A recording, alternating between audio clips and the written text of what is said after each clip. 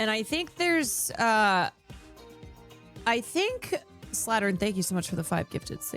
I think people feel that they're not allowed to, like, they feel odd in mourning someone they don't know. But the thing is that when you are a public figure, you open yourself up to the public. And I think it makes perfect sense to mourn somebody who was very formative to your life, your upbringing, your childhood, who you associate a lot of early memories with. So it doesn't matter if you didn't know them personally because of the impact that their work had on your life. She's the same age as me. It hit so hard. And also just a human being, you know, the loss of a human being at such a young age. And it's a bizarre experience to be for myself in my 30s. And in even just the last couple years, having lost so many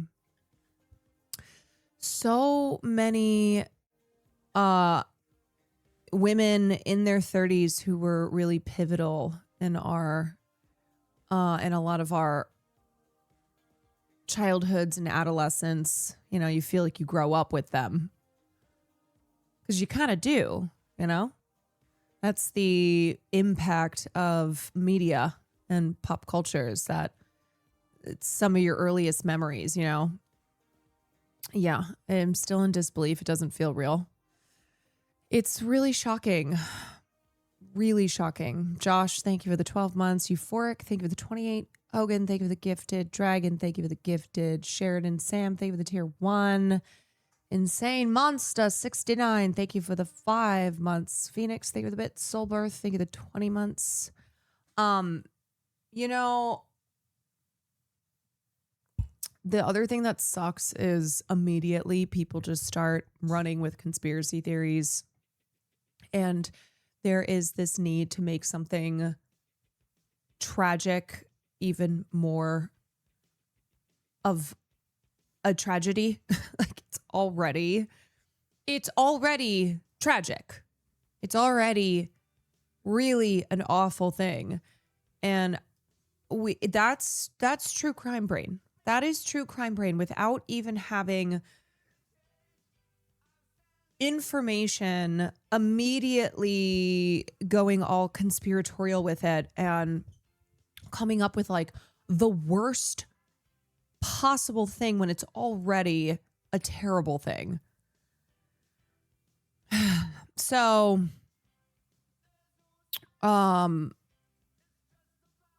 anyway, I don't know why people can't be normal human beings for a sec. It's like, please just be normal. Why does it have to be so sensationalized? Why do you have to make it even more of a dramatic story? It's really not a healthy mentality to have. And there's already there's so much bad that happens in this world. I don't know why people need to make the bad that much worse. And I get that there are some people who are trying to draw attention to real prevalent issues. Of course, absolutely. Like Hayden Panettiere and what she went through in her life and what she had opened up about in the last year. Like, I think it absolutely is okay. Makes sense to talk about, you know, the toll that childhood fame takes on a person and the lack of protections and safety for children in the film industry. I absolutely think that is a worthwhile conversation to have, because we've just seen so many times how parents who exploit their children in an industry that exploits children, and then the impact, the consequences that has on people when they become famous and start working at such an early age. But that is a separate thing from people like trying to draw up the most sensational conspiracy theory that they can. Big J, thank you for the 5 gifted. Asian Skills, thank you for the 33. Vate, thank you for the 13. Jason, thank you for the 11. Josh, thank you for the 12 months. I hate the internet. So many big accounts try to make serious events and deaths into content. Yeah, I know. YouTube is such an awful place for stuff like this because when I go to do a segment, right, a tribute, I go on YouTube and try to find stuff, and it is all, there's so much AI shit. There's so much like their final moments, just the disgusting Sloan channel. Sloan is horrible. Fuck that. Fuck Sloan. Sloan is a piece of shit. It's like when Perez Hilton had a severe mental crisis on TikTok Live and immediately content being made out of it, and people who just see the opportunity in getting there first, right? That's what it is. It's the understanding that people are going to be looking up information, that they are going to be name searching. So it is an attempt to get there first, get your slop in, get the clicks. The night crawlers. Yeah.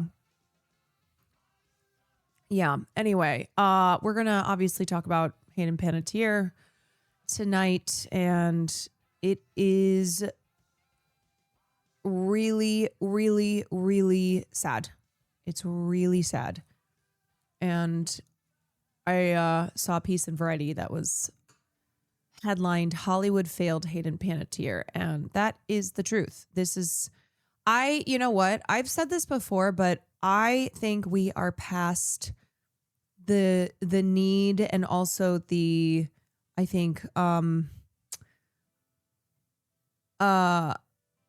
need and the desire to have child stars.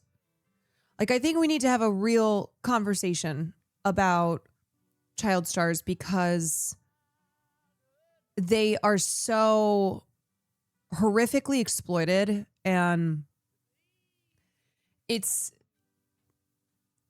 more common than not that child stars, those who go through the Hollywood machine, just deal with such great struggles.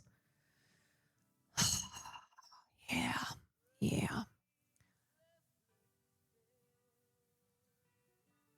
This one got me. I know this one got me too.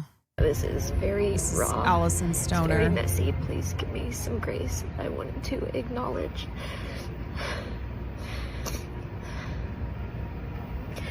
Hayden's passing. I've worked with Hayden. I worked with Hayden's brother Jansen, and from one Kyrie to another. From Kingdom Hearts. Wanted to acknowledge the tremendous loss, not only for the Kingdom Hearts family, but of course all of the close loved ones and the millions of lives that Hayden reached. I won't keep this long. I'm sending so much love to Hayden's family. I'll be thinking of Hayden and the legacy that she has left, and sending lots of love to the Kingdom Hearts community too, in how we're sharing in this loss. Oh gosh. Take care everyone, and yes, take care of yourselves, take care of each other. Yeah.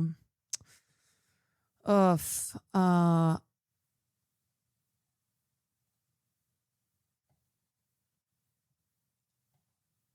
I saw somebody say, children cannot consent to fame. Yeah, I mean, that's what I mean by needing to have this conversation, because children don't consent to being put into the fame complex machine, and how frequently it just chews them up and spits them out. They don't consent to it. And in Hayden Panettiere's case, by the time she was 5, she had done 50 commercials. 50 commercials because of her mother. And when she was younger, she just all she wanted to do was make her mom happy. And if her mom wasn't happy, that meant that the rest of the day was going to be bad and her mom wouldn't be happy if Hayden wasn't turning in a good performance. And then as Hayden got older, she talked about the pressures that her mom put on her, that she and her brother both, her brother who passed away when he was 28, which was just another terrible moment and heartbreaking, terrible moment in her life. They didn't have a choice. That was something that their mom, who was a soap opera star, or had soap opera acted, had forced them into.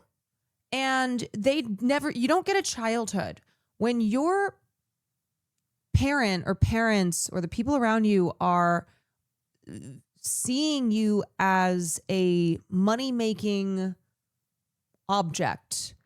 Then it strips you of your childhood and your ability to be a kid. You immediately grow up and become like a business. Reminds me of those famous family vloggers that if their kids on camera say they're consenting and happy to make videos, their children that can't consent. Yeah. And so it is a problem that children don't have autonomy here and are not able to consent to working and being put through the machine.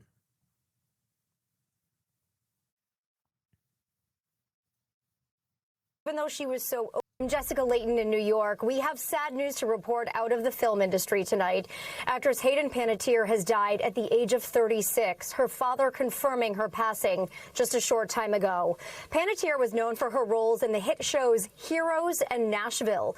Details about her death are not yet available, but in a statement, her father said, "Yeah, it is very with Jeanette profound McCurdy sadness that we share the tragic passing of our beloved Hayden. She was an incredible light and a force of nature who brought immeasurable love and joy to all who knew her and to the millions who watched her on screen. We ask for privacy as our family takes time to process this unimaginable loss." Panettiere came on the scene as a child actor, and she starred in a number of hits, including Remember the Titans, Scream 4, Bring It On, Ice Princess, and Raising Helen. It was just this past May that she released a memoir titled This Is Me, A Reckoning. Joining me now on the phone with more is NBC News' Steve Patterson. Steve, what can you tell us at this time? We know that Panettiere has been open about struggling being a child star and the fame that came with all of that. What do we know about her current well-being before the passing? Very little right now, Jessica. We're still obviously digging in. We've gotten that statement, as well as one from her publicist in response to just trying to figure out exactly maybe the location of her death or what was happening beforehand. They said simply, quote, this is from the press representative, quote, there's an investigation ongoing. We should know more tomorrow. Obviously, as you mentioned, she had just come out with that book. She was a little bit more forthcoming about her mental state, about some postpartum depression, as you mentioned, that she suffered, about her past relationships, about some of the grief that she had. In 2024, she lost her brother unexpectedly to this undiagnosed heart condition. Just a year before that, she appeared on Today Show sort of talking about, where she was at with that and how difficult it was. And I think to a lot of people, she was a source of inspiration. This is somebody that had grown up in Hollywood from the time of a young child. And she was 11 years old, or 11 months old, I should say, when she her first screen appearance. And then obviously we all knew her, sort of watched her grow up through the years from a very, very small child, to these more established roles, both as a child and then as a young woman and then as a grown adult and then as a mother herself. We know she leaves a young child behind as well. So just obviously sadness, I would imagine, for the film community, for Hollywood in general, but just sort of obviously the beginning stages of an investigation to try to figure out how she died. And that's where we're at. Yeah, so all that is known is that she went into cardiac arrest. No foul play has been suspected. Cardiac arrest can indicate an overdose at that age, but nothing is confirmed. Just that by the time they got here, they tried to by the time they got to where she was, they tried to resuscitate her, but it was too late. Yeah, Steve, I just want to read a portion of her memoir that we mentioned came out in May. She wrote in it that the first thing I thought when I woke up was alcohol. It was not my child, not my job, and not the rest of my life. She really did it all when it came to video games, movies, shows, ones that were and continue to be so prominent in pop culture. I mean, yeah, Until Dawn was one of the first games I played on this stream. Remember the Titans is one of the first movies I remember seeing, which of course had a young Hayden Panettiere in it. And she had really started to make her way back this past year and had plans to reignite her creative pursuits. And she just had a lot more. She spoke openly, candidly about her addiction to alcohol and the decision, that painful decision to give up her child because it was at that time the best thing for the child. As you mentioned, she does leave behind a child and millions of fans. I can remember being a child and watching her on screen in some of the soap operas that my mom loved to watch. And when you looked at her in public, even though she was so open about the struggles that she had, she did have this beautiful smile that, as her father said, really did light up a room. Have you heard anything about the way that Hollywood is grieving tonight, perhaps some public tributes that people might be able to go to or anything of that sort right now? I wish I had. I think it's just such in the early hours. I think the shock of it hasn't worn off yet. And so people are still reacting. Obviously, it's the very late hours and on the East Coast and the West Coast a little earlier, but it's still a little bit later on a Sunday. I would imagine there will be tributes. She leaves behind a huge mark on Hollywood and, in the film community especially. But I think it's to like a bigger cultural note is that, again, we just sort of watched her grow. I think what's really striking is that obviously a lot of people go through similar struggles, be they mental illness, addiction, abuse, and have significantly fewer resources than most celebrities do. Although another common factor with child stars is that by the time they get to adulthood, they really don't have much money left. I'm not saying that's the case for Hayden, but DeVay Chase certainly, and Corey Feldman, it's just a common thing where the people around them strip them of everything they have. And by the time they get to adulthood, they really don't have, they've lost most of their fortune. But anyway, a lot of people go through similar ordeals and have less monetary resources, but it shows how for the former child star, that despite having those resources, they don't seem to buy much protection. They are still failed by this system that has very little rules and demands that these children give everything they have. And a lot of, I think in recent years, especially, there's been a lot of kind of ethical, a lot of people considering the ethics of child stars, and there being this consensus that the Hollywood machine and the childhood fame complex is one that leaves a lot of tragedy in its wake, and that despite having successful, well-adjusted former child stars, there are still many that are experiencing these struggles today that did not make it through to the other side. Or if they did, it's an ongoing journey of recovery. And now we have this new generation of child performers via the internet and social media, the next gen of child stars that come from YouTube and TikTok and are influencers. And I'm not sure what the answer is here, but it is, it's a crisis that has not ended. And I think the tantalizing opportunities that fame can provide, the money, the notoriety, it creates this illusion that the world of entertainment is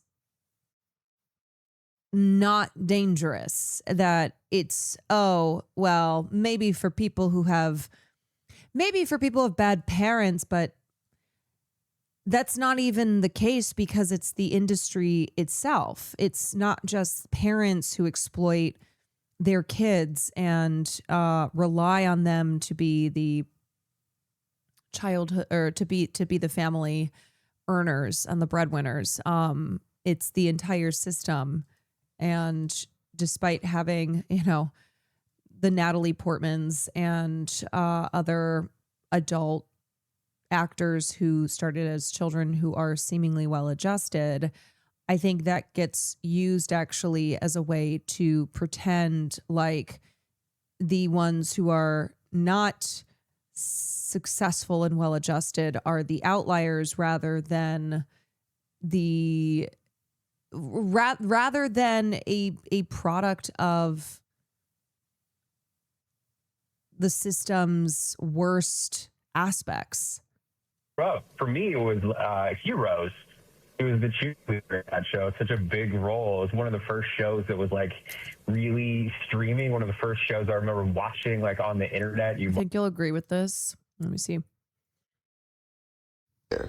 We are experiencing something known as collective grief around her loss.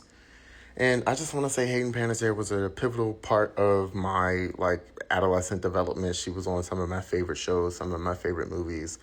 And it's okay to acknowledge that pain collectively, right?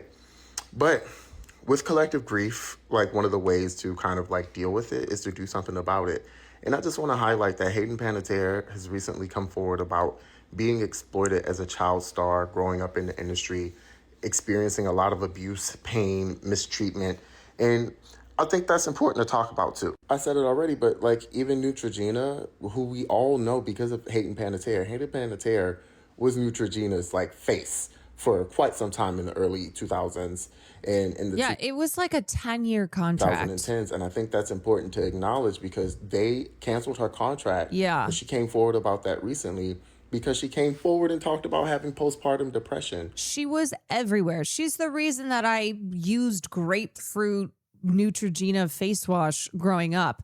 Hayden Panettiere was Neutrogena, and then they ended her contract because we have to talk about how she was struggling. A lot of entertainment in this country is centered around and rooted in the traumatizing of the stars, the traumatizing of people who are in the background, behind the scenes, and more. We've had these conversations when it came to Weinstein, Cosby, and so many more, and I just don't think that conversation is done. Hayden Panettiere was like a light in this world. She was somebody who stood behind so many causes, from Black Lives Matter to states' rights. She worked with so many legends like Denzel Washington, Rihanna, Solange, you name it.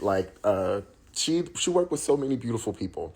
And I think her work is so important that we should make it mean something in her departure, because she experienced so much pain that a lot of people should not have to experience. I'm so happy that before her final moments, she was able to speak about the harm and abuse that she faced in the industry. And I don't know, this one really gutted me. And all I can say is rest in peace to Hayden Panettiere.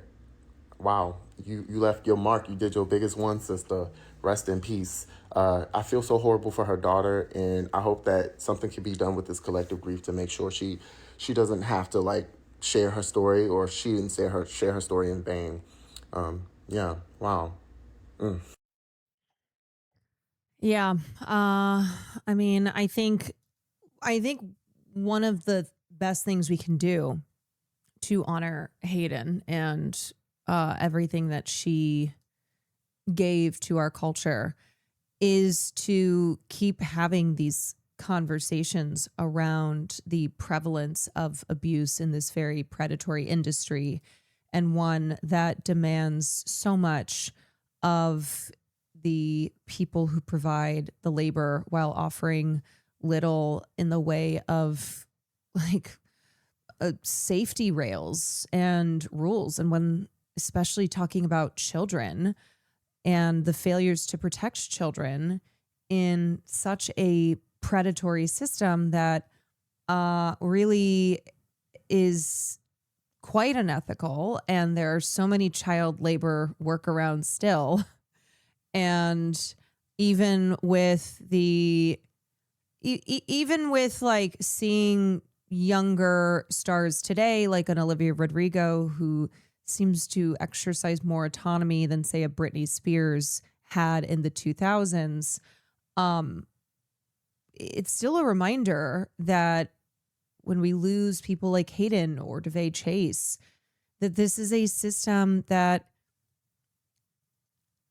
is so hard on its most vulnerable members. Watch it in like little chunks, and you try to reveal like the mystery of who this girl hasn't changed much. Yeah, I mean, look, back in the 50s or the 40s, they were drugging up Judy Garland as a child, and they did that to Hayden as well. There's a clip of her talking about this. Yeah, or right. a drug. How old were you?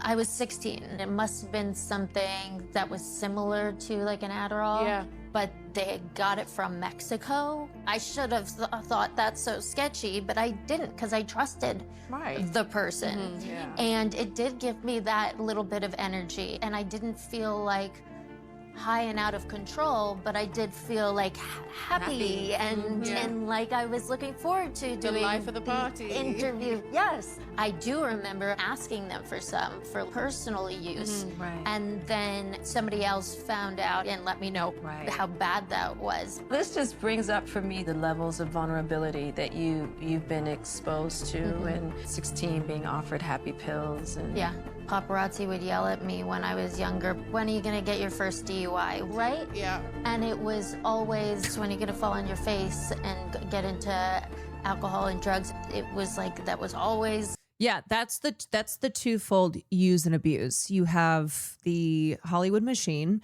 that uses these young performers, uses their bodies, works them to the bone, exploits them every way they can. And then there's the tabloid and media machine that then is waiting in the wings and also encouraging of these performers, these human beings' downfall. And they are there to capture it all and to run endless stories and are major participants in this entire predatory vulturous system. Gonna happen. It's like, let's drive you all the way to the edge, and then we will be there waiting with a camera to capture you falling apart, spiraling out of control because of everything that you've been put through. It was, and then before that, remember the Titans, which is like the movie that sort of substitute teachers raise kids on in elementary Shadow Prophet, school. I think for 2 months. Fate, I think with 15. Plan to just wheel in that CRT TV with, remember, the Titans on it. And she had such a big, oversized role for such a young girl. She was so precocious as a little girl, and then getting to watch her grow up. Not really. What are Happy Pills? Uppers. I didn't really realize stimulants. She had these struggles. It's sort of the unseen nature of the business. You see an outwardly facing person, and you don't know what they're dealing with. And obviously, we don't know if that has any tie to what happened just a few hours ago. And we don't know where she was. We don't know what she was doing. We wouldn't know why this happened. And of course, that'll be the source and the part of an investigation, and unless we hear otherwise. But until then, it's just the shock of realizing that this star has suddenly fallen. You know, especially in Hollywood and often folks with that celebrity status, they are so good at putting on that brave face and hiding the pain that they deal with. But she did, as we've touched on tonight, eventually. Right. And even the phrase, well, that's the price of fame. The idea that this is what you sign up for. That's what you get from having all these doors open to you, from having the luxuries of fame and money. But again, I think I think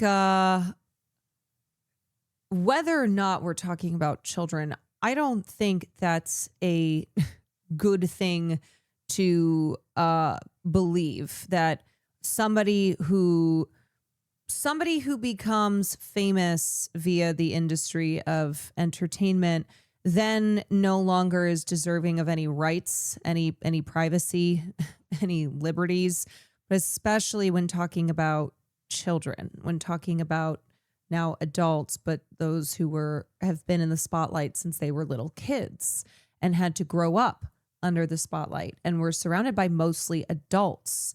Because that's the other thing. It's like when you are a kid and you are not a kid who is in the spotlight, most of the time you're spending time around other kids.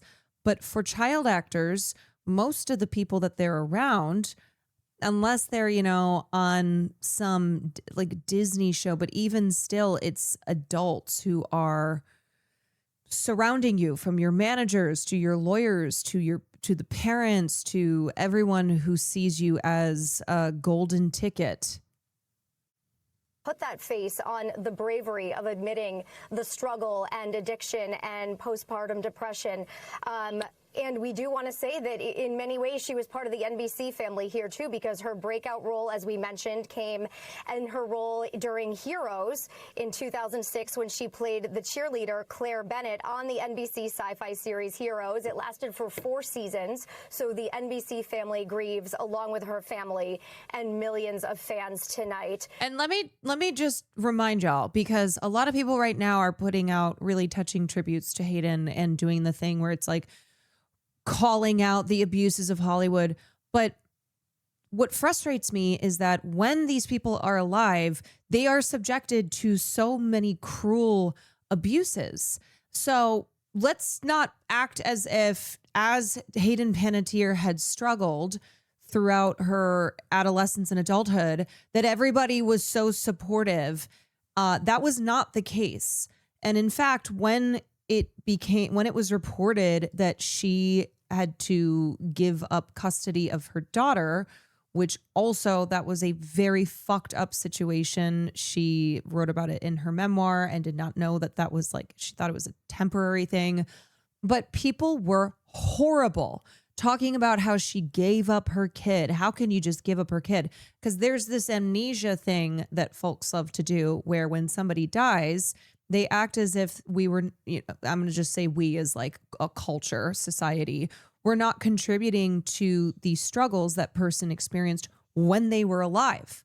And then when they're dead, and it's especially under tragic circumstances where they are young, like Hayden Panettiere was, she was only 36 years old, died due to cardiac arrest, very tragic circumstances, then everyone wants to act as if they were always that they were the entire time throughout this person's life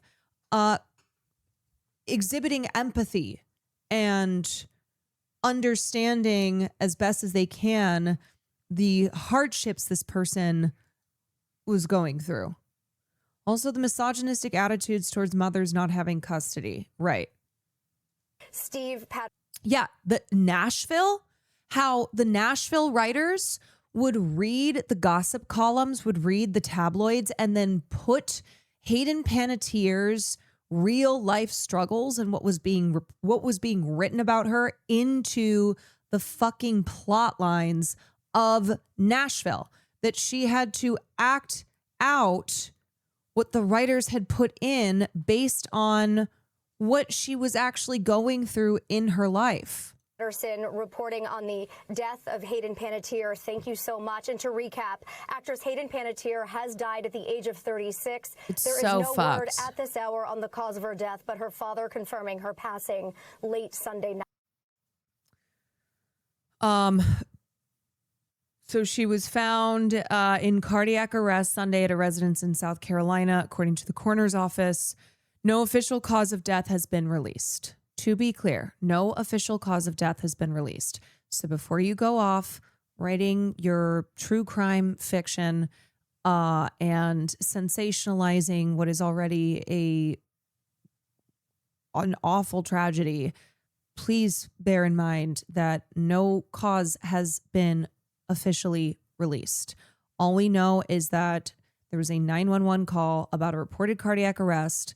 By the time the EMTs showed up and tried to resuscitate her, they initiated advanced cardiac life support. The efforts were unsuccessful, and she was pronounced dead about a half hour after the 911 call. An autopsy performed Monday revealed no signs of trauma that would have contributed to her death, but the official cause and manner of death are still pending the results of additional testing. The 911 call came from an acquaintance, Greenville police said, without elaborating about the person. Micah Lee, who lives at the complex where Panettiere died, said his cat started going crazy during the early morning hours of Sunday. He poked his head out to see a lot of people in the hallway, but quickly went back into his apartment. I heard through the door that a person had collapsed. He received an email from the property manager asking residents not to speak to the media. Residents and community management are not in a position to provide official information or comment on the circumstances surrounding this matter. All media inquiries should be directed to the appropriate law enforcement authorities. It is with profound sadness we share the tragic passing of our beloved Hayden. She was an incredible light and a force of nature who brought immeasurable love and joy to all who knew her and to the millions who watched her on screen, her father, Skip Panettiere, said in a statement shared by her representative. The Actors Union, SAG-AFTRA, mourned the sudden passing of Hayden Panettiere, who had been a member since 1994. A child actor, Hayden's long career in TV and film included memorable roles in Heroes, Nashville, and more. Our hearts are with her daughter, family, friends, and fans.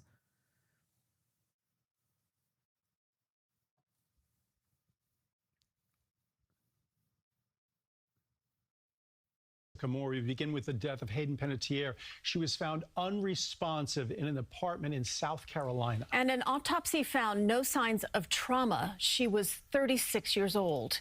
Tributes are pouring in for the Rockland County native as friends and former co-stars remember the actress for both her talent and her spirit. Her father remembered her as an incredible light who brought joy to... Man, I just keep thinking too, Rosie O'Donnell just recently had paid tribute to Michelle Trachtenberg, who she had starred in with in Harriet the Spy when Michelle was young, and then Rosie made a post about Hayden. I mean, it must be such a surreal thing to be an adult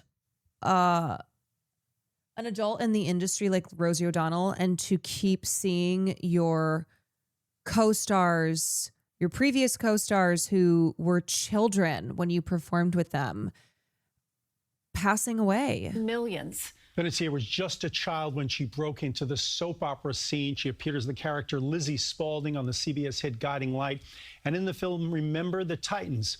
But it was her breakout role as a cheerleader, Claire Bennett, on the Heroes show that made her a household name. It's more important to be honest with yourself and happy than popular. Hayden Panettiere lived nearly all of her life in the public eye, the star of TV shows like Heroes and Nashville. You know, I would love to reschedule. I really would for them, but my conflict is a Kim Cattrall starred with them in for Charles and Olivia Wentworth at their estate in Maryland. It's their 5-year anniversary, and apparently I'm Olivia's favorite singer. And while she lived just 36 years, her career spanned more than 3 decades. One of Panettiere's early roles was in the film Remember the Titans, alongside Denzel Washington. Still weak on the left side. We're not weak on the left side. She was, I would say she felt like my child before I had a child. Beth Chamberlain played Panettiere's mother on Guiding Light. She used to come to my dressing room at lunchtime And she'd bring her coloring books, and she'd color, and she'd have her lunch. But as she grew older, Panettiere became a frequent target of the paparazzi. In 2006, Heroes made her a household name. She spoke openly about dealing with addiction, and in 2014 entered treatment for postpartum depression. After giving birth to her first child, she later gave primary custody of her daughter to her ex-fiancé. Back in the 2000s, there were no boundaries at all. It was rough and tough. Earlier this year, she released a memoir and spoke to CBS Mornings about her struggles. You call them life quakes. Life quakes, yeah. And you get through it how? You get through it by time, finding good therapists, being willing to reflect, check in with yourself. Yeah. You know, really do the work. And now the people who knew her want Panettiere's body of work to be recognized. I just don't want people to remember her as troubled. She was supremely talented, and she was an incredibly bright star. And that's where we should be placing our focus. Congressman like Lawler remembering Panettiere, posting on social media. Our community is mourning the heartbreaking loss of Hayden, who... Yeah, I think that's a really beautiful reminder that a person is not just a person is the sum total of their parts, and not just the struggles that they experienced when they were alive. Grew up right here in Palisades, New York. At just 36 years old, her passing is a tremendous loss to her family, friends, Lizzie, thank you. fans, Toxic Marina, thank and you. all those 22. who watched her talent shine on screen. You know, Christine, when I was talking to Beth Chamberlain there, she was saying how Hayden was like her own daughter before she had one. And I think a lot of Americans who watch these young stars grow up on screen feel really attached to them. And I think it also puts a lot of pressure on these young people. It certainly does. And still so young, too. So much more life to live, Dick. Yeah, and as Beth said, though, what a talent. And let's hope everybody recognizes that. Absolutely. For a look back at Panettiere's life. Okay, let's watch a couple interviews. Here is a very young... Please welcome 11-year-old cutie patootie, Hayden Panettiere. Very young Hayden Panettiere.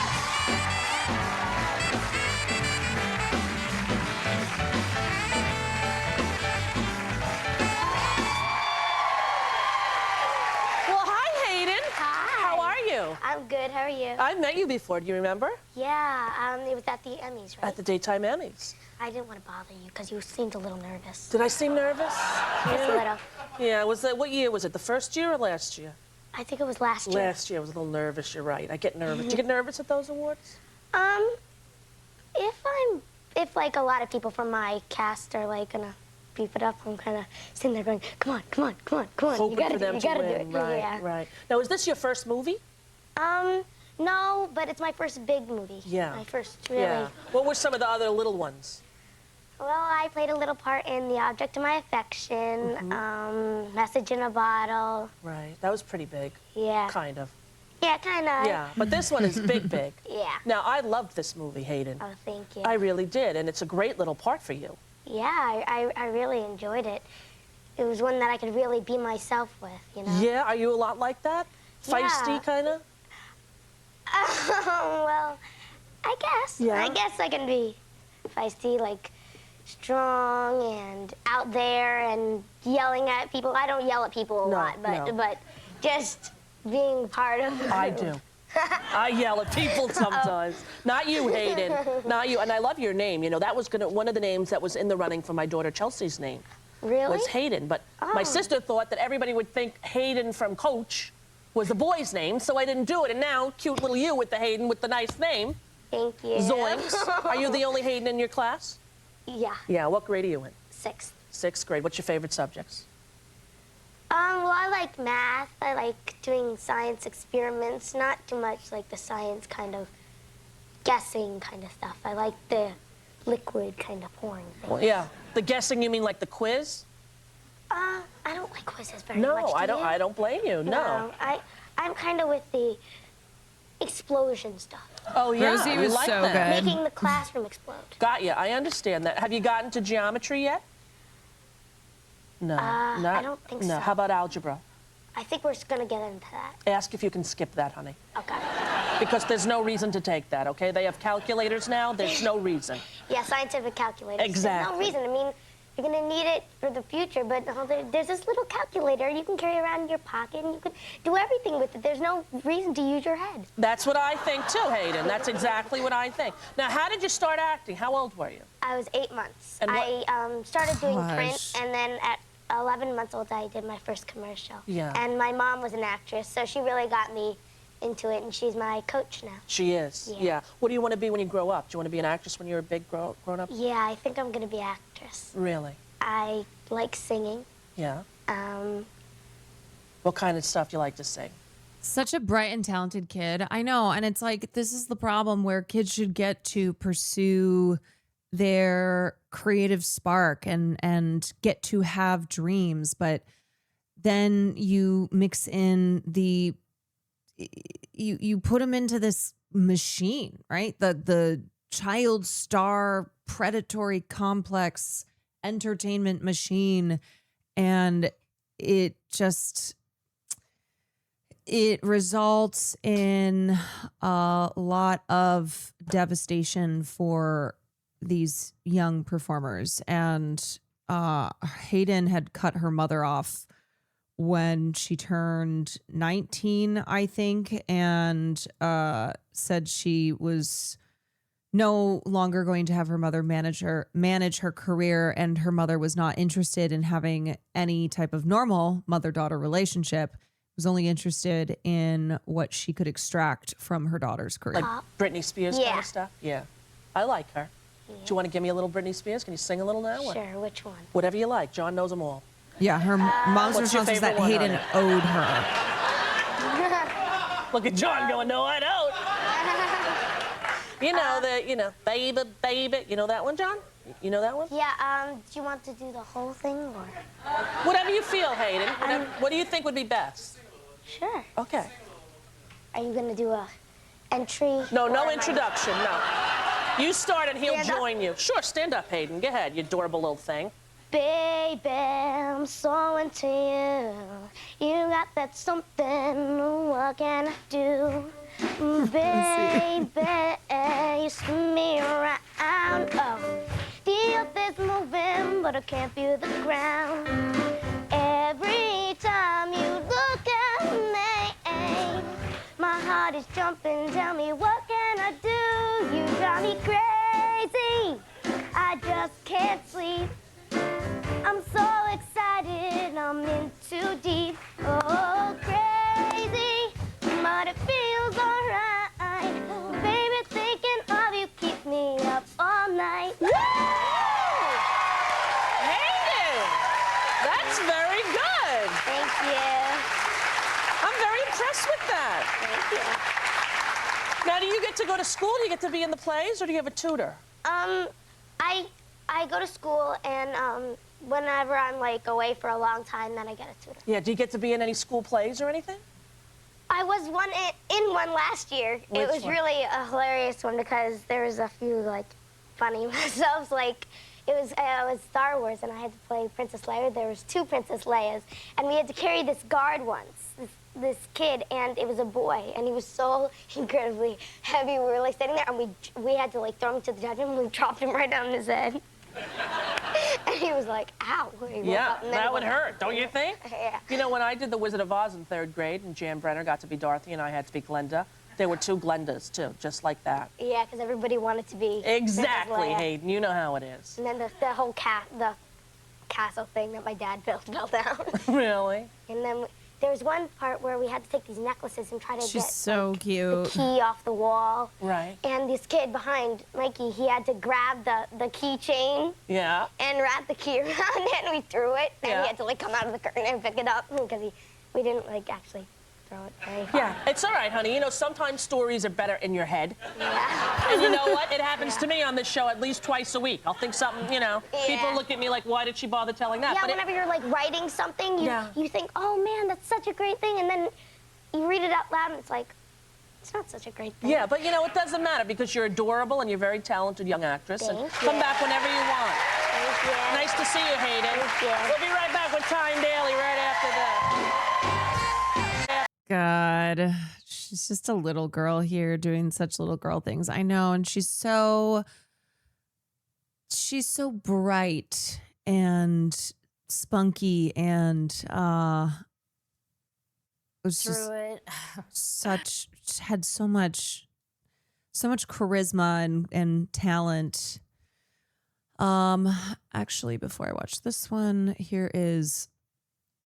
I'm so sorry that here is Hayden Panettiere on Letterman from 2007. I can't pronounce your name. It's because it's a I feel bad name. for her. She's over there, Panettiere.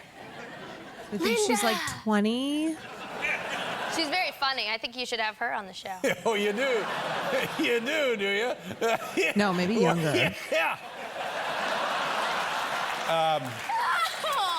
Panettiere. Panettiere. Now, was I right about it in Italian? It's the Italian word for baker or bakery or something? Yes. Yeah, well, it's a beautiful, beautiful name. Oh, thank you. And when you were younger, your friends did call you Hayden Planetarium. Yeah. I got that sometimes. Well, that's kind of silly, but cute, isn't it? It's cute. Yeah. It doesn't bother me. Mm-hmm. It's when people don't know about Hayden, they think it's a boy's name. So I'm like, no, like the Hayden Planetarium. Sure. So yeah. it's a good yeah. one. And you have a birthday soon? Tomorrow. Oh, you're going to be 18. Oh, happy birthday. Thank you.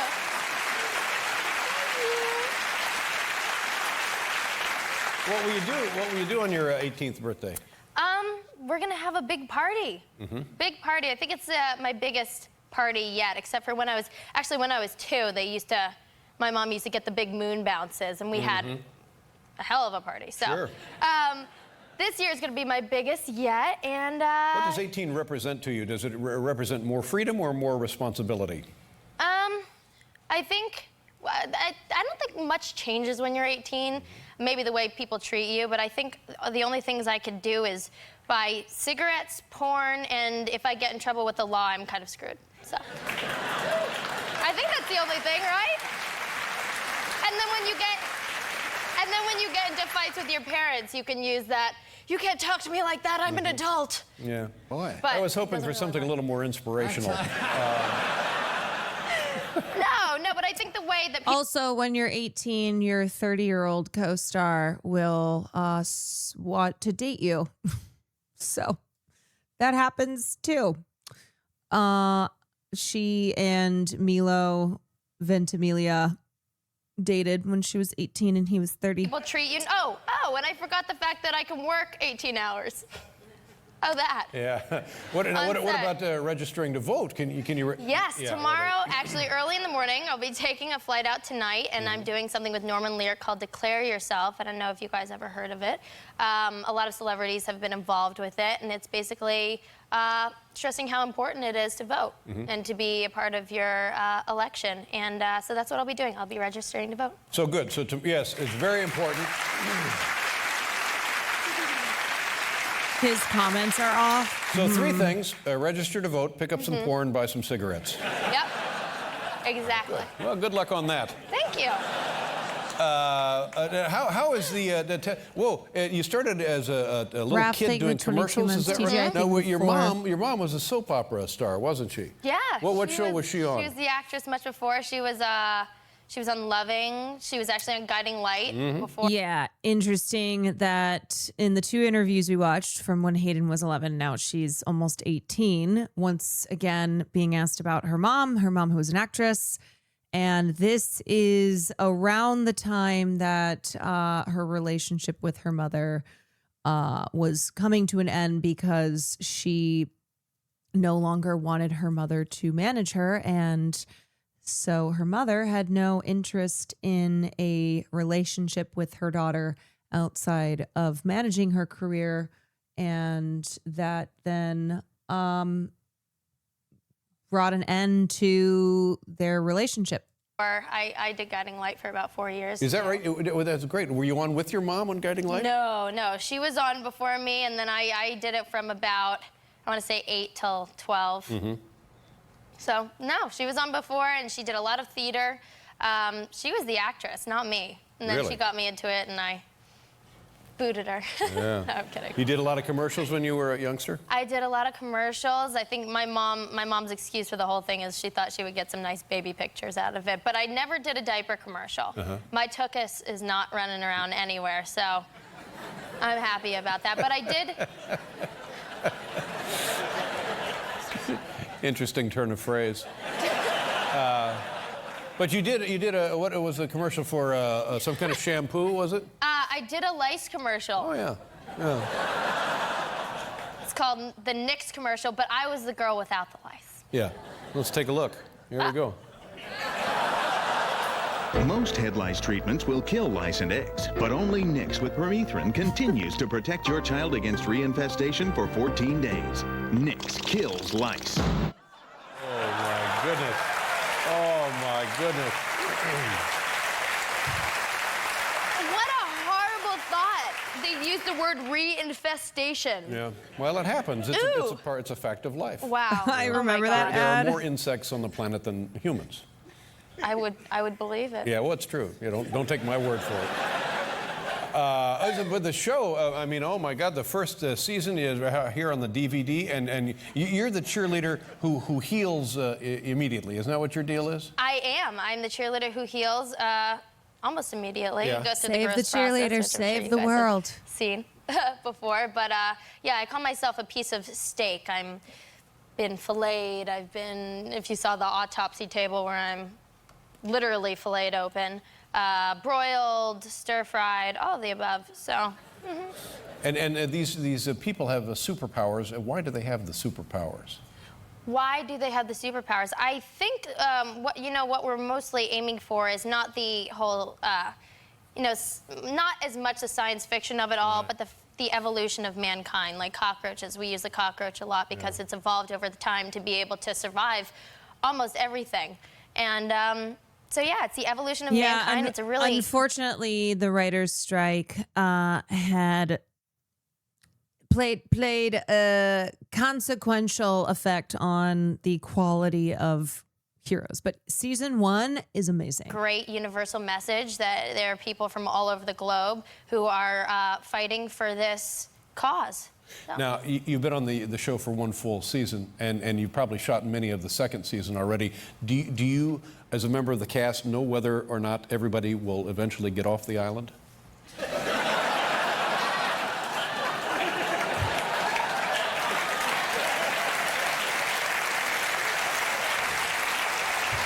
Maybe I'm wrong. I have no idea. Save the cheerleader, Maybe save it's all the a world. dream. Well, Hayden, it's a great pleasure to meet you. Happy birthday. Thank you very much for being here. I just remember she had the biggest, brightest smile. I always loved Hayden Panettiere's smile. She just had such a sunny, bright smile.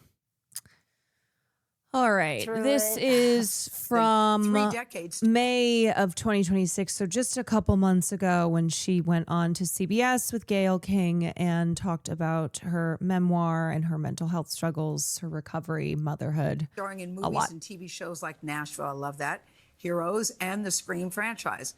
Now she's sharing her story in her new memoir. It's called This Is Me, A Reckoning. And reckoning, boy, is the word. To say this is an honest, it's a raw account would be an understatement. She opens up about very difficult topics such as postpartum depression, addiction, physical abuse, and then recovery. Scan the QR code to buy the book. I'm thinking you do want to buy the book. It's a really compelling read. We're happy to say that Hayden Panettiere joins us for her first morning show interview about her memoir. First, how are you feeling? Because I think you unpack a lot in this book, and I would think a lot of it would be difficult to talk about. So how are you feeling as you sit here today getting ready to launch your book tour? Honestly, I'm always nervous, but this time I'm the rawest version of myself that I've ever been. I'm not walking out, promoting a project or... Are you going to cover what happened to her? I did. I shared the information we have, which is that she went into cardiac arrest, and by the time the EMTs showed up and tried to resuscitate her, it was too late. A character that I played or able to hide behind anything. So I feel always a little bit overwhelmed by the subject matter. Yeah. It doesn't get easier. I know, Hayden, let's take a deep breath, because you write about the book Life Quakes, which I like that phrase, by the way. You said it's not about losses. When it's tumultuous times in your life and you've had some, you call them life quakes. Life quakes, yeah. And you get through it how? You get through it by time, finding good therapists, being willing to reflect, check in with yourself. Yeah. You know, really do the work. But let's talk about your life. You're born, your mom jokes that you came out of the womb saying, thanks, I got it from here. Yeah. Which is sort of a telltale about, you were feisty from the very beginning. Yeah. You say by the time you were 5, you had done 50 commercials. Your mom, from what I read, also was an actress. And seemed to take a lot of joy and pride out of what you did too. But it also created conflicts between the two of you. It's complicated, the relationship with your mom. When your mother is chosen to take the 8-month-old baby to the audition rooms, into those audition rooms, and it went from there and progressed into 50 commercials by the time I was 5. I was on a soap opera by 4 years old, and it just never stopped. And it was every moment on set. I didn't care about anybody else's opinion but my mom's, because I knew that if she was unhappy with my performance in any way, that the rest of the day was going to be ruined. Yes. It was going to be a very bad day. And your mom was tough. You had a lot of, this is what got me, your praise for your... honestly, fuck her mom. Fuck her mother. Your over-the-top performances. It's very reminiscent of Jeanette McCurdy. A good thing. But what happened when you get the praise for being over-the-top in your performances? Yeah, that's something that I realized, that just I had been crying. Once people figured out that I could cry on cue the way that I did, it was in everything, literally every scene. And it went from being a kid and having to imagine just that your pet passed away or something. But then as I got older, the imagery became darker and darker and darker. And the emotion that I had to hold within me in order to get those trigger tears going. And it became harder and harder to jump out of it. I didn't know where my character started and where I ended. You know, and where it began. Just enmeshed. But what was interesting to me, Hayden, you said you began to associate those over-top performances with praise. Catastrophe with adoration. Yeah. That had to be confusing as a young child. Very confusing. Very confusing. I mean, there I was, you know, feeling just this deep sadness. And then the people were so happy afterwards. And you do that over such a long period of time, years after years, that of course it's gonna take its toll on you emotionally. You know, I was like, this isn't healthy. Yes. There's no way that this is not taken, like, and it was, I had to find the right therapist in order to make the proper connections. And realize, to realize and to try to heal. But the turning point for you is when you got the role in Heroes. I mean, you became a household name almost immediately. Pretty much overnight, yeah. Yeah, talk about what that process was like and how your life changed in that moment. Oh my gosh, well. And the spotlight that was on you. I remember I was 16 years old when I had always thought about like what my first paparazzi picture would look like. And I walked out of my apartment. It was the first time, and it was like literally looking down the barrel of a gun. Yeah.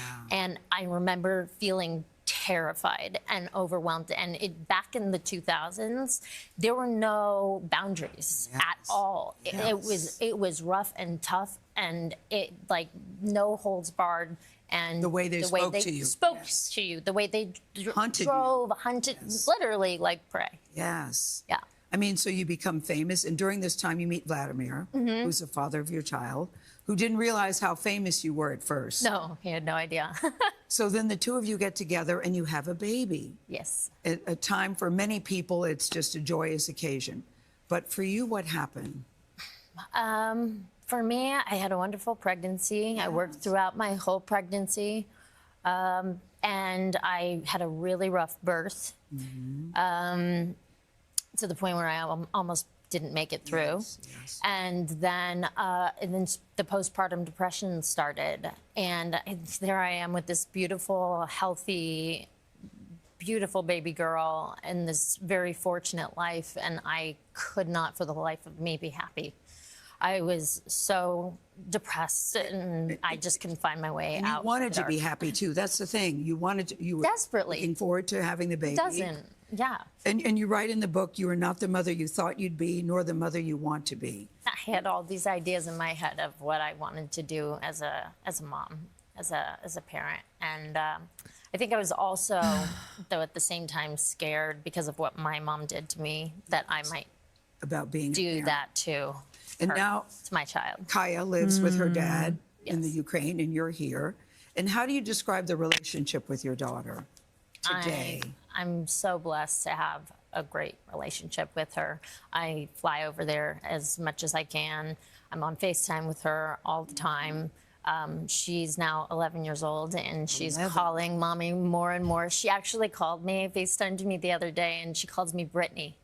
She goes, "Hey, Brittany." And I was like, it took me a second, and I realized she was talking about Bring It On. Because her friends are fans of Bring It On. Oh, got it. Oh my gosh, she's now telling me, asking me to Zoom with her friends. Well, so I'm cool now. Well, I think it's good that you're cool, because you've certainly been through it with all the things that you've had in your life. What do you want people to take away from this book? Why did you decide? This is from May. This is a couple months ago. To write it. I decided to write it because there was so much stigma. At first I said no. Yeah. I had spent so many years trying to hide as much of my life as I could, that it was just a habit. But I really wanted to share with the world that they don't have to be afraid, that they can live their truth, that they can be imperfect, that they can, that's being perfectly imperfect is being brave, and it's okay. And there's so much stigma around the postpartum depression and the backlash. The support was there from people who had experienced it and needed to hear it. But there was so much backlash as well that it shocked me. So I wanted to do more of that and tell more stories. And how are you? I'm just so grateful. I'm so grateful to her for being so open and honest and real about what she had gone through, and specifically around PPD, because it is, as I've explained at many points, a very common mood disorder that obviously has a spectrum of seriousness, but it is something that a lot of new mothers experience, and it's not something that is understood, and there's a lot of myths around it. And of course that comes from the misogyny in society that loves to put the burden on women and mothers and treat everything they do as a personal moral failure, and does not offer the empathy and support to people who are experiencing literal physical and mental changes.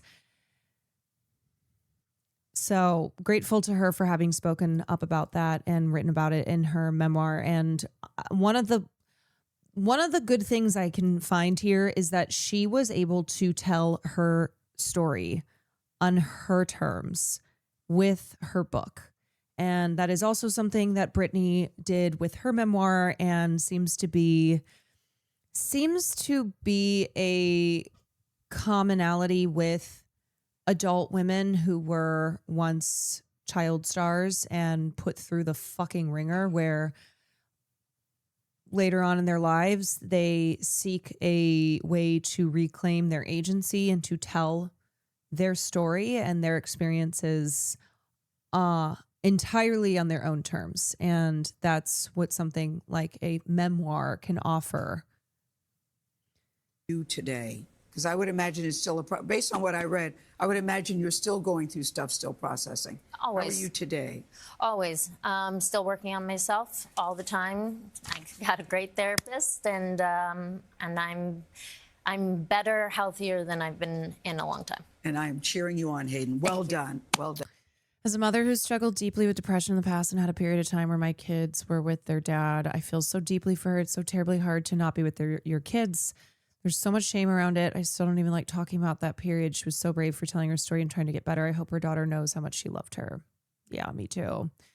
And as we've mentioned, like, because Hayden was going through all of that while being in the public eye underneath the spotlight, the tabloids and public commentary on her health and her circumstances were, of course, with so much cruelty and lack of empathy. And that's why it feels pretty jarring now that she has died to see like this lack of recognizing, acknowledging what she was put through by all of the interconnecting forces at play when she was experiencing these real profound struggles. So maybe we can give people empathy in life and not just once they have died tragically young.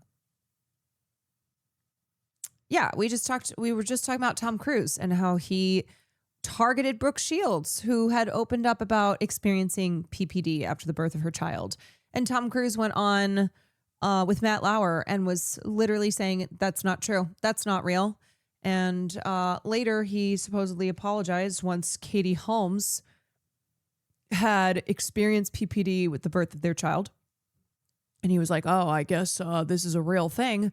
But yeah, there are still people who do not think it's real, who do not understand what it is. They think that it's also separate from, like, it's not just depression. It's a specific form of depression, a specific mood disorder that is directly related to giving birth, like post-birth period. Not for nothing, NIH clinical trial funding cuts last year took away treatment for a group of new mothers in a study aiming to treat postpartum and improve heart health. Fucking awesome. Sick. Great. Great. Fuck that. Fuck that. It's also something that gets called the baby blues. The baby blues is something that is different from postpartum depression. Postpartum lasts longer and can create an inability to function.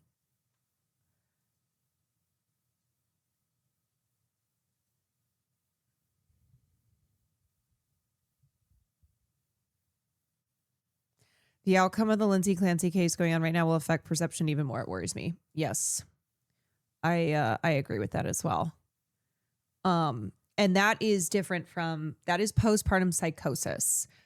Lindsay Clancy experienced postpartum psychosis, which is different from depression. It was not like, oh, she was sad and so she killed her kids. She experienced a psychotic break. It's just really horrible. All right, let's look at some clips from Hayden's acting career. God, it was so hard to find. I know how much so hard to find something from Remember the Titans, but this is a little clip that I found. Cheryl. I know how much it meant to you. I ain't gonna lie. I wanted the Hall of Fame real bad. Just plain old jealousy. As old as Cain and Abel. You know what? I wanted it too. But there's always next year or year after that, as long as it takes for him to wise up. Wouldn't want it now anyway. Bunch of rednecks. The chairs. Let's knock them dead at state, Coach. Oh, she was so good. She was so good. And then, of course, we have Ice Princess. I'm in good shape. I can keep up with you. Go away. Casey, I didn't know. It is doubly devastating that we have lost both our Ice Princess, both of our Ice Princesses, and I hope that they are somewhere together being Ice Princesses once again. Nice. Where have you been? You are aware you had practice half an hour ago. Yes, I'm aware. And? And I'm done. Done? So if you missed out on this film became a true childhood adolescence touchstone for many of us younger millennials as well as older Gen Zers, and especially for women. This was a film about self-discovery, and it had two of our childhood stars as Michelle Trachtenberg and Hayden Panettiere in the lead roles. And yeah, was a real touchstone. This movie was everything to me. I'm quitting. You've got to be kidding. That's ridiculous. No, I was ridiculous for putting myself through this for so long. We both know I don't have the talent. Jen, perseverance is 9/10 of mastering any sport. Do you know what I want? No, you don't know what I want. Because you never cared. If you have any sense of self-preservation, you'll scatter.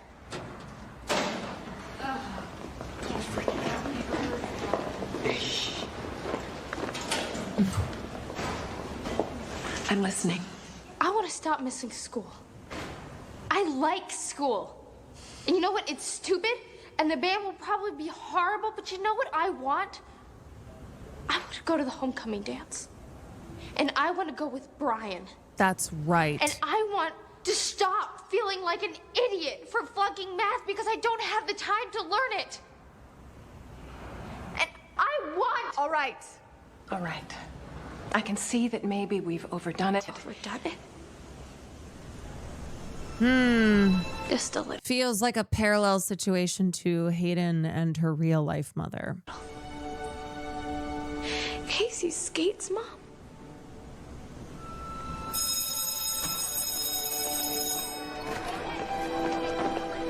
We'll continue this discussion at home.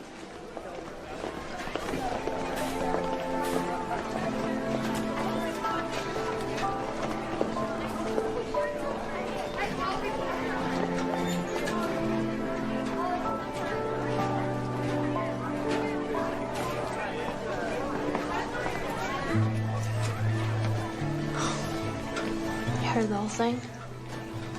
Yeah.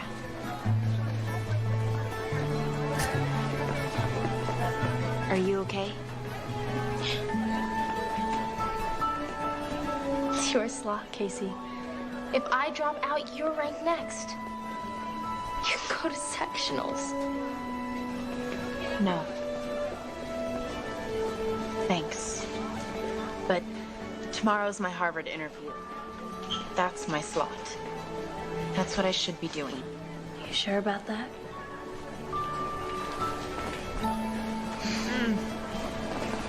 I know how much it meant to you. Oh my God. That just hit way too hard. Way too hard. Way too hard.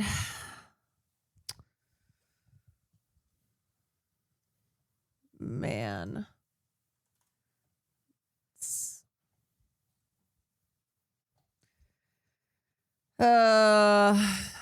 Yeah, she was Little Dot, which we just talked about Bug's Life the other day because we're saying Bug's Life for ants, and we all said Bug's Life. Watch. He's gonna get the bestest, roughest bugs you've ever seen.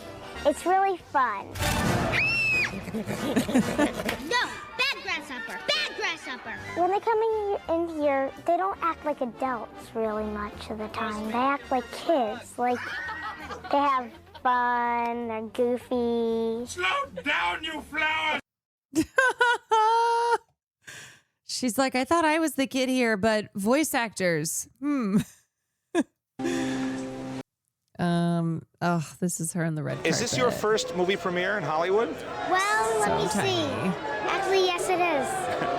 But I've done other movies. Oh, I know you've worked in other times, but this is a pretty big deal, isn't it? Oh, yeah.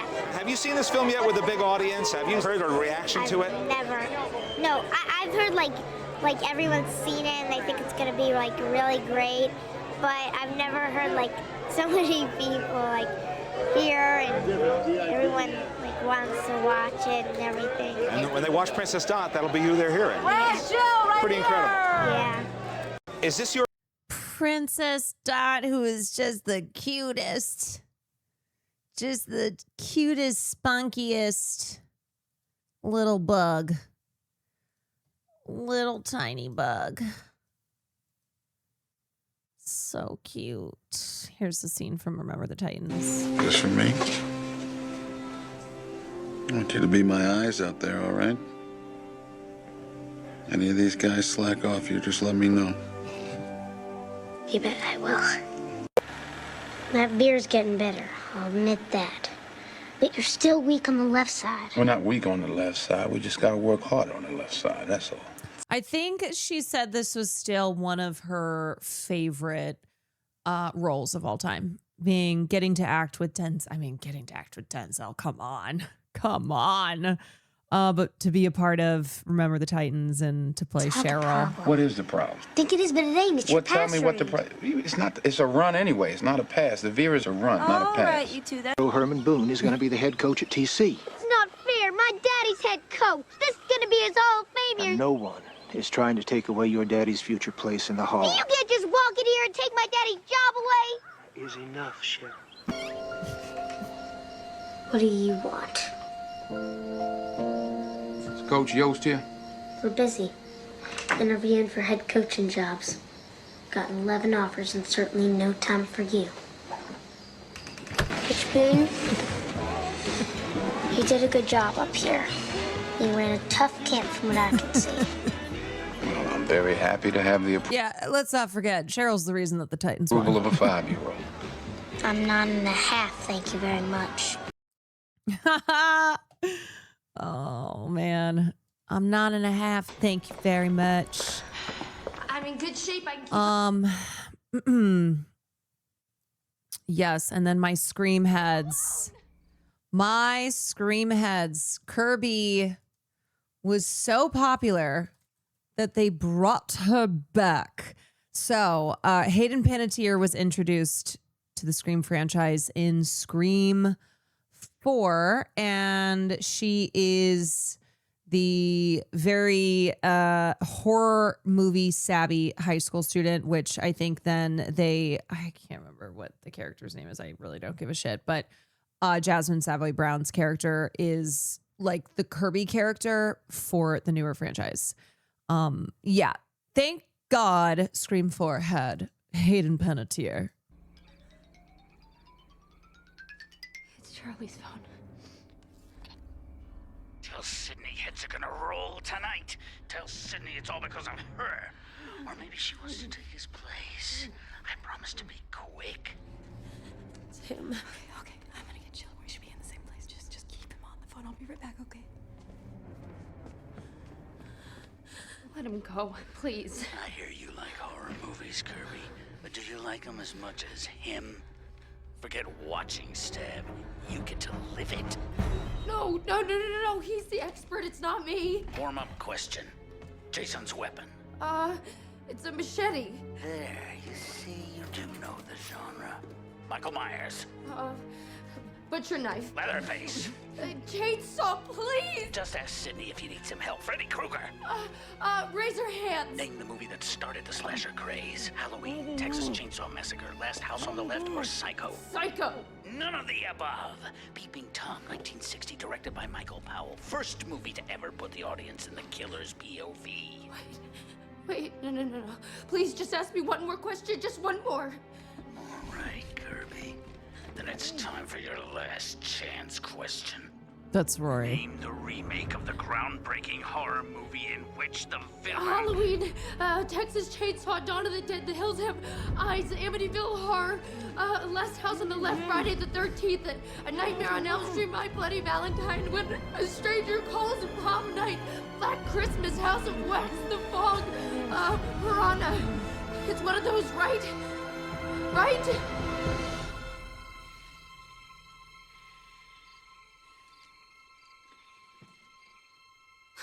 I got it right. I was fucking right. Damn, girl. That's a horror nerd. Okay. Incredible scene incoming from Bring It On, All or Nothing. Final cheer battle featuring Rihanna.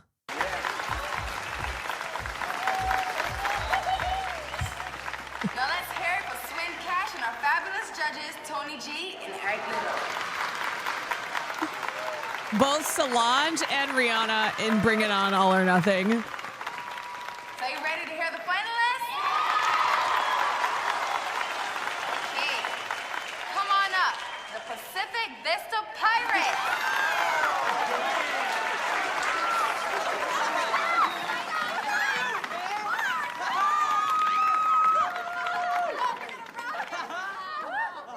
Now let's see who you're competing against.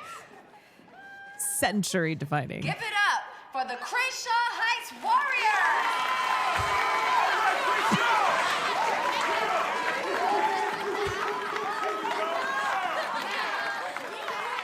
Love how she does everything. She did so much. Congratulations to both squads, but your work has just begun. Also frequently played a cheerleader. So now you have to impress me. So you up for it? Of course. Yeah. All right. We'll flip a coin to see who goes first. Call it, PV. It's a quarter. Stop talking. Heads. Heads it is. PV goes first. Watch and learn. Okay. Show us what not to do. Looks like we're gonna have a little rivalry coming up. The final challenge starts in 15 minutes.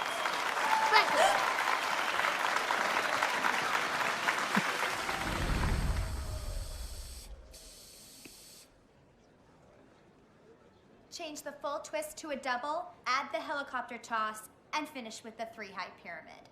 You know those cents are against the rules, Winnie. There are no rules, idiot. This is not a sanctioned event. And the judges are gone. So we go for it.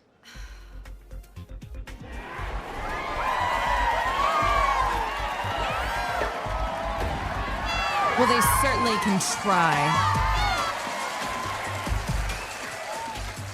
God, you can just smell the vanilla. That sickly sweet vanilla.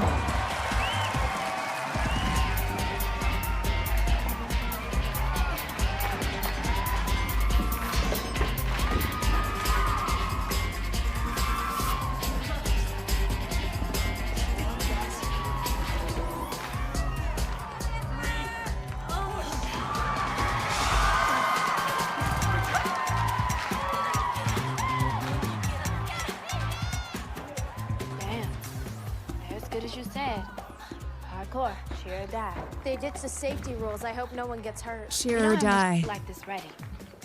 We don't have any like that at all. Just what we can dream up on the streets. Everything we are is ghetto. The crumping, the clothes. I just thought of something to shake them up. Look at their steps. Yeah? I mean, they were pretty repetitive in the semifinals. Exactly. Do you remember my tryouts? Yeah. Oh, we remember. The crump. Hell yeah, y'all check this out. Guys, come here. Remember how I went down at British tryouts when she mimicked my combination? Yes, that is Solange. Punch up twice, arm circle, high V, hip thrust.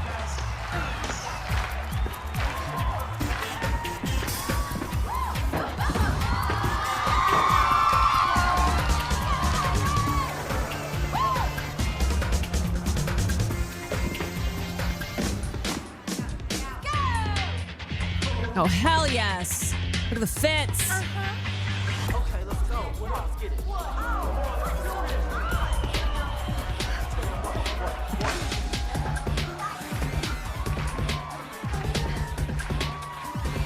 Wait till they start crumping.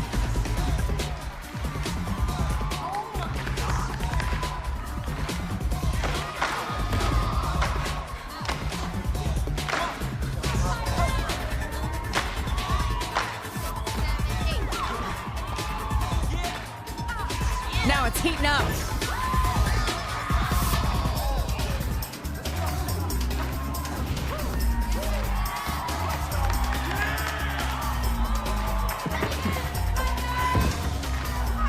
Crazy up in here. Woo!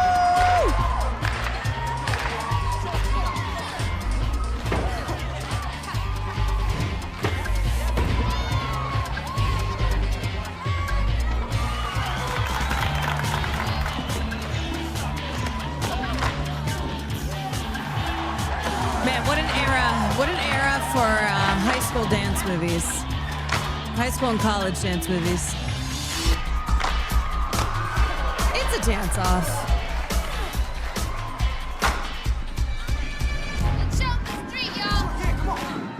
Oh shit!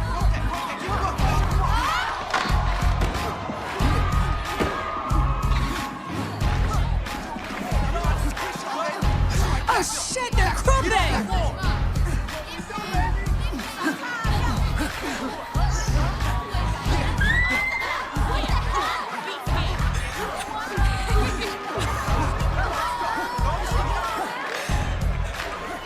Their crumping is so powerful.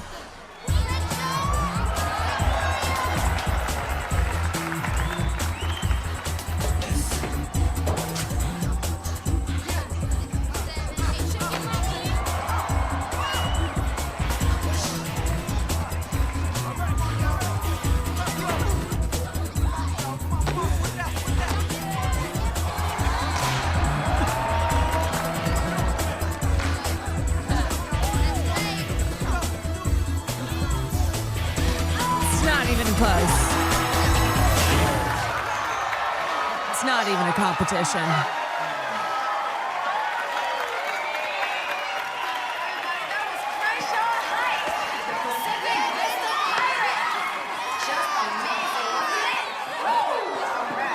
They totally ruined our performance with that gang violence. They should be disqualified or arrested. You are not saying that to Rihanna. But you don't make the rules. I do. It's not our fault you couldn't bring it, Winnie. I told you we should do more cheers like that. Again, shut up. Ooh. No, Winnie, you shut up. Calling Wait, it gang violence? Yeah, I did. Winnie, shut up. I don't have to shut up. I'm captain. Yeah, and ever since you became captain, you've been a bigger pain in our asses than before. Oh, like I care. There's nothing you can do about it. Actually, Spirit Law states that if there's ever a cheer mutiny, that the squad can vote to replace their captain effective immediately. You stay out of this. Shit.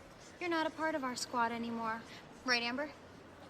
If you vote to replace Winnie as captain, raise your hand. Gagged her.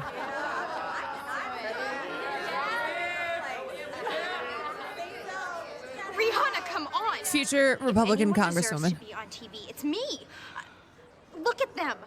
They're so ghetto. You know what, Winnie?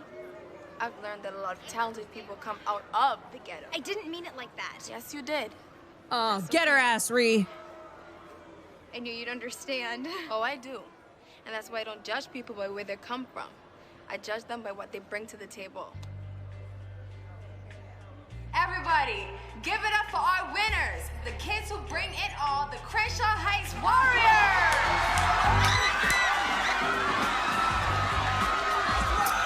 What now, Whitney? Riley Gaines' backstory.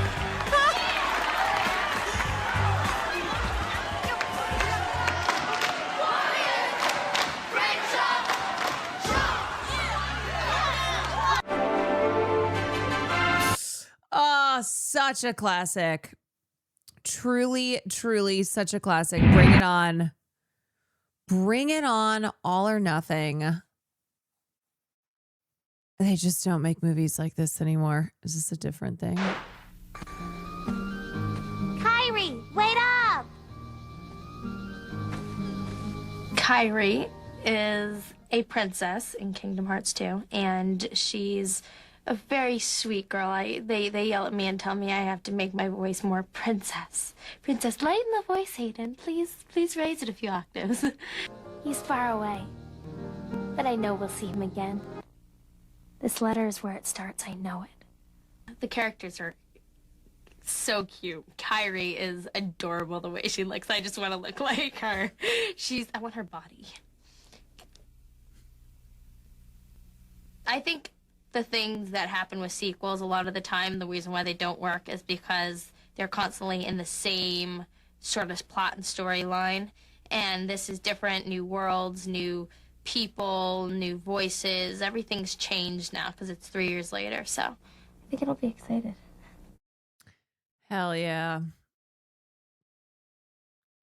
So talented. Just as much as the players do. And obviously we have talked about the struggles Hayden Panettiere endured and that she opened up about, especially this last year after she wrote her memoir. But I always want to remember as well the work. And she was in so many amazing projects. Ones that were just iconic, truly iconic. You're weird, but I like you. Welcome to Watch Mojo. Oh, and today welcome we're to counting Watch down our Mojo. picks for the best roles of the late, great Hayden Panettiere. Wait, no. Please just ask me one more question, just one more. Number 10, Lizzie Spaulding, Guiding Light. Honey, Grandma will make sure she's okay. I promise you, okay? Honey, it's okay. Well, we may as well start at the beginning. Long before she rose to superstardom, Panettiere cut her teeth in the dramatic high-stakes world of daytime soap operas, taking over the role of Lizzie Spaulding on the long-running delivering probably the best performance. Guiding Light. A young Panettiere delivered performances that easily rivaled her adult co-stars. Honey, stop crying. I want you to stop crying. Stop crying. Stop. Where's Daddy's big girl? Mommy's gonna be just fine, sweetheart. How do you know? Because I know your mommy is a very strong, determined woman. This wasn't your average childhood role. The character was put through the emotional ringer, surviving a That battle poor with baby. leukemia and famously shooting her mother's stalker. It was a heavy That's a soap undertaking for for a ya. child actress, but Panettiere handled the gripping melodrama with stunning maturity far beyond her years. Her impressive multi-year stint in Springfield laid the crucial groundwork for her career, proving that she possessed the raw dramatic chops to handle just about anything Hollywood threw her way. I had to. He was hurting Mommy, and I had to pick up the gun and make Carl dead. I made Carl dead, Daddy. Number 9, Suri, Dinosaur. Suri! Easy.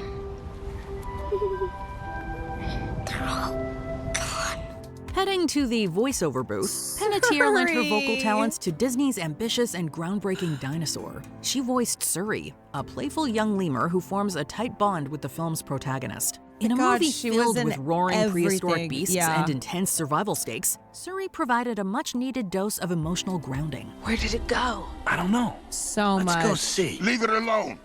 Hey! Shh, Dad. It's scaring Suri here. No, it's not. Panettiere injected the character with a youthful energy and a profound sense of innocence. Even amidst the groundbreaking digital effects, her charismatic voice performance managed to shine through, helping to anchor the story's compassionate themes of found family. It is another testament to her incredible versatility as a Loved performer. that movie too. Look at all the Aladars. Number 8, Maddie Harrington, Ally McBeal. Hi, Maddie. How long have you been standing there? Long enough. Joining a massive hit show in its final season is a daunting task, but Panettiere stepped into the quirky world of Ally McBeal without missing a beat. She was introduced as Maddie Harrington, the 10-year-old biological daughter Ally never knew she had due to a mix-up at the egg bank. We have a 1 o'clock flight. It happens. Whoa. I'm sorry. A 10-year-old genetic daughter doesn't just show up at my door and then catch a 1 o'clock flight. I'll be gone. Isn't that what you want? Introducing a surprise child to a beloved protagonist of a long-running TV show is a notoriously risky TV trope, and it doesn't often work. But Panettiere's precocious performance was hard to resist. She brought a mature energy that wonderfully counterbalanced the chaotic and surreal antics of the law firm. Maddie forced the eccentric Allie to grow up, and Panettiere's fantastic chemistry with Callista Flockhart gave the iconic series a heartwarming emotional core for its final bow. If you think I'm agreeing to this because I don't want you... I know it isn't that. I'll have her clothes sent. Number 7. Jen Harwood, Ice Princess. I'm sorry, Casey, but your old skates were a mess. You bought her new skates? Oh, please. Like you didn't know. Casey, I didn't. How can you lie to my face? You're just as bad as she is. Let's hit the ice with this nostalgic classic. Panettiere starred as Jen Harwood, a talented figure skater dealing with the crushing expectations of her demanding ex-champion mother. While the film centers on Michelle Trachtenberg's brainy protagonist, Panettiere brought surprising depth and empathy to what could have easily been a one-dimensional mean girl rival. You're hot. But stay away from Brian, he's mine. Teddy you can have. Oh, but I don't... You know, I may not be as smart as you are, but I'm not an idiot. Jen is struggling to find her own path and eventually realizes that her true passions lie outside the rink. Panettiere trained extensively for the skating sequences, bringing impressive physical dedication to the part, and her natural charm made Jen a likable anti-hero. It moved well beyond the teen movie archetype, offering genuine heart and relatability. Perseverance is 9/10 of mastering any sport. Do you know what I want? No, you don't know what I want. Because you never cared. Number 6. Kairi, the Kingdom Hearts franchise. I remember we made a promise. Something important. This letter is where it starts. I do appreciate that despite being a blonde-haired, blue-eyed, pretty girl, that she didn't just play... She wasn't typecast as bullies. Like, she could have easily played mean girls, like mean popular girls, but didn't. I know it. We're stepping out of film and television and diving into the massive world of video games. While she was already making waves in Hollywood, Panettiere lent her voice to Kairi, one of the central characters in the beloved Kingdom Hearts franchise. Take it. This time, It's I'll because fight. she's so personable. You know Sora's a lot of completely personality. hopeless without us. Breathing life into the Princess of Heart, she gave the character a distinct warmth that immediately resonated with gamers around the world. She didn't just stop at Kairi either. She also provided the voice for the mysterious character Xion. Her voiceover work in this wildly popular series cemented her status as a pop culture icon across multiple entertainment mediums, ensuring a permanent place in the hearts of millions of players. Who are you? Axel. I happen to be an acquaintance of Sora's. Why don't we go see him? Sora? Number 5. Cheryl Yost, Remember the Titans. I know how much it meant to you. I ain't gonna lie. I wanted the Hall of Fame real bad. Just plain old jealousy. As old as Cain. Truly a pop culture icon. Many people so consider many this ways. to be Panettiere's breakout role, and for good reason. She plays Cheryl Yost, the spunky, football-obsessed daughter of Will Patton's Coach Bill. Cheryl is a passionate force of nature who lives and breathes high school football just as much as the players do. I want you to be my eyes out there, all right? Any of these guys slack off, you just let me know. You bet I will. Panettiere injected the movie with a good dose of energy and heart, often stealing scenes from legendary actors like Denzel Washington. Her sassy line delivery and unwavering sideline dedication made Cheryl a standout character, and it remains one of the defining performances of her youth. The movie made over $130 million at the box office, and her career was never the same. Quit it, jerks! Come on, you're all acting like a bunch of sissies! Quit it! Number 4. Princess Dot, A Bug's Life. Hey, come back here! Dot! Yes, Mother. What did I tell you about trying to fly? Not until my wings grow in. Released when she was just 9 years old, A Bug's Life remains a staple in the Panettiere filmography. She voices Princess Dot, the plucky younger sister to Julia Louis-Dreyfus's Princess Ada. Despite being one of the smallest characters on screen, Panettiere gave the tiny ant a massive personality. This rock will be a tree. Seed to tree, you've got to work with me here, all right? Dot's unwavering belief in Flick serves as the emotional anchor for much of the film, and it's hard not to melt at her sheer cuteness. Panettiere's innocent vocal performance perfectly captured the spirit of a little kid trying to prove her worth, and it proves to be one of the most memorable elements of this Pixar masterpiece. Pretend it's a seed, okay?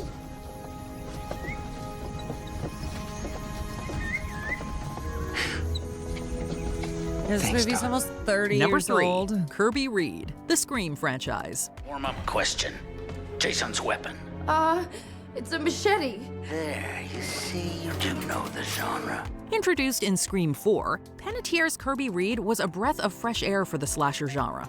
And the franchise, let's be honest. A horror-obsessed teenager, Kirby broke the mold of the typical final girl with her sharp wit and deep knowledge of cinematic tropes.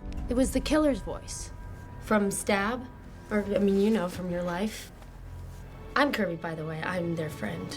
But her apparent demise left audiences devastated, and a massive fan campaign was soon launched demanding her return. Over a decade later, she triumphantly reprised the beloved role in Scream 6, graduating from movie-loving teen to hardened FBI agent. While the new role obviously required a new set of acting skills, Panettiere made the transition seamless and natural for Honestly, that was one of the best parts of Scream 6, I guess, which is the last one that Melissa Barrera and Jenna Ortega did. Character. Kirby Reed solidified Panettiere's legacy as a true Scream queen and an undeniable Let's not forget, fan she was favorite. on Melissa's side. That's right. You guys know each other? Yeah. We went to Woodsboro High together. She was a senior when I was a freshman. We share a certain history, yeah. Number 2, Juliette Barnes, Nashville. How did she get my number? Isn't it part of your job to make sure she does not have my number? For 6 sensational seasons of Nashville, Panettiere delivered a tour de force performance that demanded both serious dramatic chops and impressive vocal talent. Juliette Barnes was equal parts ruthless and insecure, not to mention profoundly flawed. She said some leave with a guitar case and some wind up at an army base. Some make Moneymaker. Maybe I ought to marry her then. And Panettiere navigated the character's dizzying highs and devastating lows with I feel such a type of way towards Nashville, though. Like I said before, how the writers took her real life struggles, her private pain, and forced that into the character. So she had to act that out rather than creating original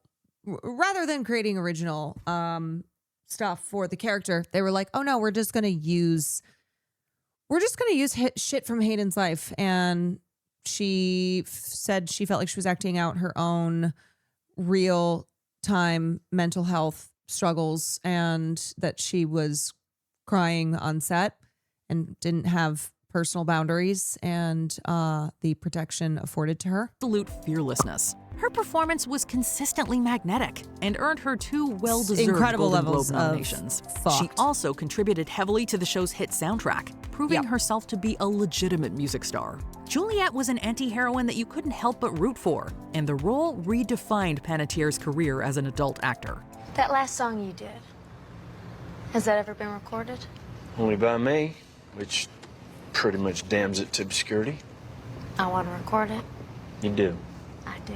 Number 1, Claire Bennett, Heroes. I have busted like every bone in my body, stabbed myself in the chest. I've just a 2-foot steel rod through my neck, and I don't have a scratch on me. Say it with us now. Save the cheerleader, save the world. Heroes was a TV sensation. Well, the first season at least. And it turned Hayden Panettiere into a global pop culture phenomenon. As the literally indestructible cheerleader Claire Bennett, Panettiere became the poster child for the superhero TV boom of the mid-2000s. I'm okay. You're all right.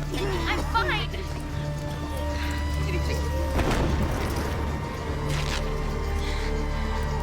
There's no burns.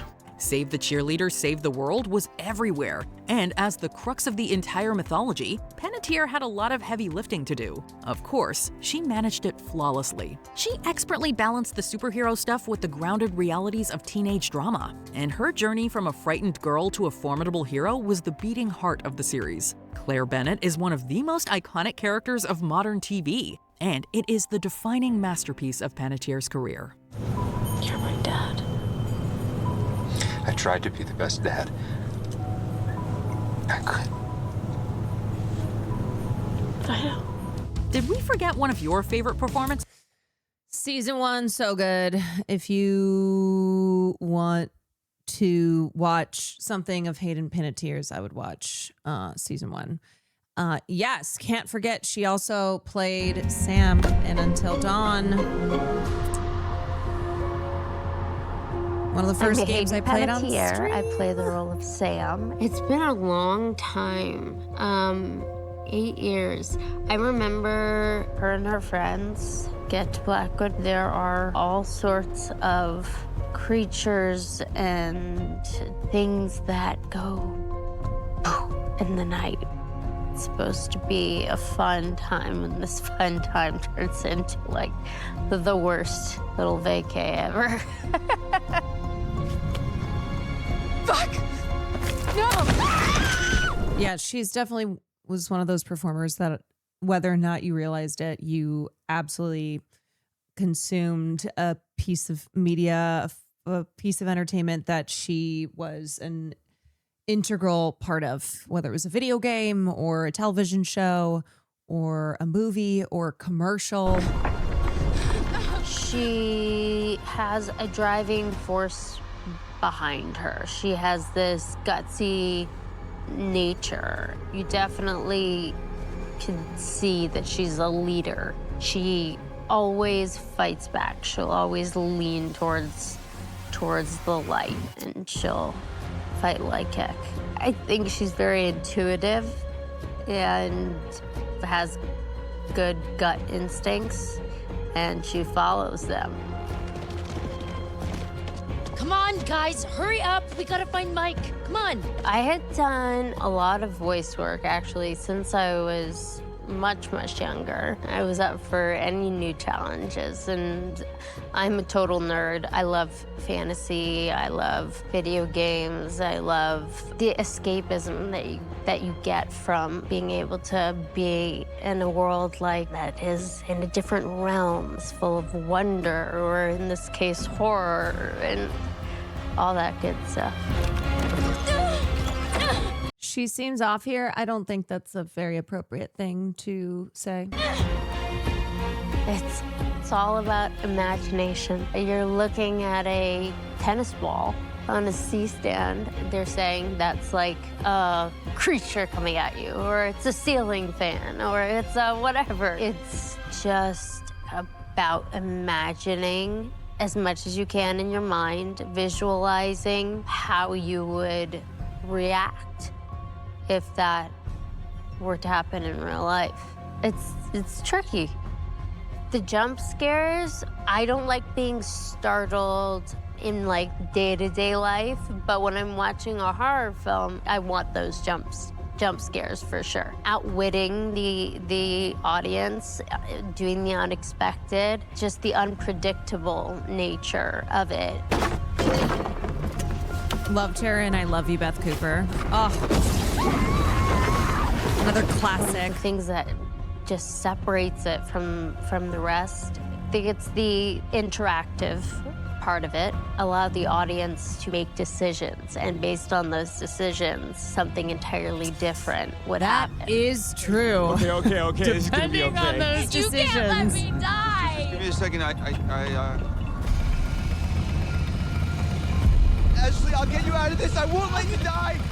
It makes you feel like you're there and you're in charge of the lives of these characters that you come to grow fond of. I've watched so many shows where they talk about the butterfly effect. If you really break it down, it's a real thing. It's a real thing. You change one thing You pull one little thread from the blanket and it becomes a different pattern. Until Dawn has been around for years and years now, and I think people love it. And the fact that they, are going further with it says that there's a want for it. Still one of my favorite games that I have ever played on stream. Ever. Okay, I wanted to read this piece in Variety.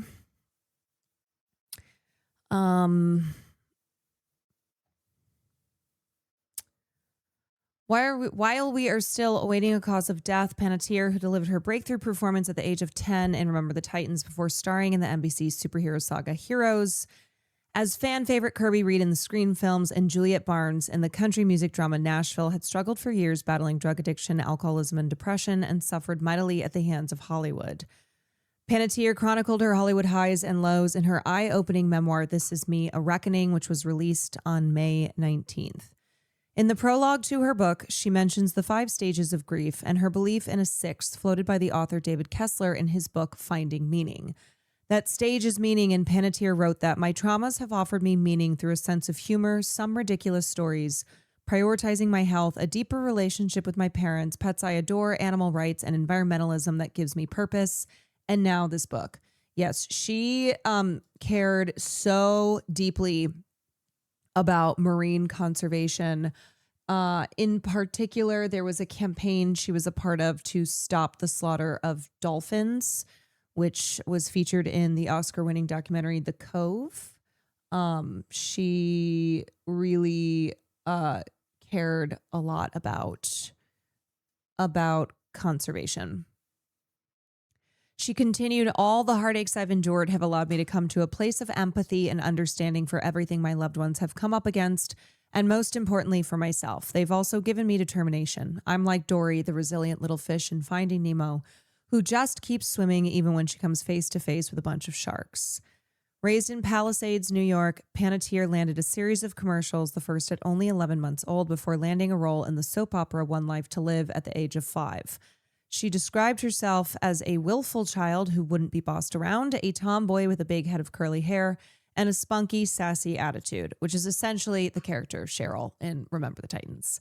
There are plenty of bright moments in her book, like the time she tossed a football around with Denzel Washington on the set of Remember the Titans, a movie-making experience she called the happiest I'd ever felt as an actor. And disappointing ones, such as losing a role in Panic Room to Kristen Stewart after Nicole Kidman backed out of the film due to injury.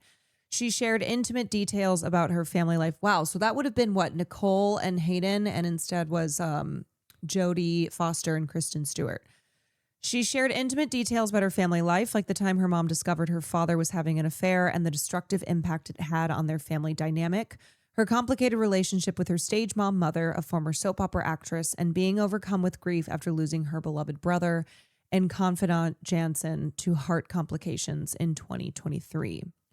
But the moments from This Is Me, A Reckoning that stuck with me the most concern the many ways she was targeted by Hollywood predators. There was the, quote, important executive at NBC who kissed her on the lips at a party in 2008 while she starred on his network's hit show Heroes, or the time that a star-studded apartment party in Los Feliz took a turn for the appalling when an Oscar-winning actor and director cornered a 19-year-old Panettiere as she was about to leave and tricked her into looking at his exposed testicles with the line, "There's a big wad of gum on my pants." I looked down and recoiled, she recalled in the book. This well-respected, award-winning actor's testicles were hanging out from his unzipped fly. Up to that moment, men in Hollywood had been kind and respectful around me. There may have been a peck on the lips here and an inappropriate comment there, but nothing had crossed a line. And that line kept getting crossed again and again. One of the most shocking incidents occurred when Panettiere was 18 and an actress friend, who she calls Stella in the book, invited her to a yacht party in the south of France. I am sure that somewhere on Reddit or other like gossip pages, people have tried to guess who these creeps are. I'm sure they've thrown some names out. Stella ushered her down into the bowels of the ship into a cabin where a famous 30-something British singer-songwriter lay naked in bed, his bottom half covered in sheets. I want you to get in bed with him. He has a huge dick, Stella told Panettiere, who subsequently panicked, writing, my thoughts were a blur, but I'd spent my life trusting that others had my best interests at heart. Being managed was routine to the point where I lost faith in my intuition. I could feel my heart pounding. As I settled in underneath the sheets, I disassociated. My body no longer felt like my own. Then her survival instinct kicked in and she managed to escape before anything happened. The Hollywood crowd proved so off-putting to Panettiere that she found herself drawn to the former heavyweight champion boxer Vladimir Klitschko, who is currently helping defend his country of Ukraine against Russia's invasion because of how un-Hollywood he is. The two share a daughter, Kaya. As Panettiere told People, when she was only 15, someone on her team began plying her with happy pills before she walked red carpets. They were to make me peppy during interviews, Panettiere said. I had no idea that this was not an appropriate thing or what door that would open for me when it came to my addiction. As I got older, the drugs and alcohol became something I almost couldn't live without. Her battle with drugs, alcohol, and depression led to an 8-month rehab stint in 2020 where she wrote candidly about the painful effects of withdrawal on her body and mind. As my nervous system tried to regulate itself without the depressant effects of alcohol, it went into overdrive and my whole body shook. I couldn't sleep and my head pounded like it was pressing against my skull. A doctor told me that if I didn't stop drinking, I would be dead within 5 years, she recalled in her book.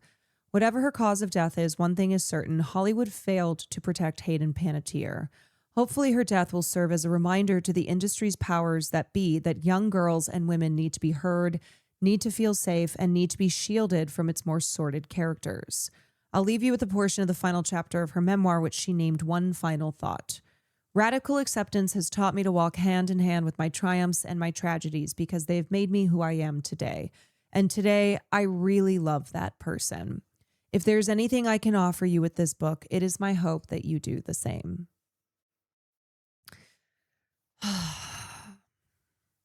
So again, the one thing I can try and find here that is not just dark and hopeless is that this past year she got to finally tell her story on her terms. She got to embrace who she is. She came out of the closet. She announced that she is bisexual, and she got to a much healthier place in her life than she had been for a long time.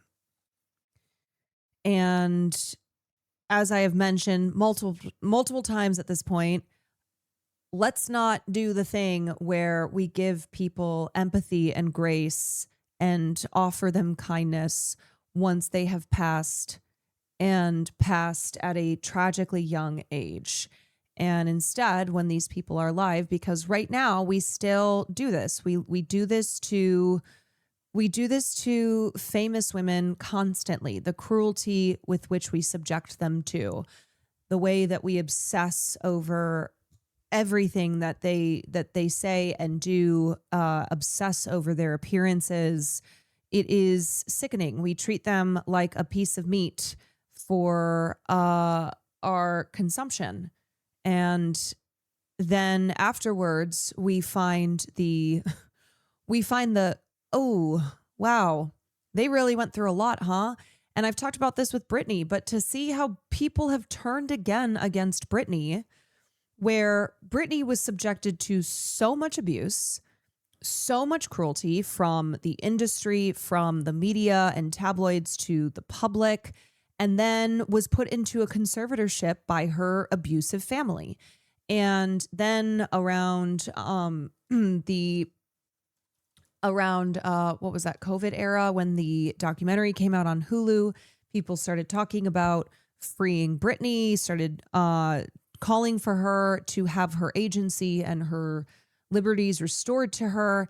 And then when she was freed from the conservatorship and started trying to just live her fucking life again, there has been a return to this mocking and treating her like a freak show.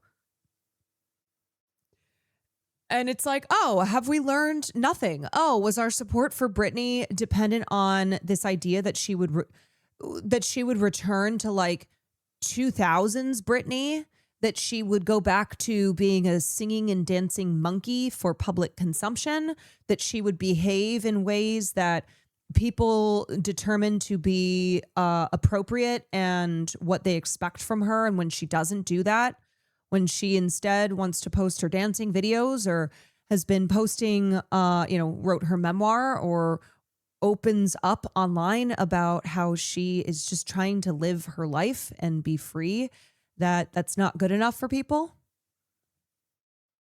And now they're just labeling her as a weirdo, saying to lock her up again.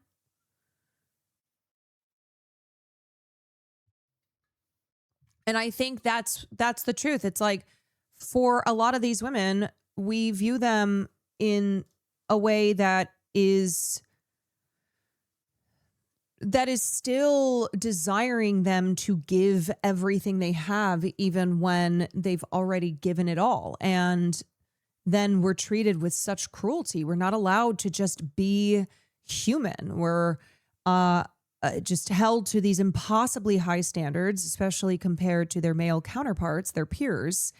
And then when inevitably many of them experienced crises and struggled mentally because of the unbelievable scrutiny that was applied to every aspect of their lives, that then we just sat there and treated it as further entertainment to watch them deteriorate and to view it all as a spectacle to be consumed. People do this to Amanda Bynes constantly. They tell her that they miss the old her and treat her like something to laugh at. People just can't be. They will not leave Amanda Bynes alone. Still, they are still taking photos of her. They are still posting those photos online. What happened to Amanda Bynes? Like, we're still doing this. It's been years. It's been years. What happened to Amanda Bynes? But still, with the framing of, what did Amanda Bynes do to herself?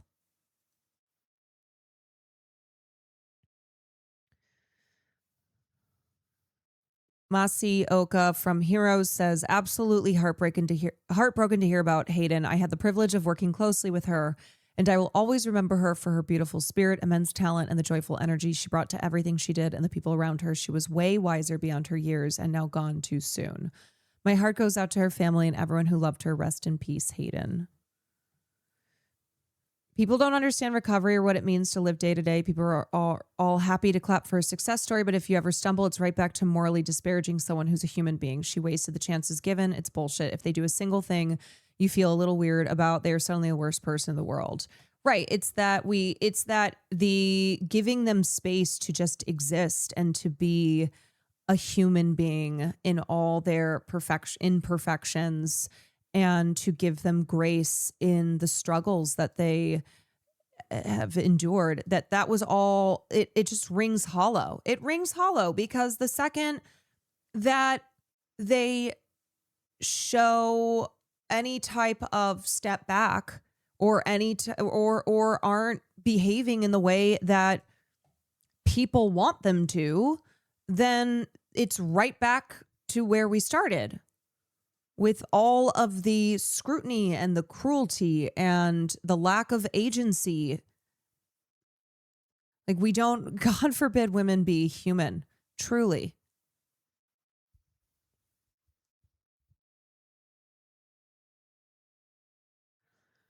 Yeah. We have a very puritanical view of people and their struggles, love to punish people we feel have sinned or messed up, and especially women and especially mothers. The way we simultaneously extol mothers as these amazing, wondrous beings, like a mother is the greatest, the greatest role that you can play. The mother is the core of the universe, and then offer no identity to women outside of being a mother, and offer no grace and every single thing from how the children, you know, how the children behave to how just everything is blamed on mothers. So much regard, yet so little support. Exactly. So little support materially, so little support in the way of public understanding, nothing.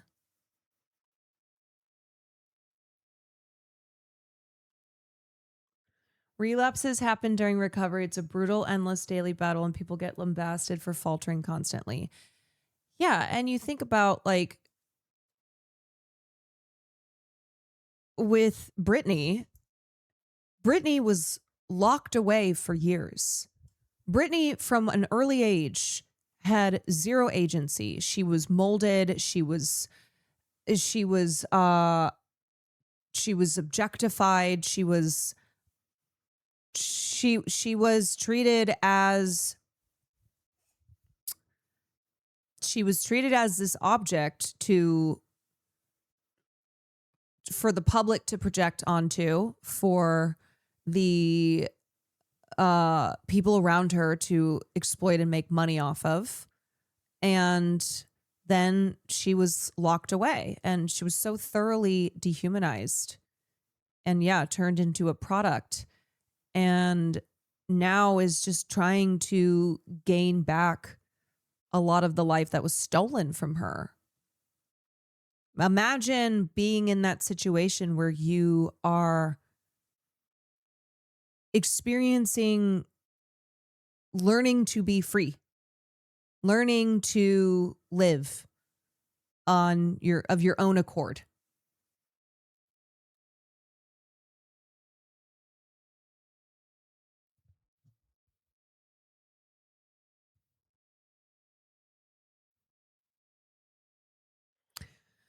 Yeah. So anyway, I just hope that we can work on giving people empathy and grace and treat them with the humanity that they do possess, despite it being stripped from them at every given moment. I hope we can do that while they are still alive and not wait until they die, and die at a young age that contributes to now people's shock at the fact that they're gone.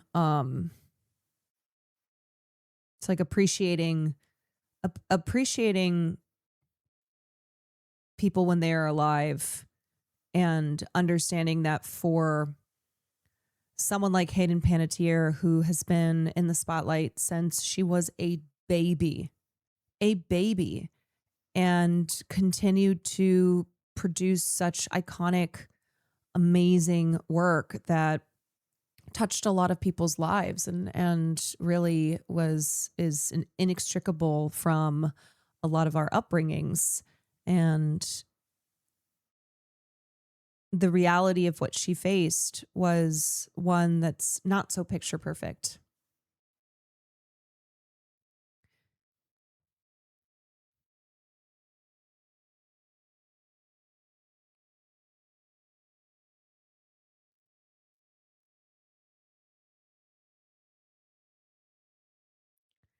People laughed at Cara Cunningham, previously known as Chris Crocker, for her Leave Britney Alone video, but she was right too early. Leave Britney alone.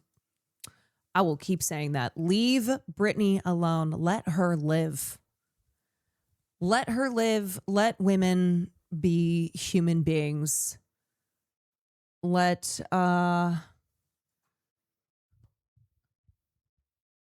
them be free of the endless scrutinization and judgment and impossible standards that are impossible standards on purpose. Let women be. Leave women alone. Leave women alone. Yeah. Okay, y'all. Let's move on and talk about the next topic that I got here. And let's see. Okay. Dick Cheney's oil money, thank you for the 37 months. 1L Sergeant, thank you for the 10 months. Okay. Channel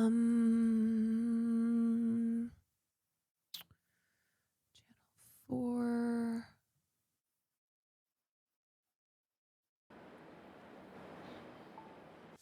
Okay, I think I want to talk about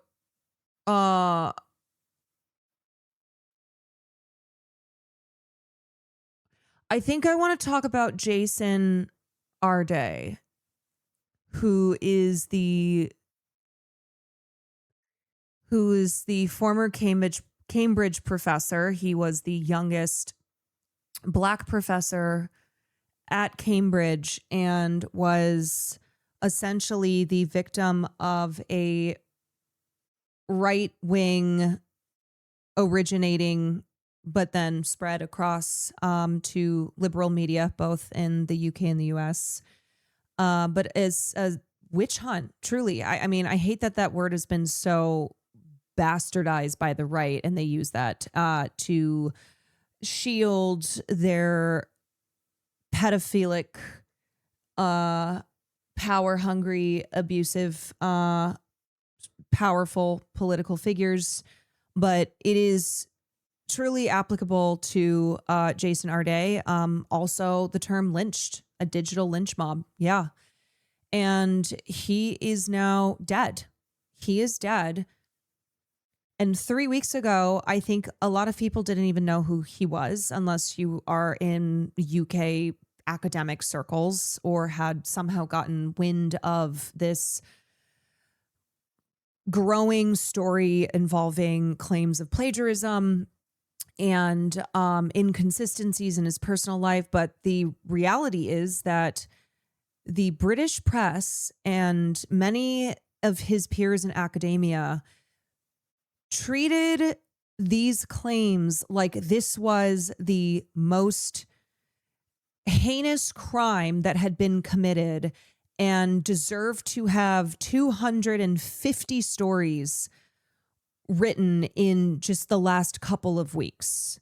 That is how many stories were written in the press. And I'm not saying that claims of plagiarism don't deserve to be reported on, but it is objectively absurd how hard they came down on Jason Arday, even when Cambridge had originally investigated the plagiarism and then cleared him of it. And the way too that people have acted, even if there were things about his personal life that he exaggerated on, like the number of marathons he had run in raising money, etc. Even if there was truth to that, the response was so outsized and so clearly driven by racial hatred. And he even resigned from Cambridge, and the abuse did not stop. It just kept going and going and going until a few days ago when he was found dead in his home, and I believe by suicide. They killed him. They harassed him to his death. And it's a really horrifying situation, and absolutely a reckoning needs to be taking place here. And I saw online that some individuals who were particularly intense in their constant attacks of Jason Arday have started to delete posts and are trying to back away from the role that they played in the mass hate campaign that was ginned up. So let's take a look. appointed the youngest black professor in the history of the University of Cambridge. It was... Like, as someone in academics, this is very much a matter that's handled internally. Yes, this should have been handled internally by Cambridge. There was no reason for this to be brought up for him to be hounded in the public. It was very much because he's the youngest black professor at Cambridge and because there are racists. Yes, and Jason was also neurodivergent. He was autistic, and I believe that played a role as well. One, in the attacks against him, and two, in the fact that he, according to those who knew him and have commented on the final days leading up to his death, that he was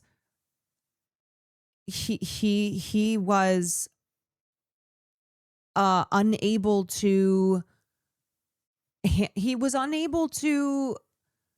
get through this, that it devastated him so thoroughly that he had resigned from Cambridge, and still the attacks didn't stop, the harassment didn't stop, and it was just too much for him to deal with, like the intensity. It's a big public moment. This man had overcome so many challenges to reach that academic summit. As he gave interviews about his achievement, the new professor voiced some frustration that he had also become a standard bearer. For me, a victory from all of this would be for this to be the last headline about being the youngest ever black whatever. I mean, it's not a redundant point, it's a very important point given the dearth of black and ethnic minority people in higher education, full stop, particularly in institutions such as Cambridge and Oxford. But I think the actual more salient point is actually that this shouldn't be a headline in a couple of years' time. Concerns that Professor Arday had been guilty of plagiarism in the preparation of his doctoral thesis were raised soon after he began work at Cambridge. Earlier this month, the university announced that it had begun an investigation following new information about his academic qualifications, and he resigned soon after. In a statement, he said, "I no longer wish to feel as though I'm living under a constant spotlight, where every aspect of my life is subject to public examination and judgment." His resignation, he said, was simply the decision of someone who has reached the limits of what any person should reasonably be expected to endure. And I think what needs to be seriously reckoned with here and reflected upon is how society treats the successes of Black people, and within academia, and at very prestigious universities like Cambridge, there are few Black professors, few Black members of administrative officials. Just very rare to have a Black professor put into a position like Jason Arday was put into, which is when the issues first began. But it's not just about how society treats Black successful individuals, Black success, but also Black failure or Black mediocrity. And that's something that we talk about a lot in the entertainment industry, where a Black project has to clear an extremely high bar, or that is then looked upon as, that is treated as reflective of all Black creativity and success, where, oh, this Black project did not clear this bar, and so therefore people just don't want to see Black stories, they don't want to see Black faces. That is treated as then indicative of the entire Black community and how the public, what kind of stories the public wants. Whereas that is not the same standard that is held up for white people in the industry. And so it is both success and not success that is treated in a very different way when somebody is Black versus when they are white. It is the expectation of perfection, but also that there is no, but then also like a suspicion that is automatically at play for somebody who is in a high position like Jason Arday was in academia. Other parts of Arday's life had come under scrutiny. Claims he'd made about marathons he'd run for charity and the amount of money he'd raised. Yeah, on Monday there's a few. Like, to be clear, there are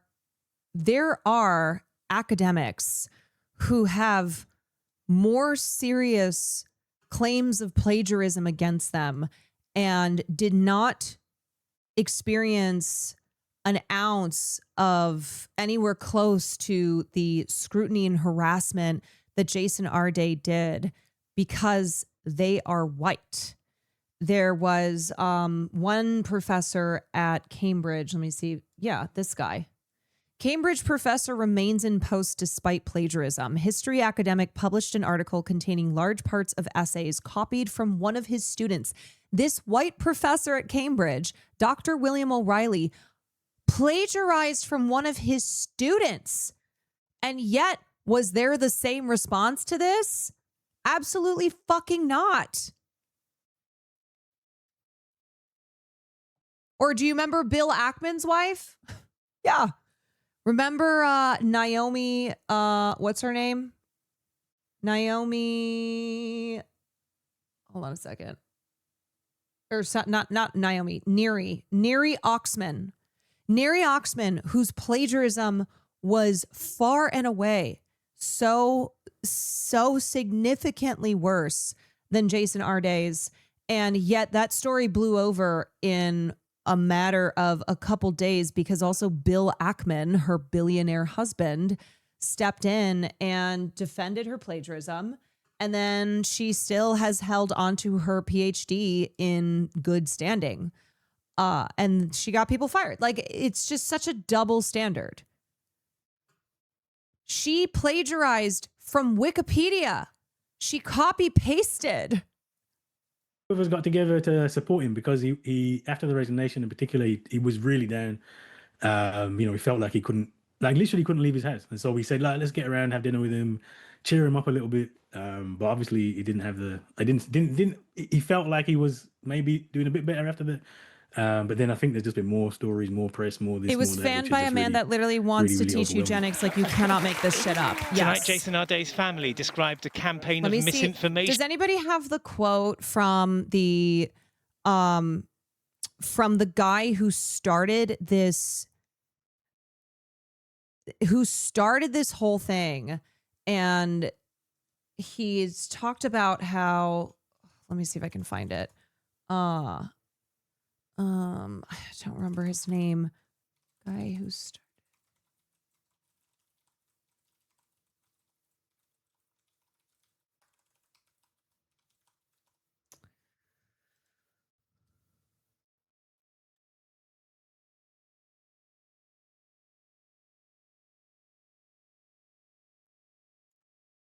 Yeah.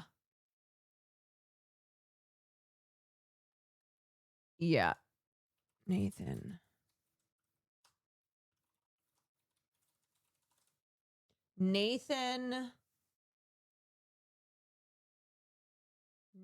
Koffness.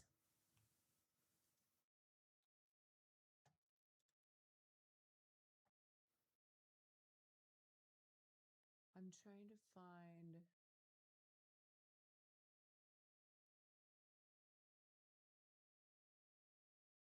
I'm trying to find that one quote. Okay, here's a piece in The Guardian. Yeah, this fucking guy. Nathan Koffness, who broke the story about Jason Arday. He says Arday gave him the chance for a story to retaliate for being fired and start a revolution against black people in academia. After the revolution, I'll be the head of the Department of Eugenics and Race Science at Harvard. That sort of thing. Now, Arday was special. The reason Arday is getting a lot of attention is he took the plagiarism, which is fairly common in academia, too far. And he told these crazy lies about his personal life. And really, because what is too far? What is too far? Plagiarism happens all the time. And we just looked at an example of another professor at Cambridge who plagiarized a student, and he's still in his position and didn't have 250 articles written about him. He had such an exalted position that the mismatch between the quality and the prestige was so enormous that there was a hook for a story. That was what was special about him. Not that he's a fraud, not that he's a worthless scholar.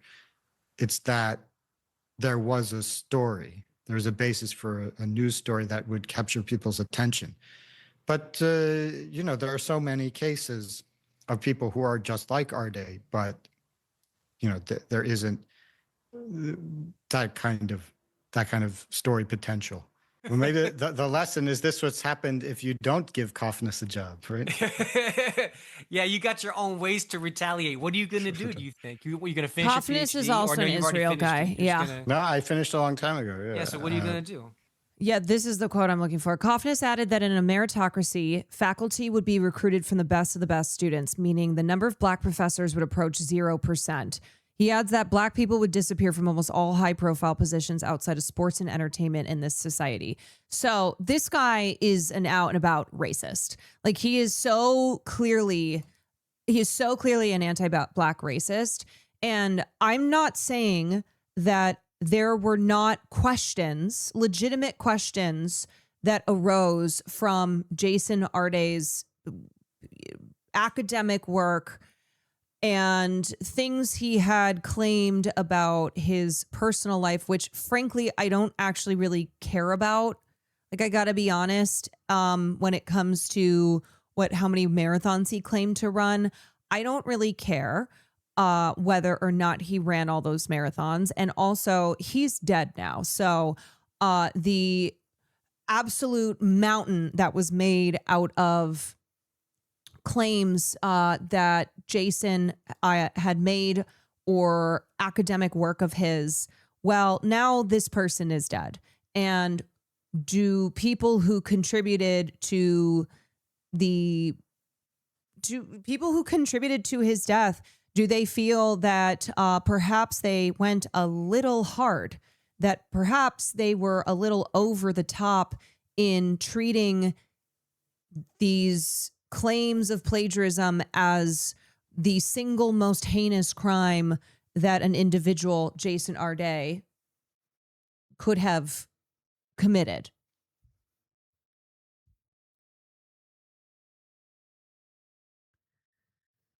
Jason has to take responsibility for what he did, but when a white person makes mistakes, it's just a story about them as an individual. When a black person makes a mistake, it's treated as collective and used to undermine the very principle that black people should be in these spaces, one black academic said this week, describing the impact of Jason Arday's case on his peers. And this was written before the news came out that this was written before Jason Arday had killed himself. Arday, who is the University of Cambridge's youngest black professor when appointed in 2023, stepped down this week amid allegations of plagiarism and embellishing his CV. As well as allegations about his academic credentials, there have been questions raised about his claimed sporting achievements, his charity work, and some of the abuse he says he received.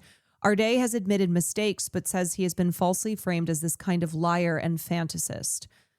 Whatever the truth of the claims, days of reporting describing sociologist Arday as a diversity poster boy have had a chilling effect on the UK's black academics already demoralized by the impact of cuts on black scholarship. Many compare the response to the academic criticism with accusations against white academics that have passed with little fanfare. While views among Arday's peers vary on the gravity of the accusations about his academic work, no formal investigation to date has found him guilty of plagiarism. Opinion is united that Arday's story has provoked a right-wing backlash against black progress in academia and public life. Abso-fucking-lutely, this was used by right-wing media and commentators from the UK to the US to decry DEI, to say, this is what happens when you implement DEI. And really going a step further to just say, this is what happens when you put black people in high positions, when you have black people in high positions in academia, because the bottom racist line there being that black people are intellectually inferior. And so they have to lie and plagiarize in order to compete with their white peers. And the majority of the articles were after he resigned. They just kept going. 249 articles in 22 days, 188 in his last 9 days after the limits of what any person should reasonably be expected to endure. 44 from one outlet alone, The Times, obituary included. One national article for the control case, adjudicated plagiarism, same university. 249 articles in 22 days, in 3 weeks.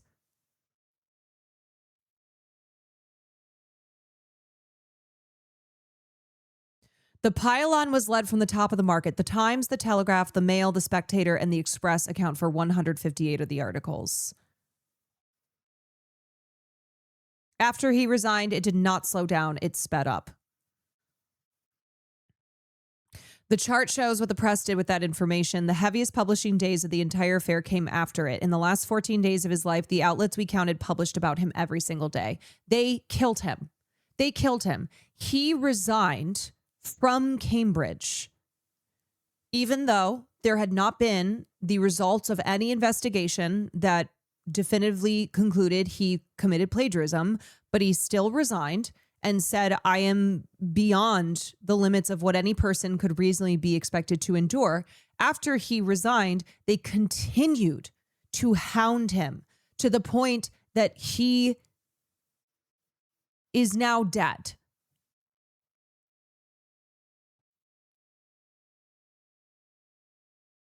To be clear, plagiarism in academia, it can be as small as not citing something correctly. So they're acting like he fully just stole entire works. We don't know, but plagiarism is a spectrum and is often very small things. Just shows how much these racists don't know about academia. And even when Cambridge had cleared him via the first investigation, it didn't matter. Like, people just kept, and these media outlets just kept going in. They were relentless. Which was too much for Jason, who was a gentleman who always wanted to see the best in everyone. We are in shock, they said, to have lost this amazing father, partner, brother, uncle, and son. I spent much of this week trying to persuade him to come with me to the cricket this evening. I rushed back from Kennington Oval when I got the news. I had wanted him to come with me because I wanted him to be out of his house. I thought that he needed to get out of his own head for a little bit. But in my experience of him, he was a very, very vulnerable man who did not understand really what was happening to him. And he was telling me very frequently that he thought his life was over. He, of course, meant his professional life, but it did not take much imagination to know, or at least did not take much imagination to know what was on his mind, and I checked with him that he was with loved ones because I was worried about him and I wanted to make sure that he was with other people. I've spent a few weeks trying to persuade him that things are not as bad. And once again, all of this initiated by a Zionist race realist, a racist and classist psychopath. As he seems, as they seemed to him, and I really regret that I really regret his death. Well, I'm pretty devastated, obviously, for his family, his parents, his partner. I think he had a young child. I'm obviously, like all of us, I'm incredibly distressed for them. I think what's really important is that we talk about this story in two stages. Stage one is until he resigned as a professor, and stage two is after he resigned.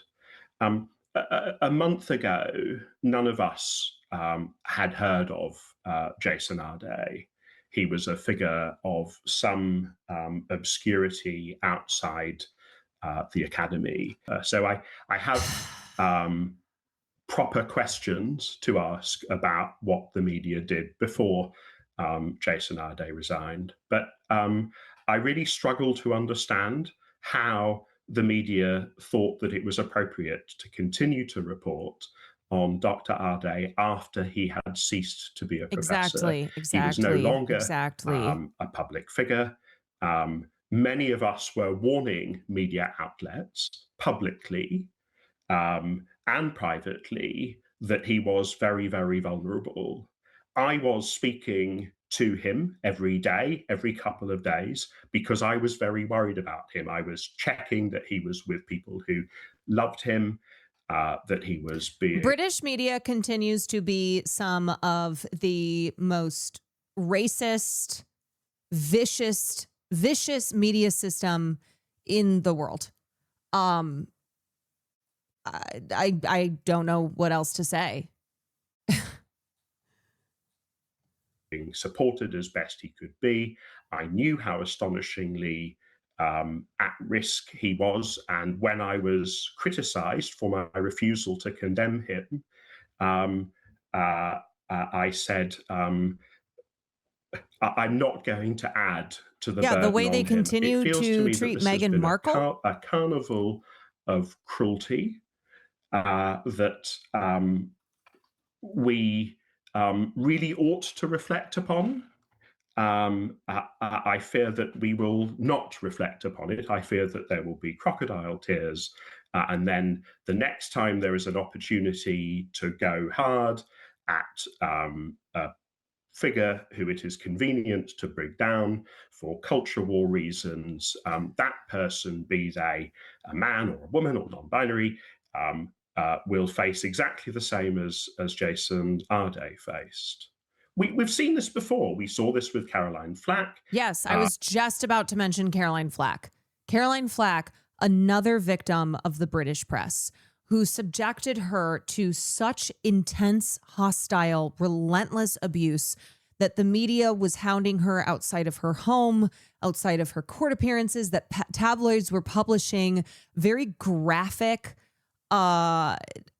unverified details, and it just got to be too much. And she also then died by suicide due to, of course, a combination of factors, but one being the relentless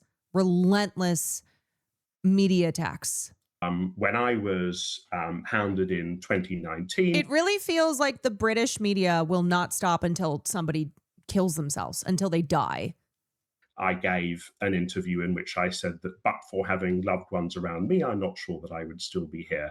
And the media refuses to learn the lesson. This is by far the worst that I have seen in my life. I have watched many of these stories unfold, and Jason Arday did not commit a criminal offense. No. Yeah, so I think I'm not actually that surprised. It's really, really sad. But Jason I actually had dinner with him on Monday. I don't know him well, but he'd contacted me, I want to say, a year ago, because behind the scenes, this has been going on since. That is something that I have heard from multiple people who had seen him or talked to him in the lead up. They are all like, I'm not surprised. I'm not surprised that this ended in him dying because of how shattered he was, that he was unable to breathe.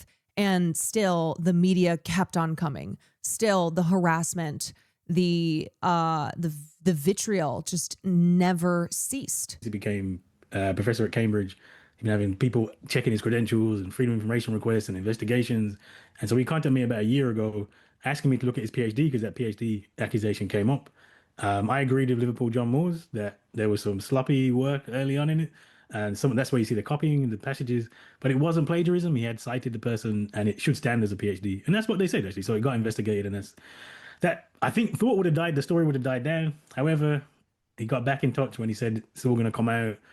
And it hit him really hard. There was a story every 3 hours, it felt at one point, from the Times or the Telegraph, and then the Guardian jumped in, and he's trending on TikTok. I mean, my kids are laughing at him on TikTok. I mean, it really was unprecedented. And so when I spoke to him, he'd lost a lot of weight.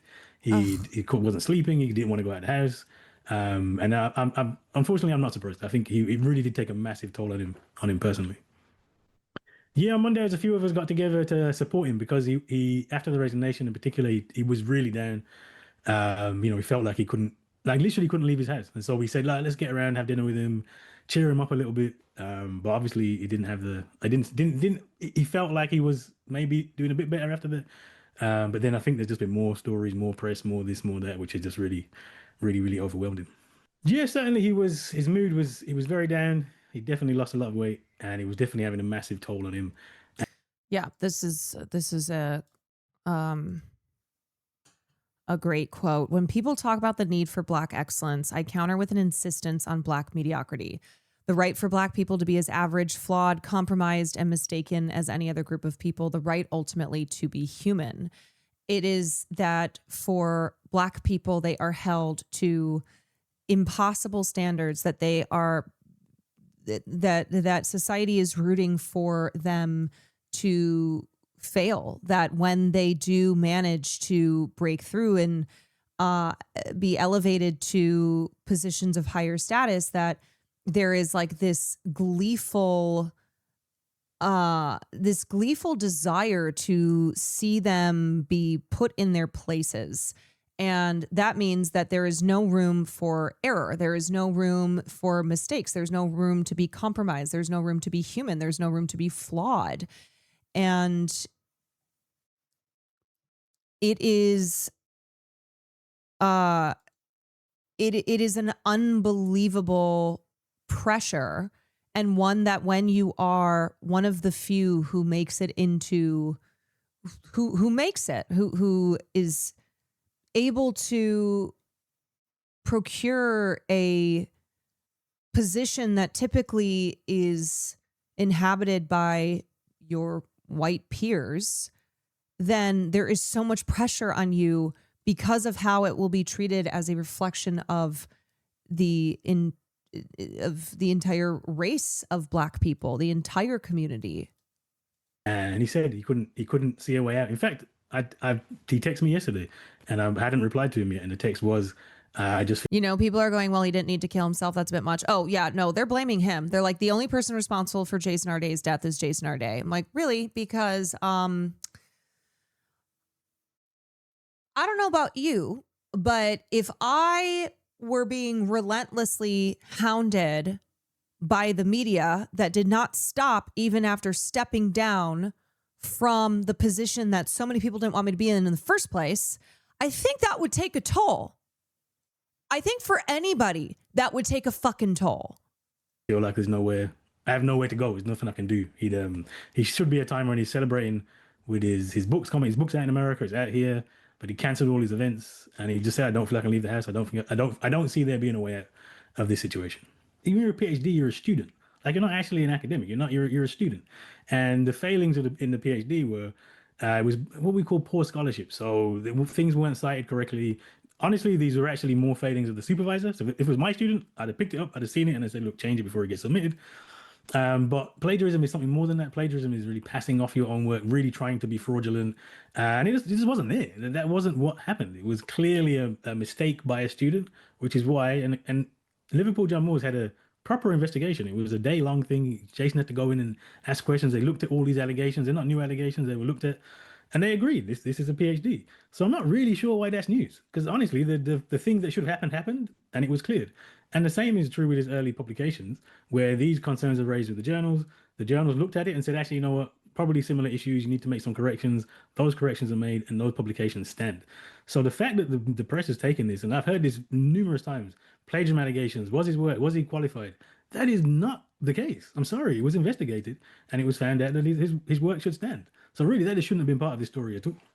White people are allowed to distance themselves from the mistakes of other white people. That is because they are granted individualism, versus for minorities, for those in not in the dominant group, we are viewed through the lens of generalization, depending on our race, depending on our gender, depending on whatever identity marker has created barriers and burdens and inequities. So it is individualism versus generalization, where a member of a marginalized or minority group who commits an act of violence or commits a mistake or whatever it is, any type of misstep, that is treated then as a generalization of the entire community. So for example, an act of terror that is committed by a Muslim person is then used as evidence that all Muslims are inherently violent. Yeah. There would be no controversy if he was a white professor. Let's just be very, very Exactly. clear. Had Jason Arday been a white professor, he'd never been in the news in the first place. We'd never know his name. Exactly. He could have played. That would have been, it would have been handled internally. I can't remember the man's name, but there was an Cambridge associate professor who was guilty of actually taking his students' work and putting it in his work and saying it was his own. He still is employed by the University of Cambridge. You always know if a mass shooter isn't white because it's the first info that comes out. Absolutely. And then is weaponized by the reactionary right-wing powers to further dehumanize and strip that minority or marginalized group of their rights. Didn't make the news. Can't give trans people rights because a shooter happened to be trans. This is news solely because he is black, and some people did not believe he should be there. Of course, it's a tragedy. I mean, someone's lost his life. It can't be anything other than a tragedy. And I do think the media have a lot to answer for here because, I mean, we're talking about a professor it's a professorship at Cambridge. This is not a politician. This is not someone whose job is so massively important that there should be, I think, at least 50 articles. It could be close to 100 articles about all aspects of his life, just constantly harassed. This should never have happened. This was clearly from the outset a racist smear campaign that then ballooned into something else. And I think the media have a lot of responsibility for how this is played out. He was trying to do the right thing. And it is a real shame. Honestly, it's a tragedy that we've lost him at, 41 years old? And he's someone who has kids. This is the vigil from silence today or afforded yesterday. in death. But in the last few weeks of his life, Jason Arday supporters say he had anything but. This time last week, I was with Jason because we knew Jason was suffering. We knew that he felt hounded by those rabid wolves.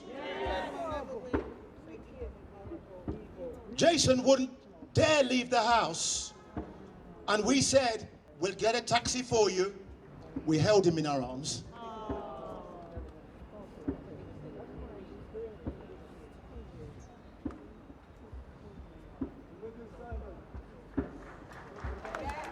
We told him he was loved. He held Diane's hands and he said, I love you. But he said, they're hounding me to death. It's amazing to see a lot of people have turned up for him. Yeah. And I cannot see a way out. The news on Friday that Cambridge University's youngest black professor had been found dead after weeks of questions over his integrity in both academia and his upcoming book has caused a public reckoning over his treatment.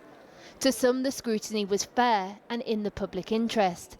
To others, it went way beyond that, an unrelenting stream of criticism and public humiliation that was not bestowed on white colleagues accused of the same. Yeah, and of course, black academics are facing so much intense pressure where they worry speaking out will make them the next target, that they will be targeted by the racist right in the UK and in the US, that the goal here is to push black people out of these institutions, to push black people out of academia, to not allow any more Jason Ardays to have the position that he had. And it is already coming into a position like that. Any high status position is seen as not genuinely earned. Like that has been the messaging from the right as they have attacked minorities, as they have attacked DEI and critical race theory. The assumption being that any Black person in a position like Jason Arday was in is there not through any genuine merit, but because of institutional inequality that favors Black people, which is funny considering that there are hardly any Black people at that top level of academia to begin with. But of course, racist fucks like Nathan Kaufness, whatever that piece of shit's name is, would say it's because there are intellectual differences between the races. There's a reason that you don't have more Black people in those positions, and it's because they are intellectually inferior and not because of systemic racism, not because of we see what happens when one Black professor makes it into Cambridge and immediately is set upon. He was first appointed as a professor in Cambridge. You don't want to be made an example of. 3 years ago. And for those 3 years, he has had a vicious campaign, a bitter campaign by anonymous people, by other professors who just didn't believe that a Black man should be a Cambridge professor. At his vigil tonight, thousands came to pay their respect, including one of his students. His scholarship mattered enormously to so many, but his greatest contribution cannot be found in a publication, a title, or a citation, nor in his talks. It is found in people who continue to love him, in the lives he changed, and the confidence he gave us, and the doors that he fought to hold open behind him. I think the absence of love in our society is absolutely palpable. Jason Arday was Cambridge University's poster boy, appearing on TV and podcasts. His memoir detailing his extraordinary backstory is out later this month. But his fall from grace was swift. In July, he was accused of academic plagiarism, and over recent weeks, articles have poured over every aspect of Professor Arday's life. According to one media monitoring organisation, 249 national press articles appeared about him in just 22 days, 75% of them after a resignation statement in which he said he had reached the limits of what any person should reasonably be expected to endure. Over 80,000 people have now signed a petition calling for an independent... You would think that he had been using Cambridge to run a massive sex trafficking operation out of. Oh, just kidding. The British press doesn't give a shit about sex trafficking, nowhere near to this degree. They have given far less attention to powerful British figures who were associated with Epstein. Truly nothing compares to a Black professor who has been accused of plagiarism by a white racist who is a eugenicist, a race realist, a Zionist, just an all-around piece of shit who was gunning for him from the moment that he was put into that position, which then also Cambridge used him as a poster boy to push back on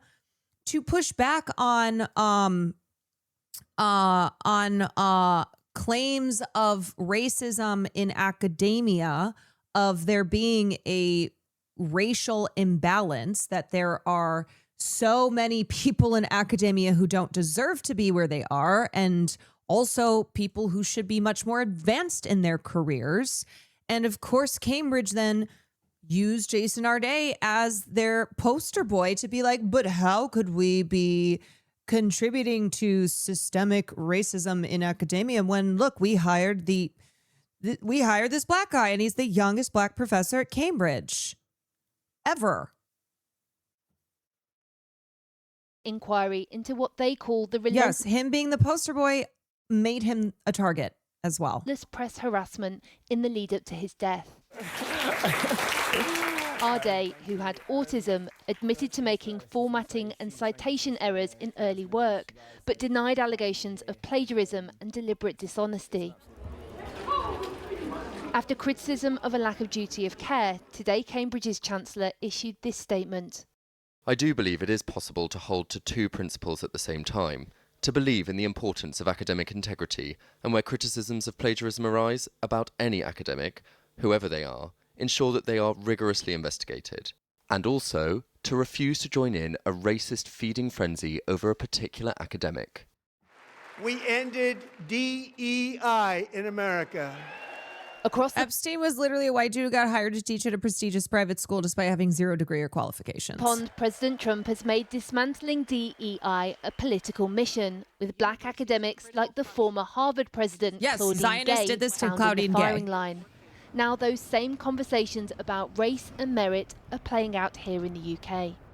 The accusations were first made public by a self-defined race so realist, creepy. Nathan He's Kofnaz, so creepy a Cambridge looking. academic who was sacked in 2024 amid a backlash to his view that under a true meritocracy, black people would disappear from almost all high-profile positions outside of sports and entertainment.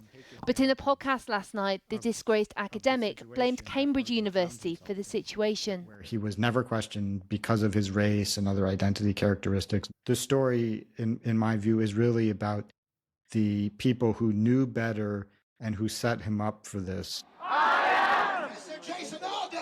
Yeah, that guy got fired because he's a fucking Nazi and then decided to launch this hate campaign, this targeted, clearly racialized hate campaign against Jason Arday. And then the media and the right in the United States, they just seized on this. In the coming weeks, there will be soul-searching across multiple institutions. At the heart of it, this question: where does legitimate scrutiny end and something more personal, unrelenting and punitive begin? Jason Arday, the youngest black. Yeah.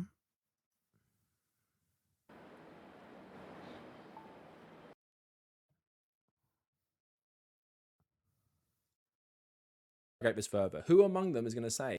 So you heard of the saying "trial by social media," but I'm it's gonna rare watch to hear the this saying clever knuckle. "lynch mob" by mainstream media and "lynch mob" by social media. But that is basically what has happened in the case of Dr. Jason Arday, who unfortunately has died after. Yeah, there's a few videos that I had been looking at.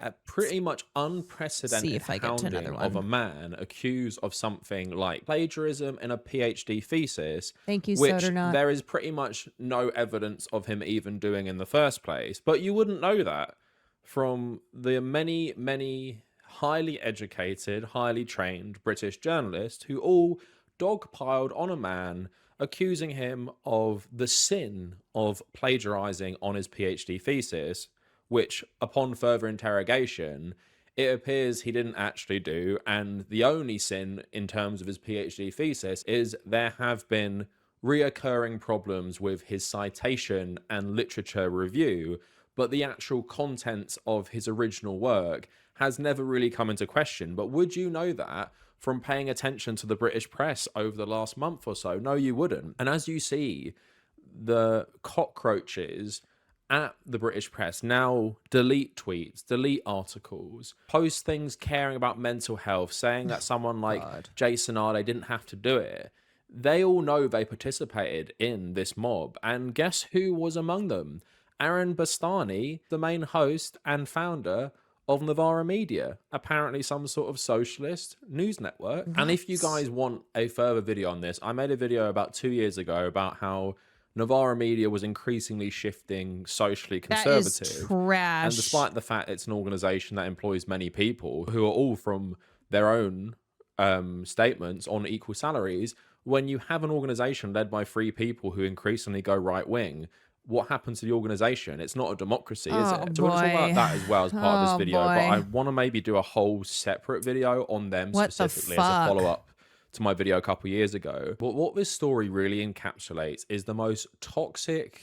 I did not know that Novara had been making some sus right-wing pivots. I'm not super familiar with Novara outside of the one bald guy who I've watched some videos on Israel on stream. But I thought overall that they were pretty good.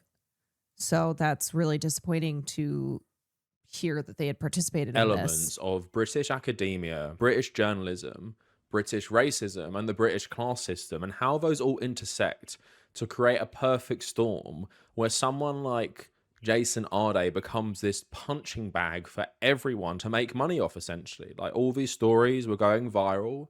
You probably heard about it. And when I was following the story, I didn't follow it too closely. I just saw a headline that some guy resigned after being accused of plagiarism. But the one thing I thought about when I heard that was another case of plagiarism you guys might be familiar with. And I had a similar take. This is someone who is guilty of plagiarism. And that is a YouTuber known as James Somerton. Now, I made 2 videos covering this. And basically the essence of my 2 videos was, does the punishment fit the crime? And I want to kind of start with that before we get into the very British specific parts of this story. So I was wondering this over the last 2 days. What is it about plagiarism or allegations of plagiarism that drive people into an absolute frenzy, an absolute psychosis? Now, what happened with James Somerton is he did... All right, I got to step in here for a second. It is wholly inappropriate and also just incorrect to be comparing Hassan to what we're talking about here, which is systemic racism that Black people experience in every aspect of society. We are talking about institutionalized anti-Black racism. Hassan has been, of course, attacked for being Muslim, but he is attacked as an individual prominent leftist because he is the biggest voice on the left who is currently going around the country helping democratic socialist candidates out. He has become a primary target. And he would agree that it is absurd to center him in this conversation where a Black professor is dead because he was targeted by a right-wing smear campaign that was aided by the incredibly racist and classist British press that is notorious for being anti-Black. A Black man was digitally lynched. Please, for the love of God, not everything needs to be made about Hassan, and he would say the same thing. He would say the same thing. You do not need to bring everything back to a streamer. Please, for the love of God, we are talking about a Black professor who was hounded to his death, which is reflective of how the entire fucking institution of academia, of journalism, every institution that exists in our world that is anti-Black to its core. And that is the difference here in how Jason Arday was treated versus white academics who have committed much more grievous acts of plagiarism that were found to be true in an investigation. As of today, no formal investigation has found Jason guilty of plagiarism, to be clear, okay? But even still, what he had been accused of, there are plenty of white academics who have committed much more serious and proven acts of plagiarism. And he is a victim of the anti-Black system that he lived under. My God.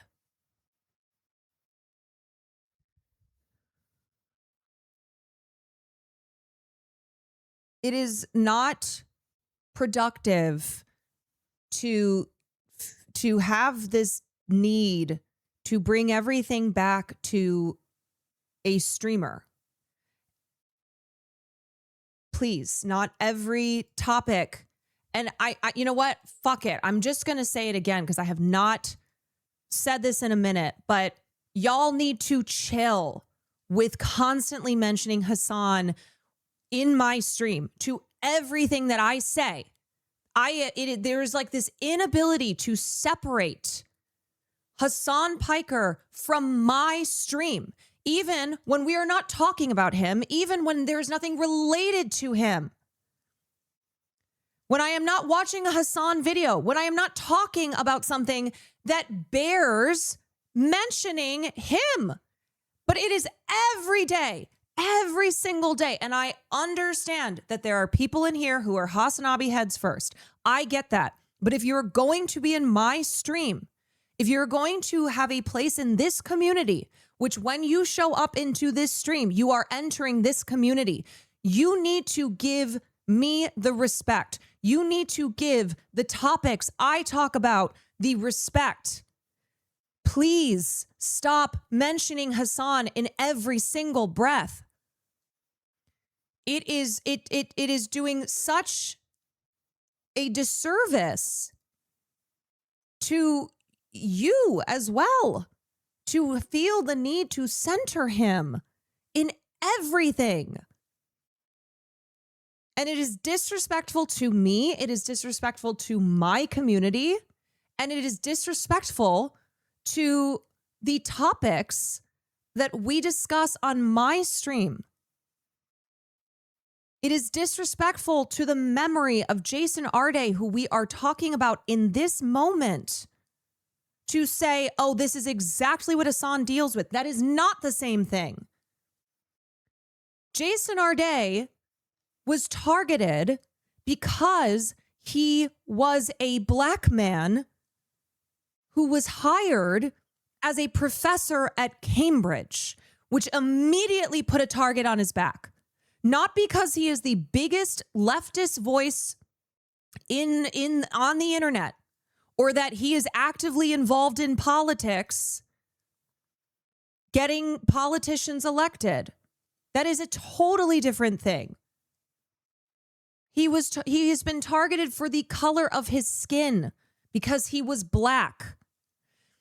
And we need to be very clear about racism, because anti-black racism should never be generalized with all other racism.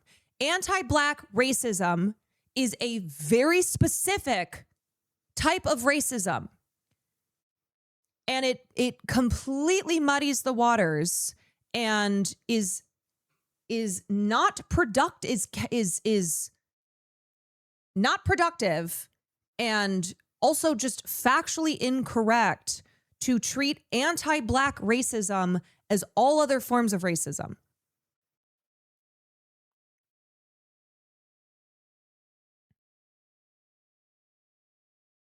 They think the harassment started after the article is not from the very first day. From the very first day. From the very first day, he had a target put on his back because Cambridge made him the poster boy of black academics. And that is why now black academics are hesitating to speak out about the racially driven hate campaign that caused Jason Arday to die, because they are worried about being the next target of the right. They are worried about calling out the realities of systemic racism and being treated as, then having that racism thrown back in their faces.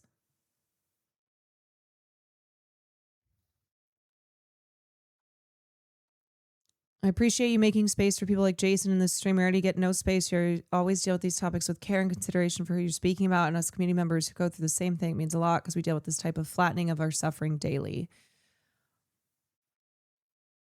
Yeah, and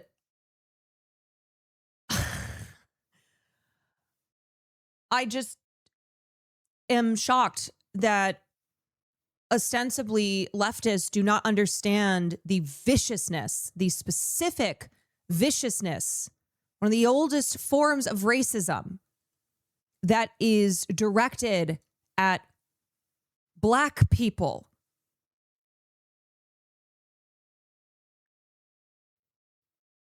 I mean, honestly, I think this gets into the mess that has become the condescending calling out of woke 1.0, of woke culture, when people need to be reminded that woke originated with the Black community because of the realities of systemic racism that they live every day.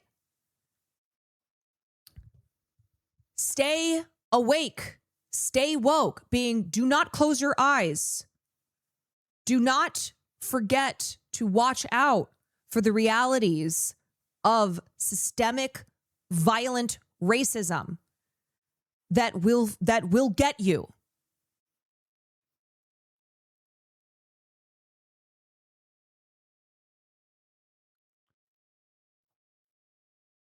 Woke being a term that was used as far back as the early 19th century or 20th century, in the early 1900s. And then in the 2000s, as Black activists were in the streets protesting, fighting back against systemic police brutality, the consequences of which are Black people dying.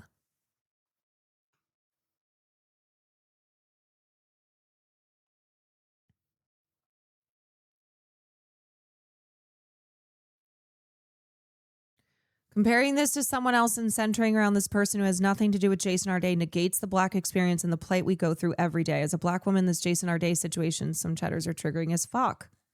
Yes, I can imagine so. I mean, this is why you have Black voices right now who are looking at white leftists laughing about woke culture. Oh, wow, that was stupid, huh?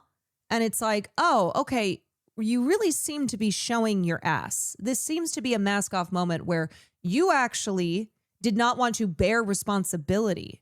You didn't actually want to engage in the material reality that is what Black people experience in this country. And you are interested in a very narrow focused class only, not considering race as a class, I guess, and looking at intersectionality as a distraction from you, a white person, having health care.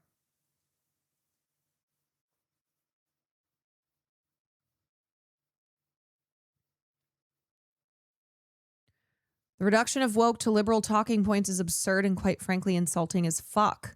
Yeah, where it's like, do you think that it was the Black activists who turned woke into liberalism, or do you think that was liberals?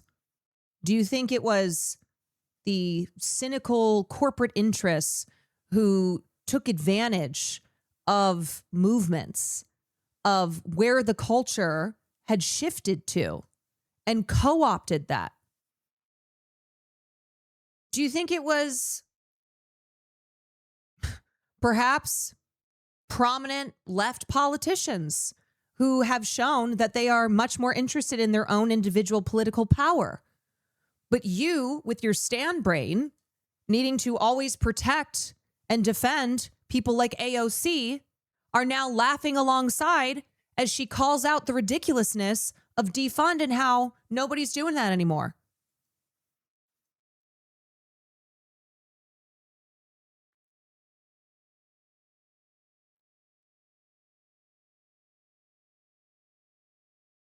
This is not me saying this to any one chatter. This is an overdue moment where I already every day have to deal with my identity not being my own, not getting to be an individual, that every single thing has to revolve around Hassan because people are incapable of separating him from anyone else, that it is always him at the center. Do you think that if you did that to him in his stream about someone else that he would love, that he would find that cool?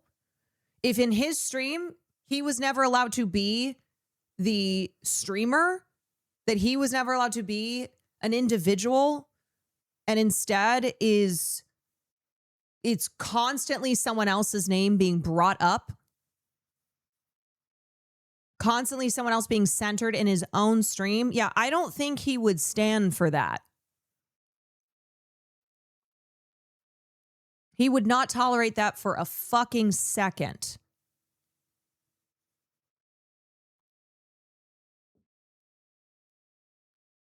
But also, people don't do that to him, obviously, to the degree they do it to someone like myself.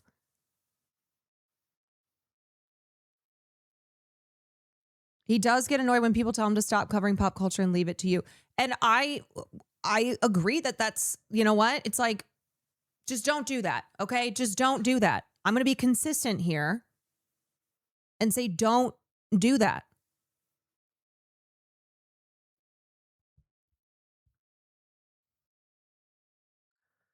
Good Lord.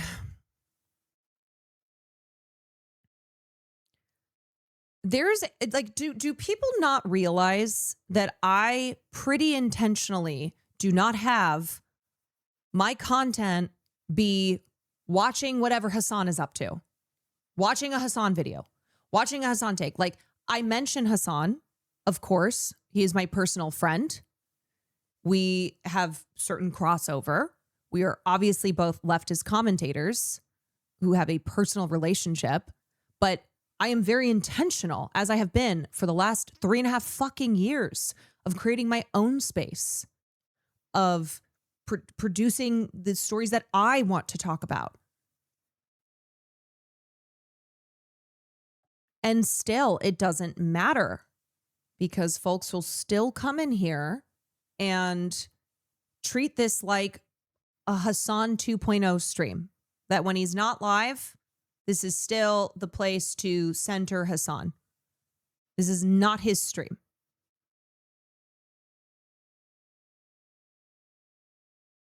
And if you don't like being told this, if you feel a type of way about me calling out this behavior and this is behavior that you are guilty of, then this isn't the place for you. And I'm going to respectfully ask you to not be here if you cannot stop yourself from centering Hassan in literally everything.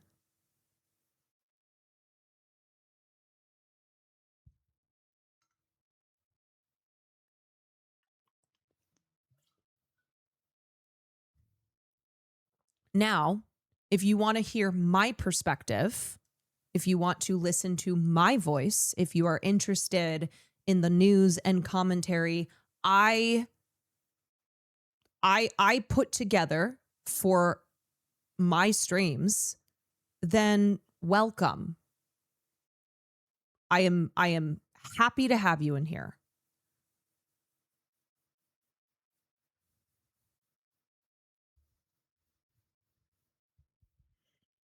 I'm grateful for the space you've carved out here. As a Black woman, it's offered much more safety and understanding than I see in most streams. We appreciate you and what you bring to the platform.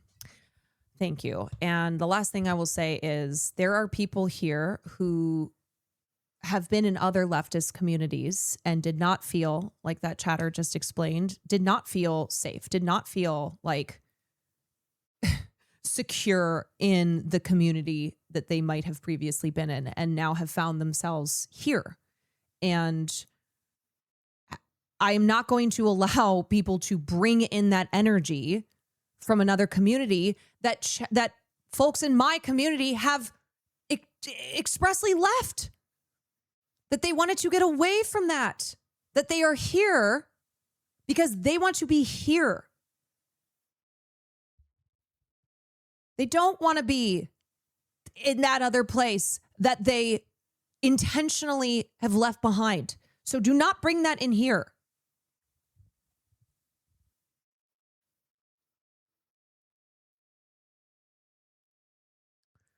Oh, goodness.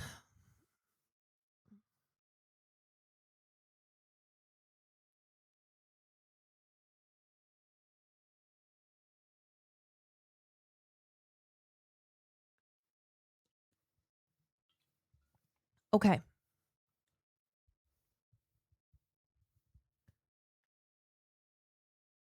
Okay. All right.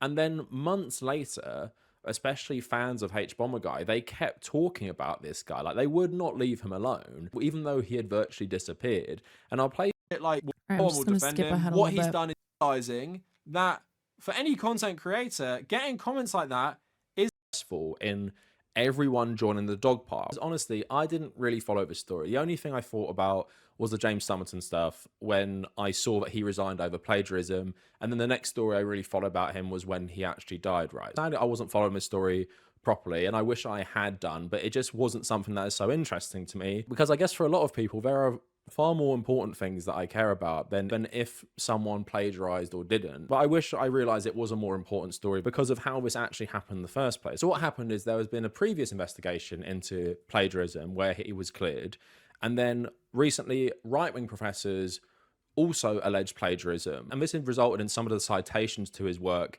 being changed after the fact. And then a disgraced professor who used to work at Cambridge, this guy called Nathan Kofnas, he is someone who is actually a race realist. If you don't know what race realism God, every time I it see means him, you basically believe chills. race is real and it has intrinsic qualities. He is so creepy. Think of something like the Elder Scrolls and Skyrim. You know, when you're choosing your character at the start, and certain races might be more intelligent and certain races might be stronger. That's essentially race realism, but apply that to humans, right? So if you were born black, in Kofnas's view, you are less intelligent. And it's just pretty much intellectualized racism that has been around for centuries, right? Yes. So he wrote a Substack article and he again accused Jason Arday of plagiarism. This is a guy who was fired by Cambridge, had that upheld based on his comments about race realism, and has another position, I think, in some sort of European country. So I just have a creator here, Seema Yasmin, who I thought did a good breakdown of Kofnas, so I wanted to play it for you. So let's listen. After the revolution, I'll be the head of the Department of Eugenics and Race Science at Harvard. Maybe. This is the aggrieved and... Oh my goodness. Boda, thank you so much for the 25 gifted subs. Whoa, thank you, thank you. Also, Hannah, hi. Happy to have you here. Happy to have you here. We miss you. Thank you for the bits. Jewel G, thank you for the 2 months. Sodernot, thank you for the resub.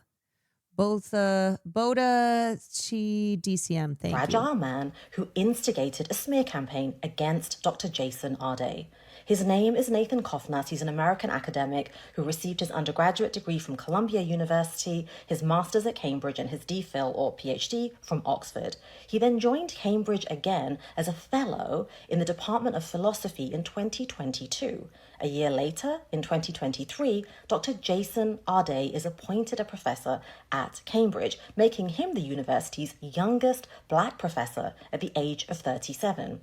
The next year, in 2024, Kofnas is fired from Cambridge, although his website says he was a fellow there until 2025, so there's a discrepancy. Why was Kofnas fired? Well, he wrote that if we lived in a meritocracy, then black people would disappear from all high-profile positions outside of sports and entertainment. Even before he became a fellow at Cambridge, he was espousing these views and publishing widely on them. Thank you for the Just 10 take a look at this gifted. 2020 paper that was published in the journal Philosophical Psychology. It's titled Research on Group Differences in Intelligence, a Defense of Free Inquiry. In the paper, he defends hereditarianism, which says that there are supposed genetic IQ differences between so-called racial groups. Kofnas says that researchers ignored this so-called science because of moral reservations. That is not the reason. The reason is because this is shoddy so-called science. That same year, researchers publish a rebuttal in the same journal. They say that the manuscript fails to meet a range of academic quality standards usually expected of academic publications, and they list these in detail. But it doesn't matter because the paper was still published, it's not been retracted, it's not revised, it's still there. And while Kofnas may have lost his position at Cambridge, he landed a job at the University of Ghent in Belgium. Being fragile and crusty, he triggers a smear campaign. The British press rolls up its sleeves and does its job spectacularly. In the span of just 9 days, 188 articles are published, 249 in 22 days, many of them from the Times and the Telegraph. There was a hook for a story. That was what was special about him. Not that he's a fraud, not that he's a worthless scholar. It's that there was a story. There's a basis for a news story that would capture people's attention. But, you know, there are so Cutie, many thank cases you for the 20 gifted. of Thank people you, who Cutie. are just like Arday, but, you know, there isn't that kind of story potential. So there you have how the hate mob started. A racist professor who writes articles about race realism and lost his job at Cambridge. He writes his article trying to discredit him.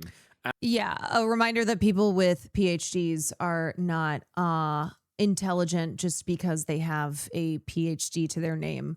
This is a racist fuck who believes that inherently Black people are intellectually inferior.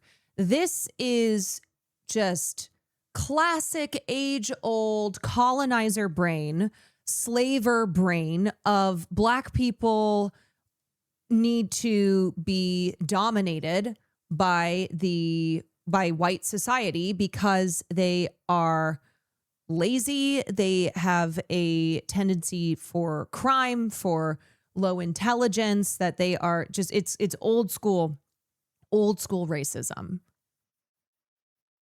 And I was looking into actual academics who were talking about his original work.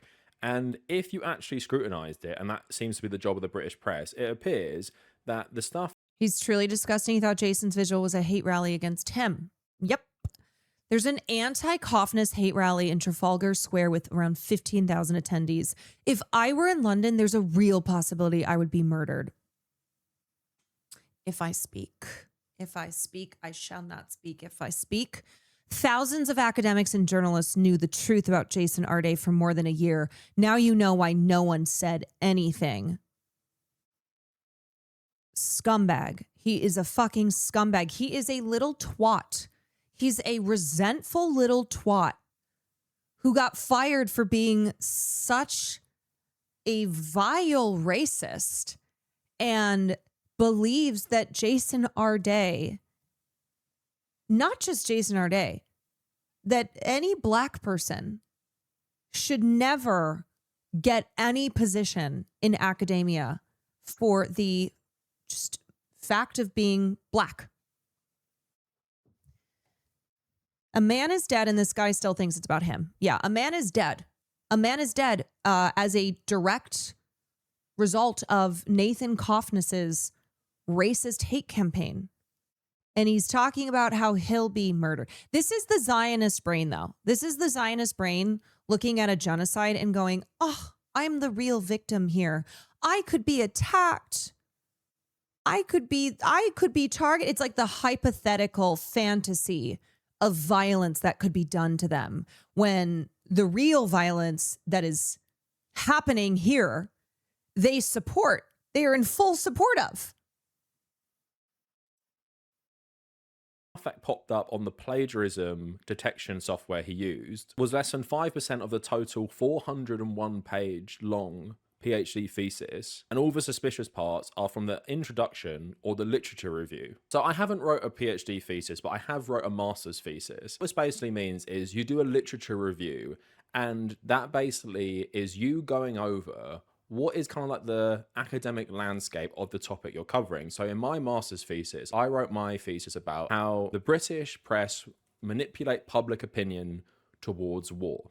So what I did is I had to read loads and loads about public opinion towards war. There was things called like the rally round the flag effect written by like an American academic. And I had to basically write a review of everything that had been written before, talk about where my research will fit in, and talk about what people say about these and why my research is even necessary in the first place, right? So that's the literature review. And then you have the citations and I think an annotated bibliography, if I remember correctly. This racist guy, this racist professor, all of his plagiarism software's basic detection of plagiarism was for the literature review and all this stuff to do with citations, right? And this is a problem that came up with some of Arday's work. Also, to be fucking clear, the so-called claims of plagiarism, the allegations of plagiarism, that was a cudgel. That was the tool to really make a point about DEI, to make a point about Black people in academia, and that these academic institutions are working off of dishonest policies for the sake of diversity that are really in really such a grievous error because of putting people like Jason Arday into positions that they shouldn't be in. So the plagiarism is the excuse. It was a way to attack diversity and equity and inclusion. It's the citations. But these are problems that are very, very common in academia. He didn't actually plagiarize his thesis. And if you've ever put your own work through plagiarism detection software, it's going to say some of it is plagiarized. And I think that is a flaw in the software. Like, I've had that done on my own work before. I've never plagiarized anything, but if you have been through higher education, especially if you've gone through your master's program or even a PhD, you're going to see this happen. And I don't know why. Yeah, they wanted to legitimize their hatred and racism and succeeded. Yeah. And now it's a matter of, now what's happened is, in calling out the institutional murder here, the racist driven, the racialized hate campaign, then what gets thrown back at you is, oh, so plagiarism is okay if it's a Black person doing it. Talk about the acting as if even if an investigation had proven that he had plagiarized, which no investigation has done that so far, but even if that were the case, or whatever, lying on his personal accomplishments, whatever these claims were, the response to it all was so absurdly and objectively disproportionate. And we know that because we know the amount of articles that were written. We know that after he stepped down, after he resigned, they only increased the media attacks. And when you compare the way he was treated to white academics who have been proven to have plagiarized and plagiarized worse than what he was accused of, but also people who have committed actual serious crimes, like sex traffickers, pedophiles, rapists, do not get this level of media attention. This is insane. No reasonable person can look at this situation and go, yeah, that makes sense. No, that's proportional. No, that's deserving. Hundreds of articles from some of the biggest media outlets in the UK, upwards of 40 or 50 from singular outlets.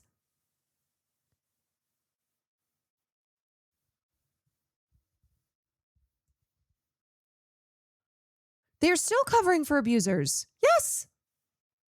Software in the first place. But this guy's article, if it was scrutinized and interrogated properly, you would find that Arday did not plagiarize his actual original work, which is the thesis. The only problems that might have arisen are to do with the literature review. But again, I still think that plagiarism is something that should be handled internally, that it is the university that handles it.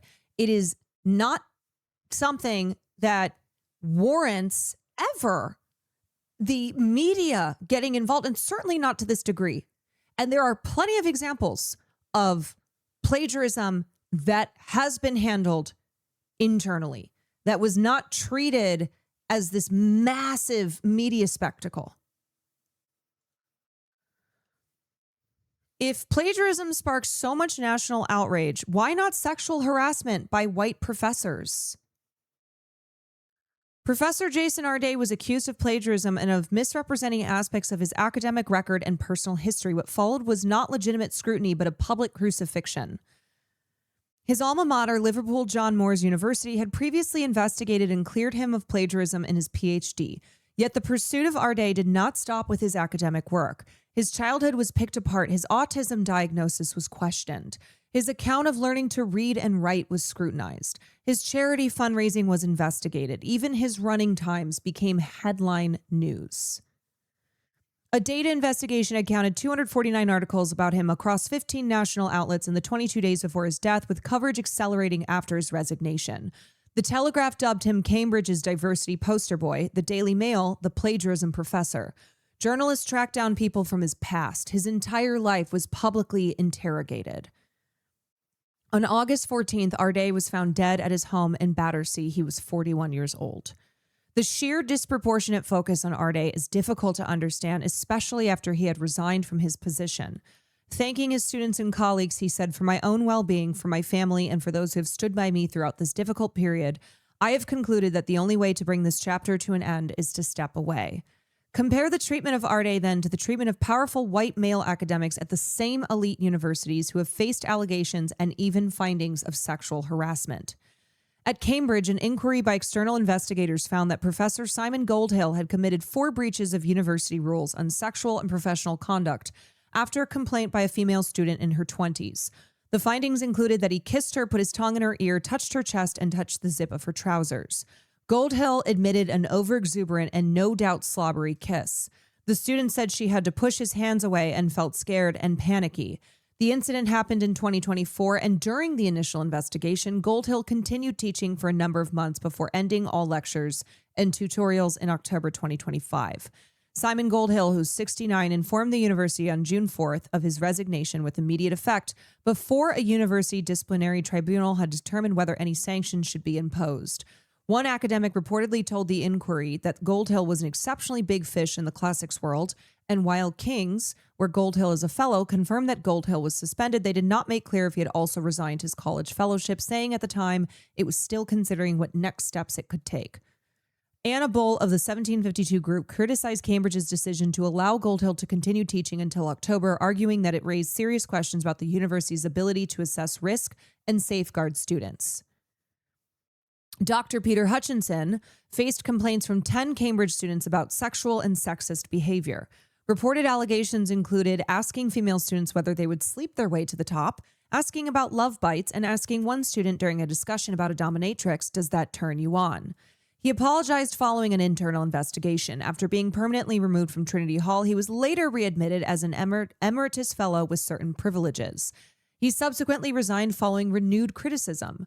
A letter signed by more than 400 current and former Trinity Hill students, fellows, and staff called for his removal and for the college to critically review how it handled complaints of sexual misconduct. At Oxford, Professor Miles Hugstone left his full-time teaching position in 2019 while an investigation into alleged sexual harassment was ongoing, but retained emeritus status for years with continued access to university facilities. Women subsequently came forward with allegations of unwanted sexual advances and abuses of power. He allegedly dropped his trousers in front of women, spoke about his penis still working, and sent messages to former students saying he was besotted with them. Unlike the Goldhill case, the findings of Oxford's investigation to Hugstone were not made public, but he finally relinquished his emeritus position in November of 2025. These cases generated reporting of their own, but this was overwhelmingly focused on the allegations, institutional investigations, disciplinary processes, and professional consequences. There is nothing comparable to the sustained examination of Arday's childhood and personal history. Acquaintances weren't tracked down, and their testimonies weren't used to show that every detail of someone's existence was fair game.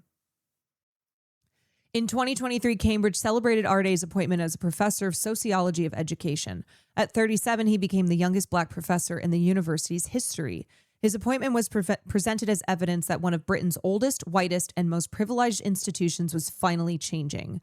Arday was celebrated when his race allowed Cambridge to tell a story about progress. That's what I said earlier, where Cambridge absolutely used him as a way to shield themselves from continued claims of institutional racism. And they pointed to Jason Arday and went, well, how can we be racist if we've appointed the youngest Black professor in history? When controversy arrived, that same progress helped turn him into a story about the supposed failures of diversity. The diversity success story became the diversity scandal, and Arday's race was central to both. Allegations against one black academic became part of a wider argument about whether diversity had gone too far. When a white professor is accused of sexually harassing students, the misconduct is treated as a question about the individual. The race of white academics is rarely turned into evidence about the fitness of white people as a group. Rarely is their appointment used to question whether white men have been promoted too quickly or whether merit has been sacrificed by employing them. Whatever they are accused of doing, they retain the privilege of being judged as individuals. Their race is not put on trial. Neither is their gender. Black people in overwhelmingly white institutions are rarely afforded that luxury. Their success can be treated as proof that diversity works, while their perceived failures are seized upon as proof that it does not. Arday resigned from Cambridge on August 5th, saying that the personal cost of the relentless public commentary had become too great. He was found dead days later. His family has said that the sustained abuse and harassment he experienced had become overwhelming. The Good Law Project had said that media organizations were privately warned of Arday's vulnerability after he resigned and has called for a public inquiry into the media treatment of Arday. More than 90,000 people have signed a petition calling for an inquiry into the alleged hounding of him. Cambridge's chancellor has now described the reaction to Arday as a racist feeding frenzy and called for reflection on what happened. I'm so glad that Cambridge's chancellor is doing that now that Jason Arday is dead. Now that Jason Arday is dead and it's too late, now they're saying, oh yeah, this was a racist feeding frenzy. Yeah, this was a little too much, huh? Now parts of the media want reflection and say his death shouldn't be used as part of a culture war. If alleged plagiarism can provoke a national reckoning while sexual harassment by powerful white men barely makes the news, we should stop pretending that public outrage is proportionate to the harm. What is required is an examination of race, sex, and power by whose failures are sensationalized, whose victims are overlooked, and whose reputations are protected.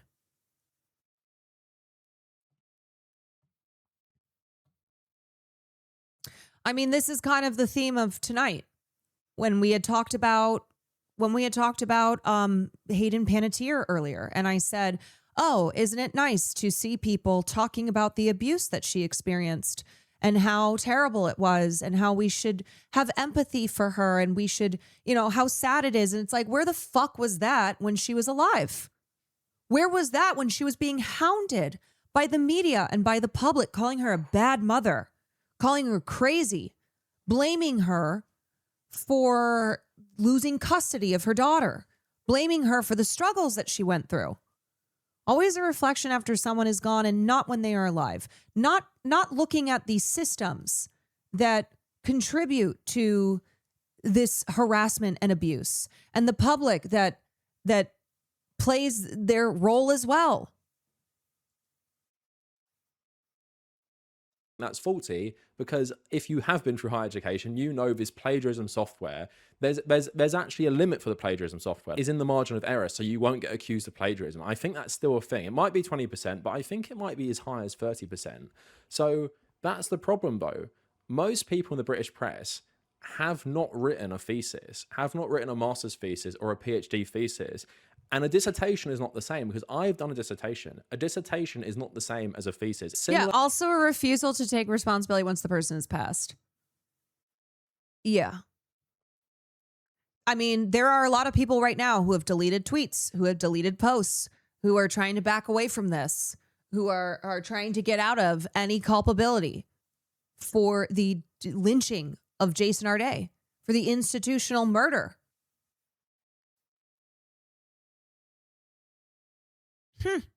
In many ways, but actually what you're writing sometimes feels very different, and the level of research is very, very different as well. So that's why you have to have academics scrutinizing this stuff.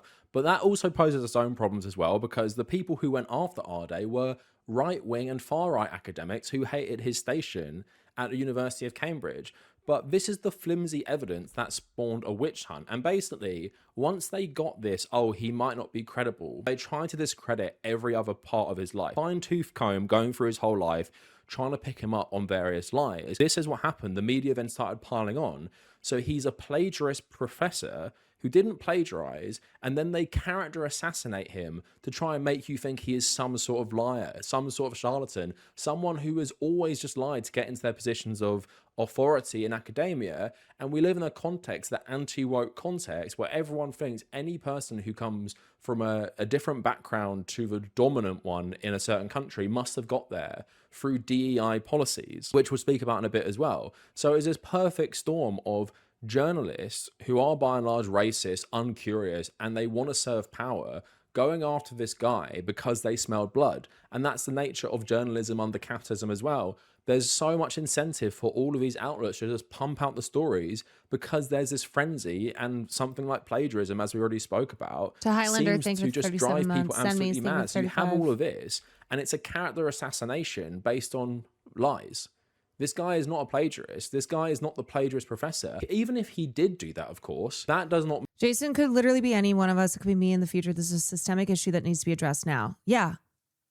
Imagine that you're put under this spotlight where every single element of your life is being scrutinized by the entire fucking British press, that they are looking into, like, they try to claim that he lied about being autistic. Like, everything from his life, they treated as up for scrutiny, and that, oh, well, this thing over here doesn't seem to be 100% as he had stated it, which means that everything about this guy is a lie. Imagine you are put in this position. What would they find in your life? What in your life have you exaggerated about? Have you not been maybe entirely truthful on? We're all of us have that. But they went a step further. And it was that every single thing they treated through this really cynical and with really cynical, dishonest framing. That they branded him a liar, which meant that he lied about everything. I mean, this should have happened because it still shouldn't have happened. Shouldn't have happened regardless. So if that evidence was... Jason at the peak of the media coverage receiving more Google traffic than Trump in the UK. That is fucking insane. That is insane. That is sickening.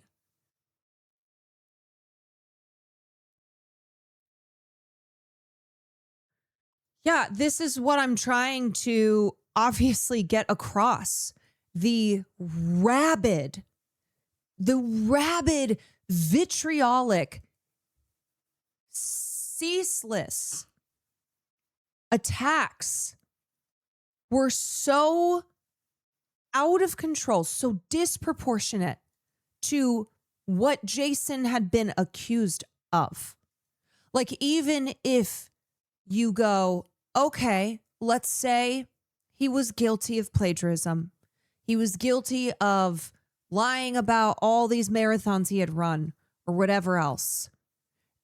Does that truly warrant the response? When you consider, too, all of the people and all the stories that the press doesn't give a fuck about covering, then maybe they'll have one or two stories here and there. But nope, nothing is as juicy as the youngest black professor at Cambridge who's been accused of plagiarism. That's the real tea. That's the real important, groundbreaking stuff that needs to be so thoroughly examined. Arday came out, he was this serial plagiarist. It wouldn't matter in terms of changing how I feel about most of his story, but let's start with this guy is not even guilty of what he's accused of. And if your life was picked apart by the most powerful media companies in the country, would everything you've ever said about your life hold up to scrutiny as well? And this guy was held to just the most insane that's exactly standard what ever. I just and this said. whole dogpile was initiated by a race realist. So now let's move on. I was going to talk about Novara Media first, but I want to talk about British journalism first. And I made a video like 2.5 years ago about why British journalism is the worst in the world. And I firmly believe that. And you might come from a country, like I know Greece has a reputation for terrible journalism. I know there's obviously countries like Russia and all of that. And America, of course, terrible journalists. But there is a very key difference in the UK. There is a journalist class. And while they're part of the upper class, they're kind of like a separate thing. And lots of people in the US, when you go to journalism school, I'm sure you revere like Seymour Hersh. You could be the next Seymour Hersh. There's no aspirations to be the British Seymour Hersh. Like just another example, Peter Mandelson, who was, you know, a high-powered political figure in the UK, who had a long-term association with fucking Jeffrey Epstein. And then he ended up, you know, resigning due to the scandal of the nature of his relationship. Looking at the media coverage of Peter Mandelson, there were like less than half of articles mentioning Peter Mandelson compared to Jason Arday. And Jason Arday in a much more condensed time period as well. Like you just cannot look at this situation and see anything other than a smear campaign, a harassment campaign that was driven by institutionalized racism, anti-Black racism in the UK, in the United States. Journalism schools in the UK. It's all about how do I get a media career and how do I become part of the journalist class. So my girlfriend went to journalism school, and when she used to tell me about it, I was honestly pretty horrified. So she did something called an NTCJ, which is a journalistic qualification you need to be pretty much accepted in most newsrooms across the country. You don't necessarily need it. For a lot of them you do, and that includes things like studying media law. But what she used to come home and often tell me was a lot of people involved in this, including like their teachers, would be former journalists who worked for the Murdoch Press and worked for The Sun. And when you're doing an NTCJ, if you can't afford it, you take out a loan that has to be repaid pretty quickly. Where in the context of going to school, like university, I'm still paying my loans and I will probably never pay them off, right? Because it's just, you just have to pay it for like 20 years before it gets written off. And this is different. So first of all, you get groomed into the British press's way of thinking by this journalism school. And what happens at the end of it is you do like mock interviews with people who might have worked for The Sun, and they might start offering you jobs. And they offer you jobs in the Murdoch Press, they offer you jobs at The Sun, and they offer you jobs at the establishment press. And these jobs actually pay a starting salary that is a lot higher than other jobs in the British media. So you have this loan bearing down on you. You've already been brainwashed to accept that it's kind of just a job. And then even if you have, like, let's say left-wing morals, a lot of you are going to get jobs at The Sun. A lot of you are going to get jobs at The Times. You're going to get jobs at the Daily Mail, for example, right? So you get into this hive mind, and these people also switch jobs, and often these outlets work at the same building. So the Daily Mirror, Daily Star, and Daily Express all work in the same building and are owned by the same company. The Daily Express is far right. The Daily Mirror says it's left wing. They work in the same building. They're owned by the same people. People work for both. People switch between both. There is no loyalty to any sort of political allegiance in journalism in the UK. It's to the journalism class. You become a journalist to get access to power. You become a journalist to become powerful yourself. Boris Johnson is basically the poster boy of what a British journalist is. And it's all about access to power. And then it's a club that you won't get in unless you've either gone through this brainwashing experience or you've come out of the Oxbridge factory and gone straight into a journalism position. And I actually did work experience for 1 week at the Times. The Times has a very nice building in London Bridge. It's where the Murdoch Press is basically situated. A lot of other places. I think News UK is also there. And I saw people like Sadiq Khan. I saw people like George Goodbye Osborne for now, in the building. Echoes. I saw famous people there. I sat in an office right next to Danny Finkelstein, Giles Corran, and I obviously would never be accepted at the Times. I didn't have the class background. I didn't go to Oxbridge. I also would never get the grades. I was doing a history degree in my second year. But somehow they just accepted me. Like, I emailed them and I asked, like, do you have any like work experience things going? And thankfully someone got back to me and I got to do 5 days there.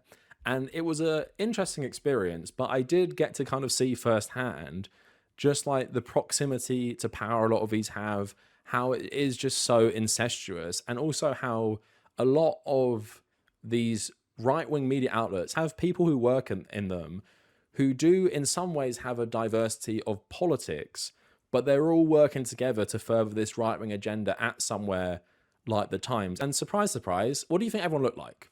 They all looked like me. Everyone in the building was pretty much a white man. There were some white women as well, but that was pretty much it. So not only do you have this conditioning at a journalist school, nearly everyone in the British press is a white person. Nearly everyone in the British press comes from money. Nearly everyone in the British press has this class solidarity with each other, and they all know each other. They all like each other. They all get on. But that gets into my point now. Novara media try and pretend they are independent from this, but you see Aaron Bastani constantly on GB. Yeah, also when it comes to the British tabloid culture, they are truly, truly the most aggressive. And British tabloid culture is so influential that it really feels like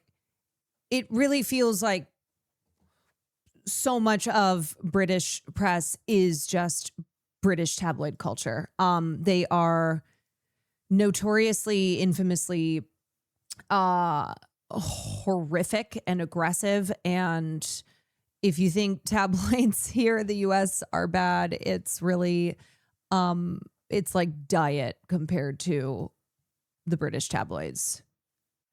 Yeah, they hack emails, they hack phones. There's no privacy. They make TMZ look like chump change.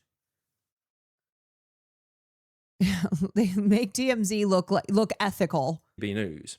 You see Michael Walker on GB News. You see these people constantly interacting with the establishment because they're becoming part of this social group as well, where these people don't care about the political conflicts between each other. Owen Jones is another one. They convince themselves, oh, I go onto this so I can provide the left-wing voice. But what happens is it's the establishment absorbing your voice. Do you think I'd ever be invited on the BBC? And I saw this person, I think she's called Reem Ibrahim, and she literally is just a propagandist for an extremist free market think tank.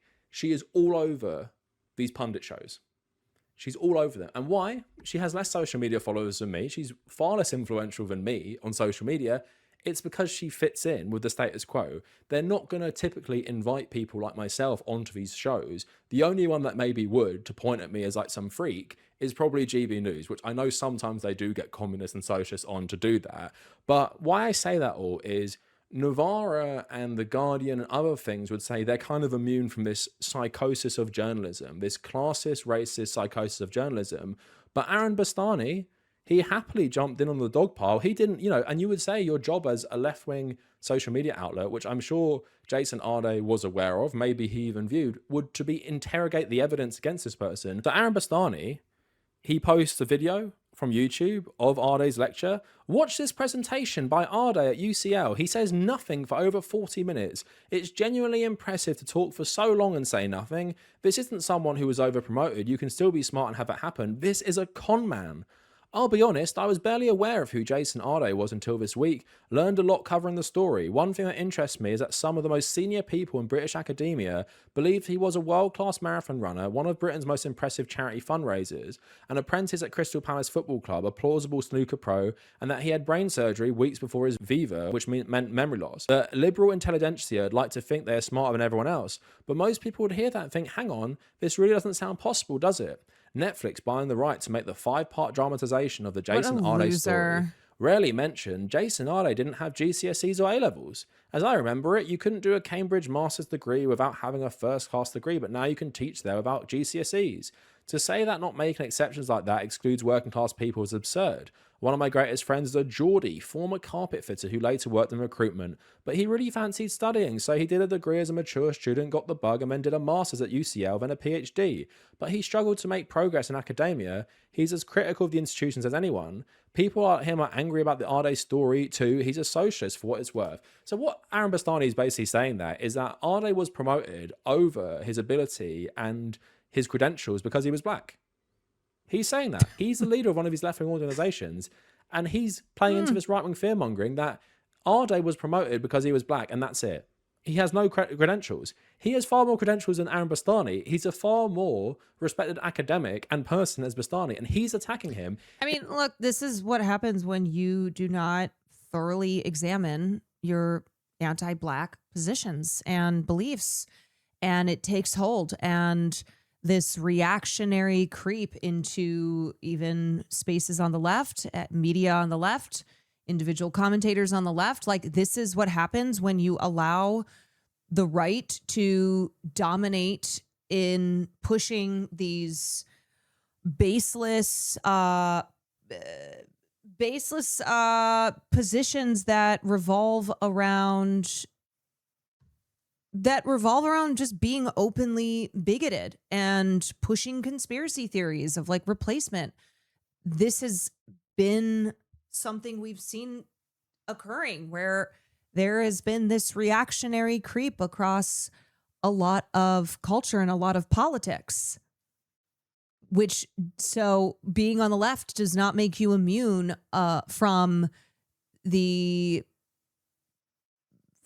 does not make you immune to right-wing ideology, to racist propaganda. It just reeks. It reeks of insecurity on his part. And he's saying, oh, he talks for 40 minutes and says nothing. Have you heard you fucking speak? You're tweeting this fucking garbage and you're criticizing this guy about how he doesn't say much. It's honestly disgusting, and it shows how this racist psychosis from the media infects people who consider themselves independent. The fact that this guy considers himself a communist. I mean, we saw a lot of that with like white leftists who defended Plattner until their fucking last breath, saying that the attacks on him were because he's a white, burly, aesthetic, working class aesthetic guy. Like Ryan Grimm, who over and over defended Plattner from the legitimate criticism coming from a lot of leftists who were very concerned about Plattner's history, and the defense of Plattner from people like Ryan Grimm was, funny enough, identity politics, while also decrying identity politics and saying that people didn't like him because of anti-white bigotry. Even that stuff. I know a Geordie guy who's a manual labourer and he fancied academia and he couldn't get into these institutions. You can't get into these institutions because it's fucking really, really hard. And to say that a black man did it and he got an easy ride is insane. Yes, Ryan has posted anti-DEI if you've been stuff. To university, yes. I went to the University of Southampton, which is considered a good university. It's in the Russell Group, which is like these stupid universities who think they're better than everyone, even though in my experience they're not. And I went to Royal Holloway as well. Do you know how many black professors I had in history and political science? None. I had none. I had more American professors, white American professors, than I had black professors. I had one guy who's from a Middle Eastern background. Most of my professors were old English white men. Old English white men who were liberals and conservatives. And I went to university in Southampton, and I went to university in Royal Holloway, which is near London. Near London with all these international students, loads of people from loads of random different countries, and all our professors were white English or white American. So he's insinuating here, someone like Arday, he got a free ride because he was black. And we know that in terms and this is never applied to white people who dominate in institutions because of systemic racism, that they are judged on their individual merit, that they are there because they deserve to be there, not because they are white, not because they have been aided by having more opportunities given to them due to not facing the same systemic racial barriers. But no, it's that they deserve to be there because they earned their spot. And that's why they dominate in these institutions. It's not because they have been granted more opportunities and have faced not the same barriers as opposed to black people who, if there's a black person in that spot, well, they got a shortcut that was given to them. There is no merit that earned them that position. I watch Novara Media. I'm not joking when I say I avoid their live streams when Aaron's hosting. He claims he's a leftist, but he makes these right-wing stances. Then he cries foul when people in the chat call him out and tell him he isn't a real leftist. Then he rants on and Michael or whatever his co-host is that day asking him to refocus on the topic at hand. Yeah, that guy sounds like he sucks. The population in England, black men especially, are severely underrepresented, not just in academia, but in higher education generally, because of racism in society and how racism historically enforces poverty in our society, right? You are not getting an easy ride for being a black man in the UK, as shown by what they did to him. That doesn't happen to other people. That doesn't happen to other white academics. And that doesn't happen to white academics who actually do terrible things. And here's a video proving it, where other people in higher education, academia, they were plagiarists and other things, and they still teach, and they weren't hounded out. Have you ever heard of Simon Goldhill, the University of Cambridge professor who resigned a couple of months ago after a sexual assault investigation? What about Dr. Peter Hutchinson? 10 female undergraduates made complaints against him for sexualised and sexist language. The University of Cambridge allowed him to continue in his role, but with some restrictions. When he broke those restrictions, he was permanently excluded from the university, then reappointed 2 years later, although he later resigned. What about Professor David Latchman? He presided over a laboratory that for over a decade consistently produced fraudulent research, including manipulating images and making up data. He's now the Vice-Chancellor of the University of London. Do you know who Sylvia Bouffon-Paus is? 13 papers either authored or co-authored by her had to be redacted due to data and image manipulation. She still works at the University of Manchester today. I'm guessing for 99% of you, the answers were no, you've never heard of them. And I'm only picking on those 4 people due to brevity. This video could be 10 times longer. But you've all definitely heard of Jason Arday, who tragically died yesterday. Let's just assume for this mind experiment that every accusation against Arday is correct. Like when Charlie Kirk said Ketanji Brown Jackson was a DI Supreme Court justice. And he exaggerated how much money he'd raised for charity and distances walked. Do you think the media attention given to Arday's alleged wrongdoings is proportional to the wrongdoings of the academics I previously mentioned? Even after he said he couldn't handle the media attention and resigned, the media still hounded him with stories such as Arday was late for work. And if you believe that Arday's alleged wrongdoings received a disproportionate amount of media attention, why do you think Arday receives the kind of scrutiny that these other academics? Yeah, when in reality in that system, it means black professors exceptionally qualify, the opposite of a free ride. Yeah, because of the realities of systemic barriers, that you have to be better than the best in order to, like Ketanji Brown Jackson, in order to have succeeded through a legal career and put herself in the position of being elected as a Supreme Court justice, she had to be so much better. She had to be better than the best because of the reality of how, of the reality for black women and the reality for black women in the legal institution. Did not. So Bastani here was in the lynch mob, and people like Ash are saying, I don't talk about colleagues. I don't talk about and how then my it gets into this tiring black exceptionalism discourse. Media lynch mob against the black Cambridge professor. We don't do that here. We don't do that on Amara Media, where we constantly complain about wokeness all the time. We don't do it where Aaron Bastani constantly goes on GB News and attacks refugees. We don't do it here on left-wing Novara Media. It's honestly disgusting, and I'll make a whole video about this now. It just shows you how. But it doesn't. But it's a trap. It's a trap because it doesn't matter how spotless your record is. It doesn't matter how exceptional you are. It doesn't matter how better than the best you are, because it's never good enough, because the bar is never going to be met because of racist fucks, because of the realities of racism, where it is never good enough. Even if you are as perfect as you can be, that bar will always be out of reach, because the bar is always being moved, because that bar does not stay in static. This country gets led by these people, whether it be Bastani, whether it be people at the Times, whether it be people at the Telegraph, who wrote all these articles, non-stop harassed this guy to his death. They are all infected by this classist, racist psychosis in this country. And let's talk about the racism angle a little bit more now, because that is obviously key to the story. So like I've already shown you, lots of white professors never handed out a job to this, and a racist professor was the spark that ignited this.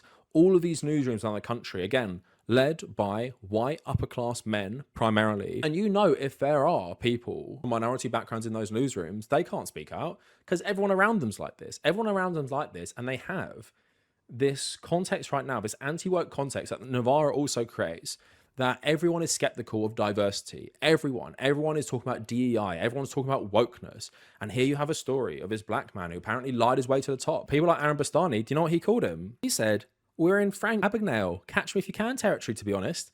Arday saga would make a better movie. So, Catch Me If You Can, he is Leonardo DiCaprio disgusting. film, where he lies about everything. He is Being a vile. doctor, a pilot, all this stuff. Arday's worse, according to Bastani, and he's talking about like Netflix making a documentary. All of these people capitalizing it because they know the audiences are so racist. This country. Also, what's extra fucked is that Aaron found out about Jason Arday this week. I'm assuming because Jason Arday is now dead.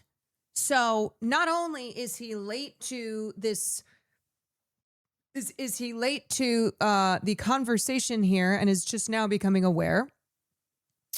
He is contributing to what caused Jason Arday to die and is doing so after the news has come out that Jason Arday is dead.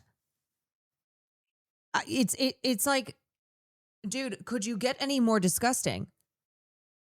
Could you like, there's disgusting and then there's what you're doing, which is literally continuing to kick a dead man. It is not just kicking a man when he's down, which the press continued to do after he resigned. It is now he's dead. He's also still firm in his position that Jason Arday did some wrong, and he tells anyone pushing back that he's sorry. The facts are politically inconvenient for us. He's a fucking asshole. This guy is clearly just a disgusting asshole. Is very, very racist, where they will just accept this, and there was no one to defend this man because there aren't prominent black voices in newsrooms who can say this stuff. There aren't prominent black voices who are at the head of newspapers. There aren't prominent black voices or minority voices at the head of media organizations. It's all white people, or people like Aaron Bastani, who I think is from an Iranian background. They all have no thought in their head, oh, this dog pile was too much. This coverage is too much. Interrogating everything this guy's ever said is too much. Or interrogating what the allegation was by this other guy who's a race realist. Why didn't Navarro do that? Why didn't you do that, Aaron? Instead of wasting your time talking about how he was basically a worse version of the main character of Catch Me If You Can, why didn't you interrogate the original Substack article that spawned this, like other people did, and said that he didn't actually plagiarize? And instead you jump on social media and call him a con man, and all your colleagues just go along with it because you control the organization that pays their bills. All apparently paid the same. You know they don't have the same power to call you out or change anything, and probably a few of them agree with you there. General racist British society is so tied up with classism, is so tied up with academia. These things all are the same. So this is the UK.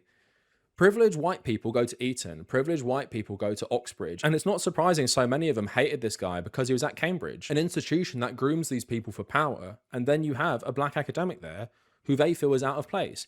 These people go through that system. They get into journalism. They get into politics. They get into banking, which is all the same job in the UK because they all switch around all the time. And then this story comes out.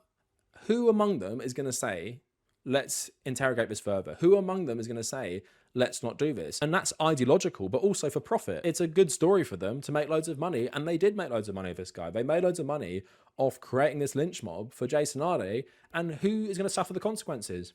No one. These people are deleting these tweets. Aaron Bastani is now talking about white mediocrity and saying how it's bad when people say that. People in the press are deleting their tweets, deleting their posts, and some of them are pretending to care about his mental health. And if this doesn't sum up the best of these people, right? So here's something I saw. A guy called Alan Brooks, I don't know who this is, he says, he retweets a picture of himself behind Arday. I guess it's an AI thing. Congratulations to Jason Arday, who has been crowned Plank of the Week. He crying face, and then when he dies, oh man, nothing is ever that bad. This is sad. I'm sorry for his family and friends. But are you sorry you participated in creating this environment? No. And that's the thing, the cognitive dissonance of you can even tweet about this guy dying and now you feel bad for him after you participated in the lynch mob for him. But that happens all the time. It happens with the James Somerton stuff. If he killed himself as well, people would be doing that. They'd be like, oh my God, he shouldn't have done this. What he did was bad, but he shouldn't have done this. But here we have a guy where regardless of what he'd done, he didn't deserve his coverage, but he didn't even do it. So there's so many elements of this, but it is fundamentally, it's a classist, racist lynch mob which preys upon the worst elements and xenophobia and hatred of British society to create this context where this man felt like there was no way out. He was of course right to think that because the press created such a firestorm. Anyone who didn't know him personally before this, that's all they'd ever see him as. The plagiarism professor, the guy who conned his way to the top, like Catch Me If You Can, and he stole all his work. Not smart, didn't ever do anything himself, didn't bring anything to the university, didn't have to go through way more scrutiny and hoops than most people who attain those positions because of the colour of his skin. No, he conned his way to the top, benefited from the liberal establishment that just promote black people over white people now, and it's not surprising then it all came crumbling down because he was a con man and a liar.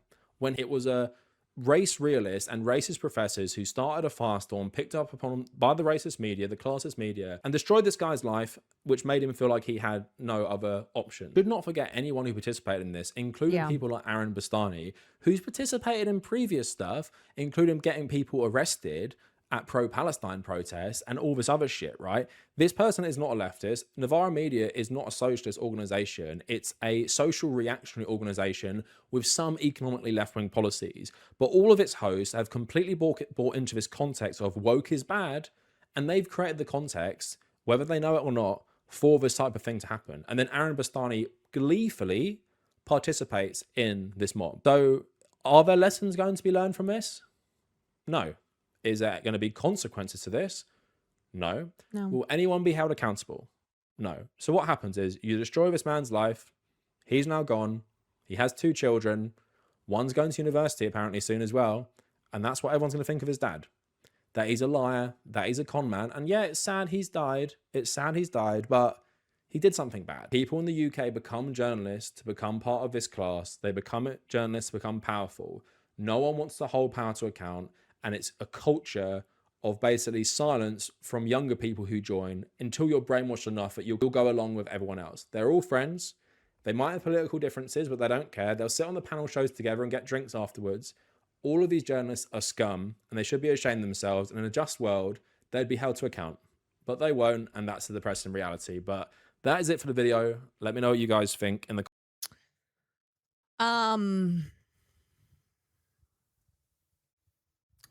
Yeah, I mean, there are obviously some good journalists still at Novara, as is the case for, as is the case for New York Times, right? Like there are good journalists in mainstream media as well, not just on the left. But it's, I think, disappointing to have leftist branded, socialist branded media have figureheads that are so reactionary and increasingly so. Same thing with Drop Site, you know, it's how I feel towards a lot of Ryan Grimm's takes where, yes, there's really great journalism and journalists at Drop Site, but it's very frustrating to see Ryan Grimm's continued reactionary spin on everything.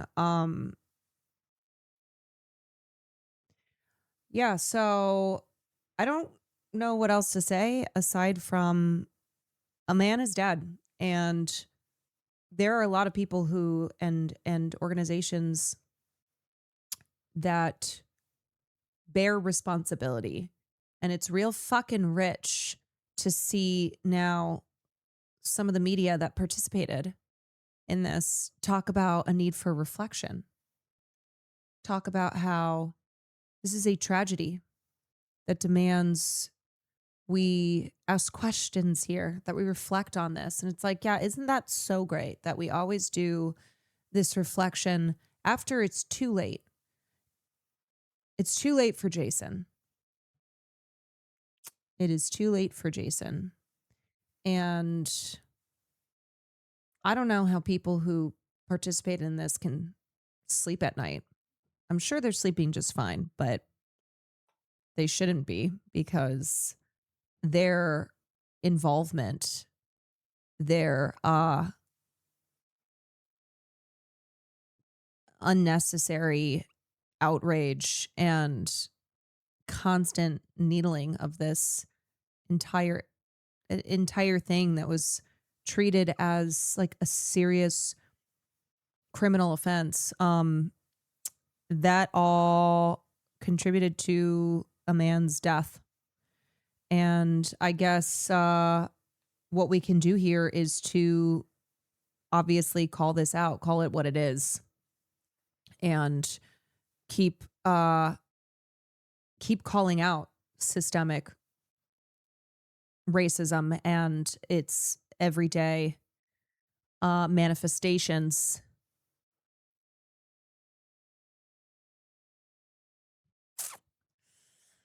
Whew, rest in power, Jason. Yeah. Yeah. All right, y'all. We're going to change up the vibe a little bit because it's been kind of intense today. Which shoe should I pick? It's been kind of intense today. So I think the last thing we'll watch here is Ziwe and ROACH. ROACH is an iconic guest. I cannot wait to hear what Ziwe has got for law. Anyway, thanks for that discussion, y'all. And I hope that I hope the little mini convo that we had to have in the midst of that, having to stop the discussion, I hope that reaches people who need to hear it. And a reminder again that anti-Black racism is an individual, very insidious form of racism that cannot be lumped in with all other racism, because that then means we are failing to grasp its impact on those who are affected by anti-Black racism. All right, here we go. The pink. You think the pink? Yeah. Palette cleanser from Hogan earlier. Oh God. Oh no. Oh no. Is this a palette cleanser?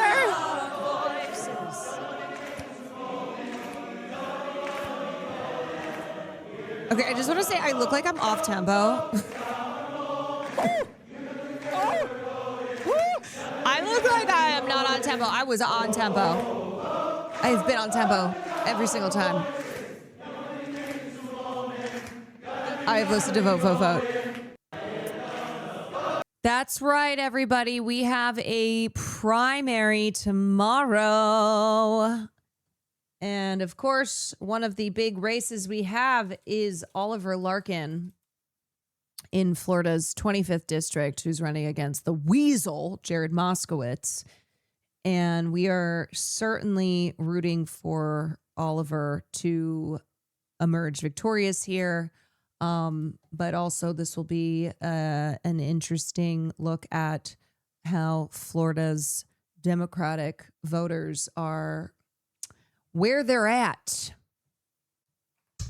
My DSA white boy, Larkin the Lion. That's right. Okay. I'm going to go grab a snack. I'll be right back.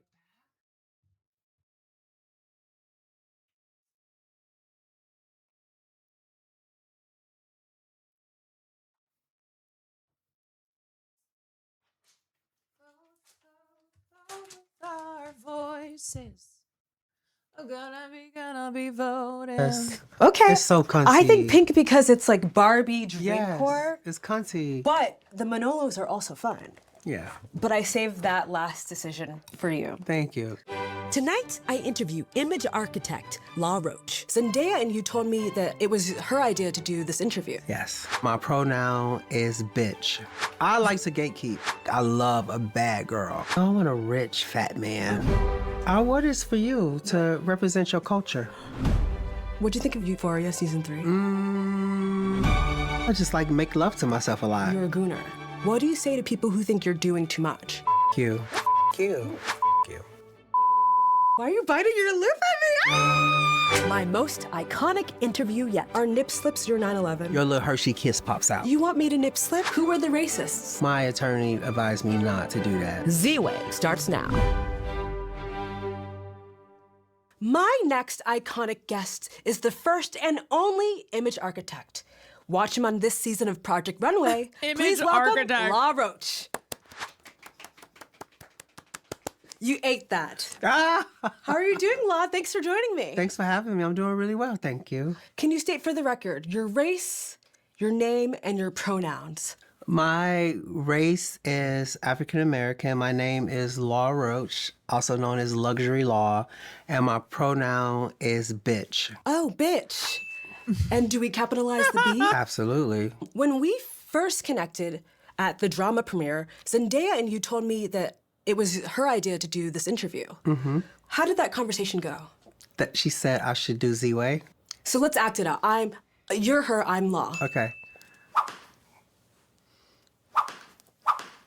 You know what you should do?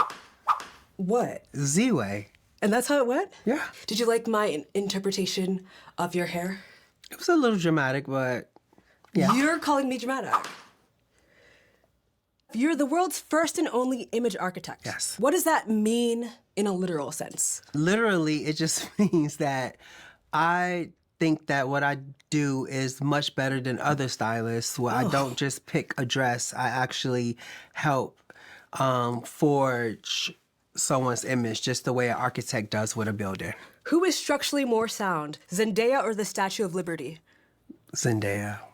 More than Lady Liberty? Lady Liberty is a little old, and she requires a lot of upkeep and renovation. Have you seen Law reading Tyra to Filth on Project Runway? Was this a recent thing? Because I swear I did see a clip. A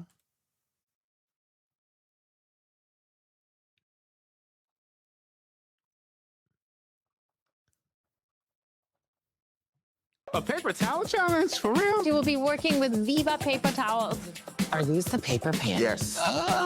Not those pants. That is not made out of paper towels. What? It's kind of giving like salad goddess. It looks like a salad. We were split between your looks. Honey. There is no flaws in this look. This is one of...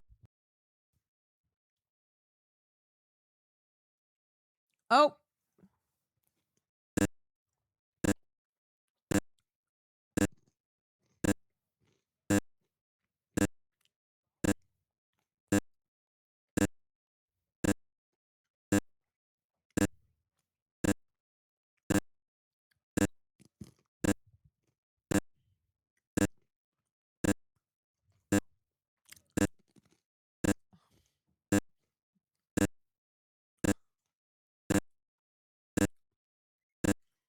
No, you're overstepping. Is my whole stream fucked? Yeah. Hold on a sec. Something happened with my my OBS just froze. And now it's all broken. Hold on. Let me unplug. Hold on.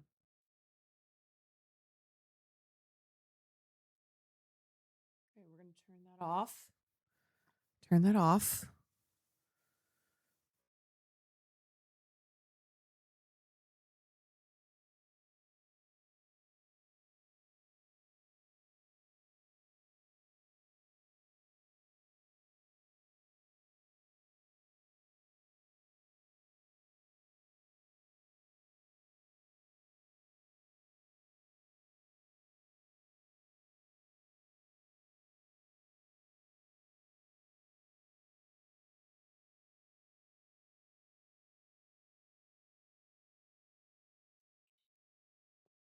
Nope.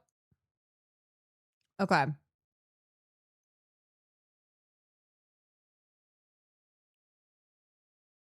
I fear.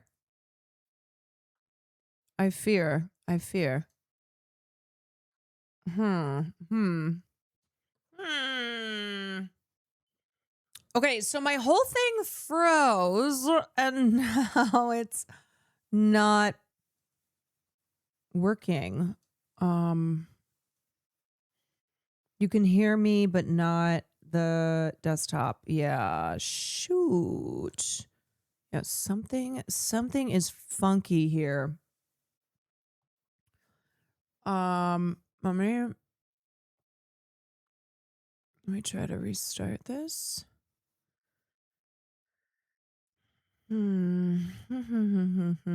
We really tried our best tonight. Hold on, let me try one more thing. System audio. Choice or voice or the stream. Oh shit. It's not even showing up on my options here. Okay, let's go to sound. Choose. Hello. The architect does with a Is that building. working? Who is structurally more sound, Zendaya or the Statue of Liberty? Zendaya. More than Lady Liberty. Lady Liberty is a little old. And she It's doubled. Okay, why is it doubling? requires a lot of upkeep and renovations. Yeah, it's because it's playing on voice chat. I don't know why. Gotta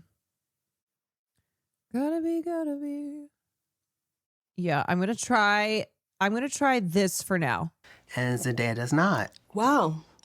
Drag her. It's not playing through the right The source, bastion but- of freedom. So, in 2023, you publicly retired from fashion saying, my Okay. cup is empty. The politics, the lies, and false narratives finally got me. I'm It's out. kind- it's heart, fixed, heart, but- heart. I kinda You had to then fuck kept some things working, up. like Jay-Z's Black Album. Are you a liar, a flake, or a messy bitch that lives for drama? Well, Ziwe, I actually did stop working for like 7 months and I wrote a book in the app. This is what Insta did. Yeah, it just fully froze.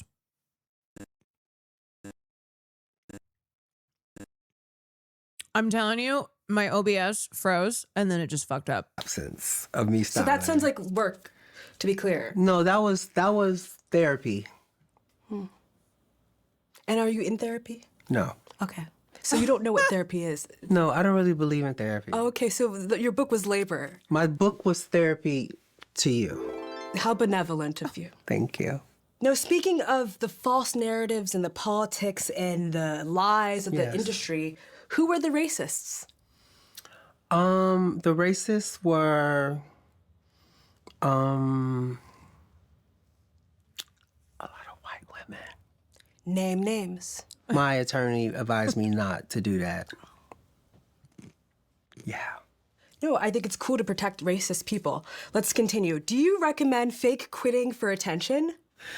Just to be clear, I didn't fake quit for attention. I quit for real, and I just happened to get a lot of attention for doing it. I don't want to work through the logic. I think that this interview is... Oh my God, wait. Like 3 years ago, ROACH had announced his retirement, but then didn't actually retire. Remember, people tried to say that something had happened between him and Zendaya, and then nothing had happened, and then he didn't actually quit. Becoming very retirement phobic. But you're the one who age shamed the Statue of Liberty. So I just want you to sit with that and sit with your bias because you called her old, decrepit, and stale. And that's not appropriate for one of our said nation's that. oldest symbols never said to that. I just welcome said that- immigrants on Ellis Island, but you hate immigrants. Let's just said that continue. she's- Speaking of an immigrant, Sure. Celine Dion brought you out of retirement Yes. to style her for the Grammys. Oh, you just contradicted yourself. If I faked retired, how could somebody bring me out of retirement? How long have you oriented your life around white women? Celine Dion is not a white woman. She's a queen, a goddess, an angel sent Yes, he put Zendaya in the colonizer earrings. for heaven. And then also talked about flying one of the fits for Odyssey on a private plane. To change our entire life through song and fashion. What's your favorite Celine Dion song? My favorite, my But heart also, Zendaya still wore the earrings. So it's not entirely on ROACH. go on. Oh. Yeah, Will just it? like my career. I wish I could say the same for yours.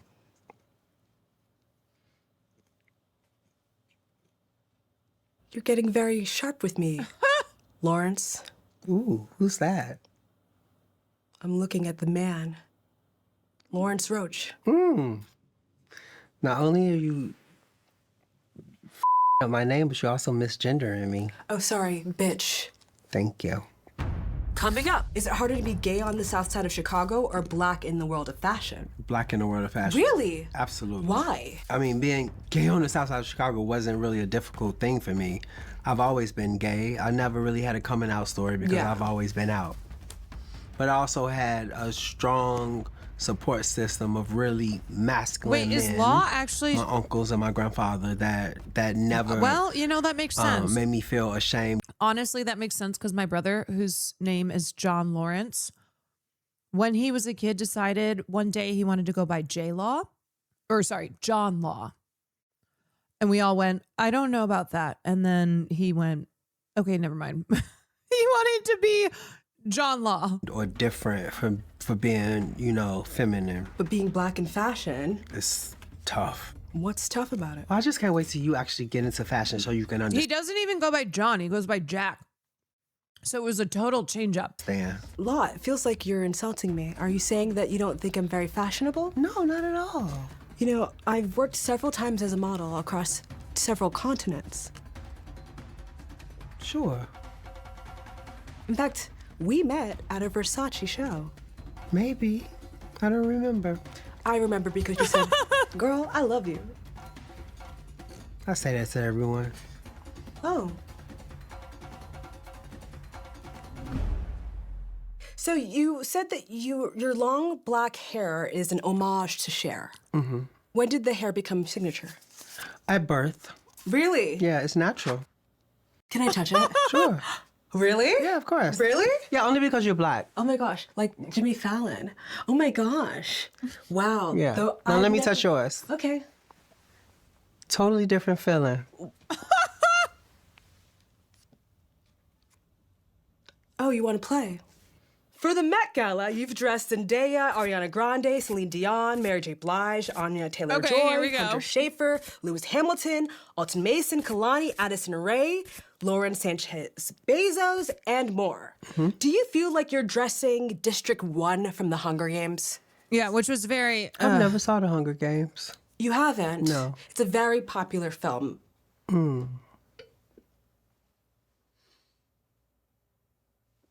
Yeah. District 1. Oh. Yep. Do you like any dystopian movies? Define dystopian. A society or a world where things are not right. Like Wicked? Sure, like Wicked. Love Wicked. Wicked 1 or Wicked 2? 2. What's your favorite song from Wicked 2? All the ones that Ariana Grande sings. Oh, all of the ones your client sings? Ariana Grande, yes. Got it. And do you usually pander like this so shamelessly? Define pander. You wrote the book. Not about pandering. Let's continue.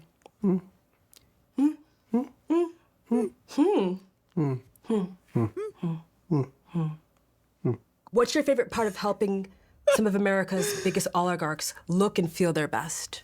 Define oligarch. Really, really, really, really rich person hoarding wealth at the top. Off the backs of the proletariat.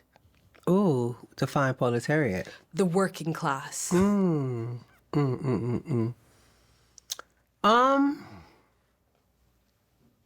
you repeat the question? No. My service is to dress people ROACH who is a bitch. can afford me to dress them. Not care And about anything other than I don't think that people would go to a celebrities a in his doctor own status and be turned away from medical treatment because they are wealthy. What other similarities do you have with doctors? I love exams. Oh, but he's very talented. I love to recommend different cosmetic surgeries as a doctor would. My doctor would recommend I get cosmetic surgery? Sure. Coming up, would you rather be called tacky or the N-word? Depends on who's saying it. Wow, the fact that you have to think about it is nuts. Depends on who's saying it. Okay, who can call you tacky and who can call you the N-word? Nobody can call me tacky, and the people that can call me the N-word, I can also call them the N-word. Got it. Okay, got it. So Zendaya, rather be called tacky or N-word by her?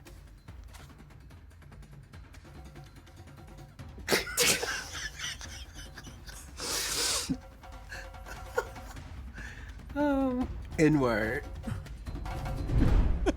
You said in your book that Zendaya is one of your biggest advocates in the industry. Yes. You have a catchphrase, both of us or none of us. Creatively speaking, when does she begin and when do you end? I think we're definitely one soul sharing two bodies. Is she your best friend? Sometimes she's my best friend. Sometimes she's my advisor. Sometimes she's my component because we fight. Sometimes she's my annoying little sister. She is many things to me. And I hope that I am, the same number of things to her. Family, like Don Torello. Definitely. So you've described yourself in Zendaya as Jordan and Pippin. Yes. Which one are you? I'm Pippin, for sure. Did you know that Scotty hates Michael? I did not know that. Can you elaborate more on this basketball reference for me? Like, who are these men? Well, I think I heard it in a rap song. Can you just give me a little, can you rap it on beat? Yeah, we went to the Met Gala and we was tipping because she's Michael Jordan and I'm Pippin. That's the Chicago. And any more details about those two men? The team they played on? The Chicago Bulls. And the championships number that they've won? Was it 5? You're from Chicago! It was 5, right? No, it was 6. 6. I missed one. Kill me. When you saw Anna Sawai hit that 2025 Superfine Tailoring Black Style Met Gala carpet in a tailored white suit and hat, how did you feel? I was surprised. I was shocked because the true story is that I knew that Zendaya had already walked the carpet and she was in the Met because we were texting. And then when I turned down and looked, I'm like, why is she doing the carpet again? And then it wasn't her. So it was just a big shock. Wow. So that's, even if the references are different, the looks are similar enough to mistake the unmistakable Zendaya with Anna Sawai, who's a lovely actress. Yeah, beautiful girl. Beautiful girl. Mm-hmm.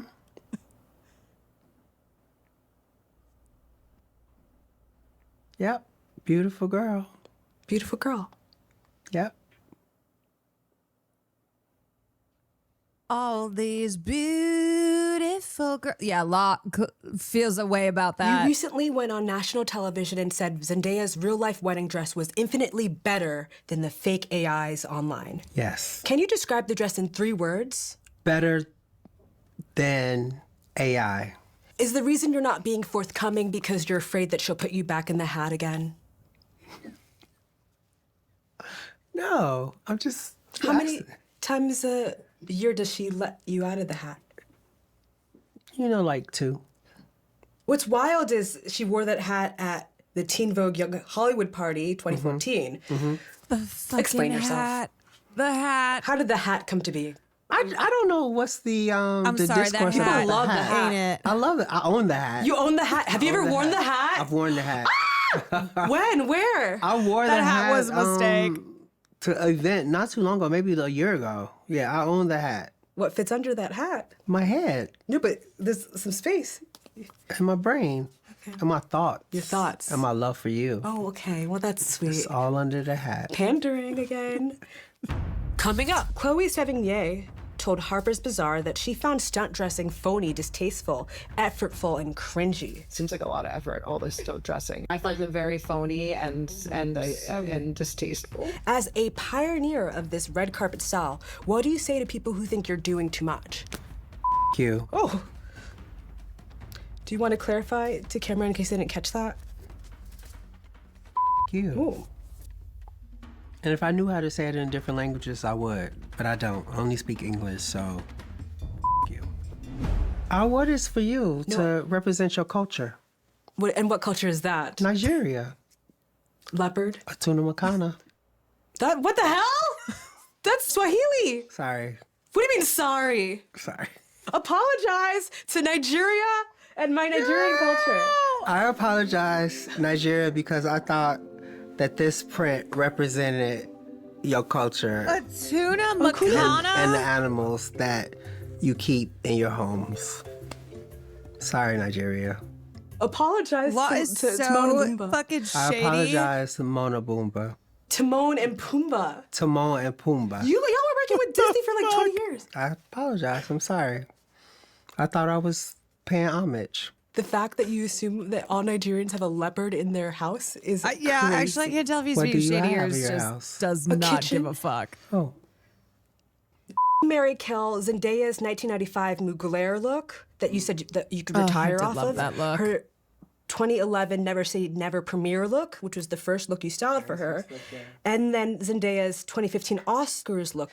I don't want to play this game with those looks because I think all those looks are incredible and they really play a huge part in both of our careers. There's no there's no marrying, there's no killing. No, we want to marry all of them. Okay, so even you're the pleading Justin with Bieber one? And I don't understand, does it mean like or like?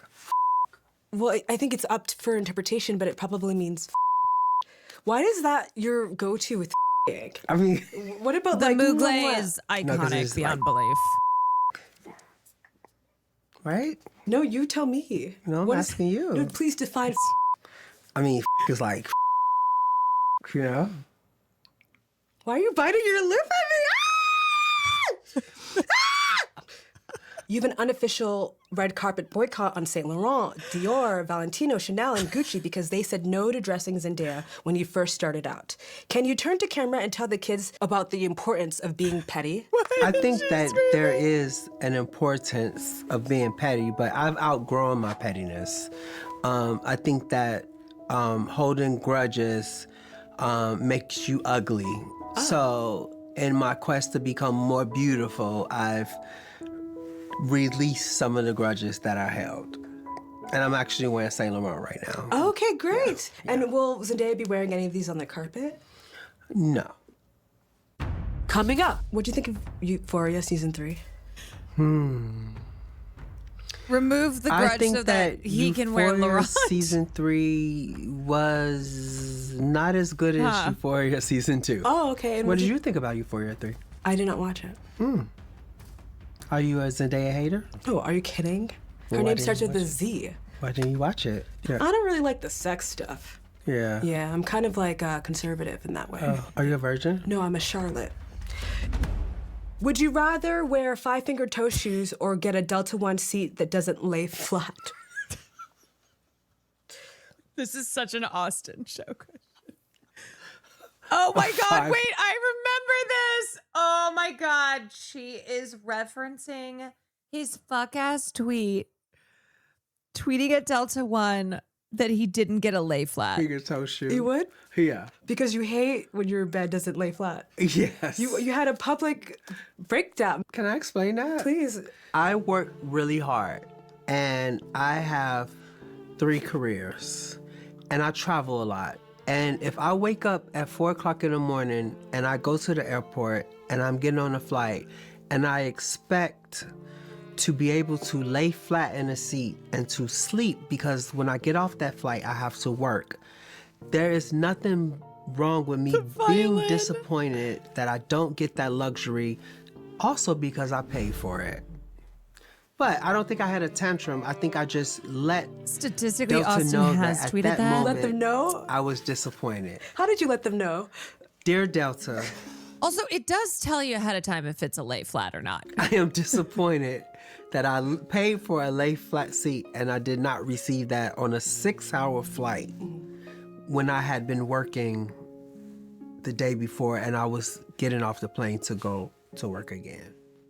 So, some of the criticism around this is that people were like, why don't you use your platform to end homelessness or to heal the baby seals? Mm-hmm. The platform that I wanted was the platform that lays flat with a comforter and a pillow. And by the way, what medallion are you? Delta Diamond 360. I started at Delta Gravel. What are the perks of that one? It was and I worked my up from gravel to diamond. Started from the bottom. Now we here. As far as fashion faux pas, are nip slips your 9/11? Love. You like a nip slip? Love. Really? Nip Why? slip, yes. Especially for someone that's, of course, at the age of consent. It's great that people have followed you and supported your career. And what better way than to give them a nip slip? Oh, give back by showing your areola. Correct. Got it. Show yours. You want me to nip slip? Of course. Why? But you have to do it in a way that you really, that is just a slip. It can't be on purpose. It has to be like you're walking, the wind is blowing, you have on a beautiful John Galliano Dior bias cut slip dress, and all of a sudden... Specific. And then your little Hershey kiss pops out. Wow. My Hershey kiss pops out. You know, I'm a Charlotte.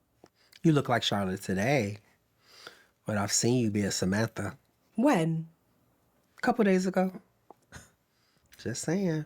And what are you? Charlotte, for sure. You're Charlotte? Absolutely. Coming up, marry, kill, Oscars, Grammys, Met Gala. Kill Oscars. The Grammys. Meaning like the Grammys, right? That was very crass. And then the Met Gala. Marry. Because I love it. Do you have a motion for the Met Gala?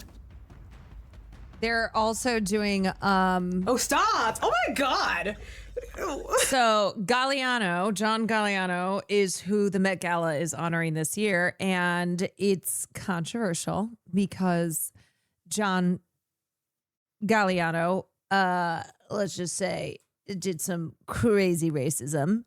So it has reignited debate online. He was convicted in France for public anti-Semitism and other racist tirades. So, yeah, now the Met has decided for next year that they are going to be honoring him. He's not dead, by the way, so you can't even dig him up because he's still alive. Oh, and to be clear, real anti-Semitism. Yeah, not anti-Zionism that Zionists call anti-Semitism, like actual anti-Semitism and other very crazy racist verbal tirades. Yeah. What is up with famous designers and being Nazis? So he was so racist, he got convicted in France for the racism. And now the Met is going to be honoring Galliano. So that'll be interesting. The theme is John Galliano Horizons. Yeah, I mean, is someone going to show up in like, I don't know, an SS uniform or something? I don't know. We'll see. I have to blur that out. I apologize to the children at home watching. No children watches this. I'm unfortunately related to Galliano distantly. What? Not sending their best on that side of the fam. That's crazy. Dare you? I'm very popular. Ziwe loved the kids, and the kids love Ziwe. All right. What did more damage to the black community, the crack epidemic or the Kardashians calling cornrows Boderick braids? Never forget 9/11. That was my 9/11. Never forget. The crack epidemic for sure. Has a skimpy celebrity outfit ever made you clutch your pearls, by the way? Like, how much skin is too much skin? Like, should we all be going full Bianca Censori? Yes. Okay, you like the naked look. I'm not sure I like the naked look just for shock value. But there is a story about Grace Jones going to an event with just hair. And I think it's something powerful about a woman being really secure in her. I'm related to Che Guevara, which feels like a flex in this context minus fashion. Hell no. Che Guevara was a fashion king. Had that shit on. Iconic revolutionary fits. Body that she could show up to an event naked. And I don't think we have those type of girls anymore. Like, I love a bad girl that has no inhibitions. Like, I love a Rihanna walking out of the club with a glass of wine. You know what I mean? Like, I think that we are missing those type of women now. And I miss those type of girls. You gotta stop those girls. They're out there. If there are any ladies out there that want to show up to an event beautiful and naked, call me. So you own a 17-acre piece of land in Georgia. 24. Because you wanted to reclaim a plantation. Yeah. Do you ever feel haunted by the ghost of the Confederacy? No, I feel uplifted by the ghost of Harriet Tubman. Good. Speaking of Harriet Tubman, do you think that she would look better in Mugler or custom Emmanuel Ungaro? I think she would look better in Schiaparelli by Daniel Roseberry. Oh, what look in particular? Look 34. From which season? The last season. I almost pulled an Ungaro look for today. Oh, I wish you would have. But you decided to wear that. And what's wrong with this vintage Chanel 1994 spring-summer suit? Nothing.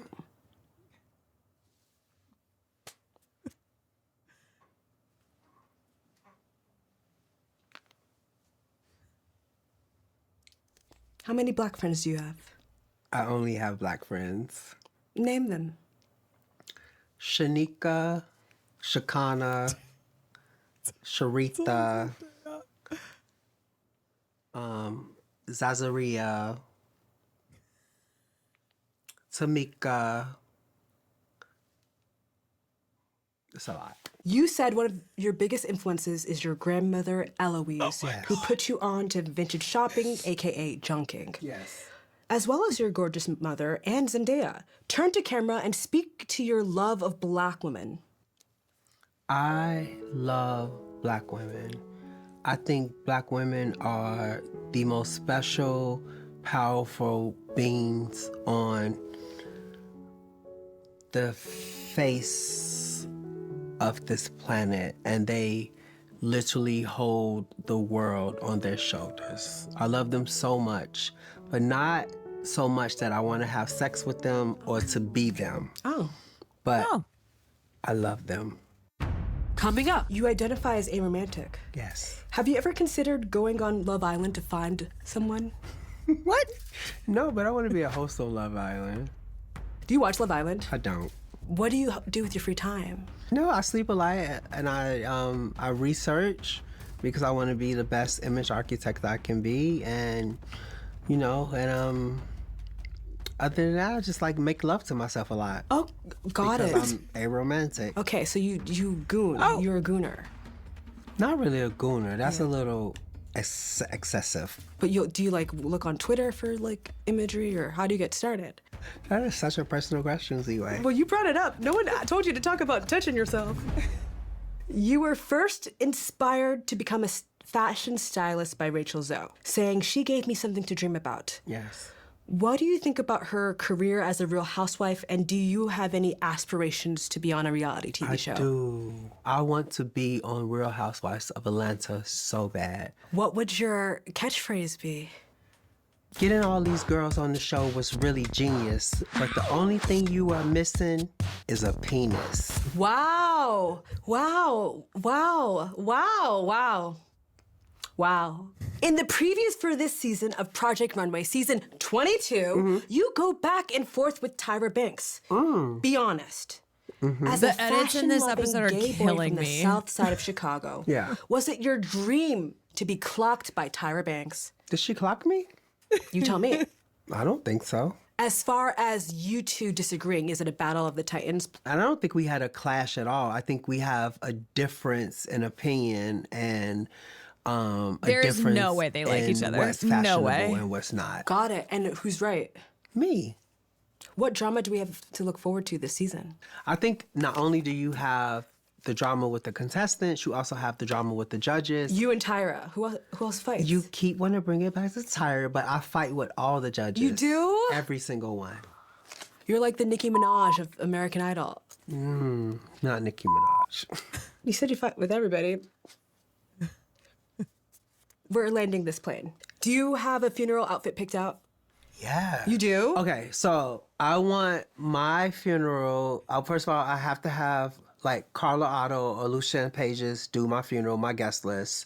I need Celine Dion to sing Amazing Grace. Wait, me too. I want to be buried in custom Schiaparelli by Daniel Roseberry. What if he decides I should die in? I need catering. I need a step and repeat. I want Zendaya to be there with a remake of the hat that Coretta Scott King wore to Martin's funeral. Like, she knows this already. If you're not dressed up, you cannot get in. And if you don't do that, then I will haunt you. Oh. Yeah. Do you know how you'd like to die in this scenario? How much is Daniel Roseberry paying you? Probably a lot. At Bergdorf's or, boarding a private jet somewhere. Wow. With the Birkin. With the Birkin. Yeah. How do you think this went? Great. I just like make love to myself a lot. Fabulous. I enjoy myself. What do you want your last words on the screen to be? I love Ziwe. And yeah, I mean, look, Law gets away with Law's shit because Law is so talented. I wish her years and years of success and millions of dollars and a big cat that she can have in her house. A large cat? Leopard, cheetah. I can't. Something exotic that she can raise as her own. In the brush. As her child. You disgust me. Yeah. Give it up for La Roach! Did you bring the Birkin? I didn't bring the Birkin.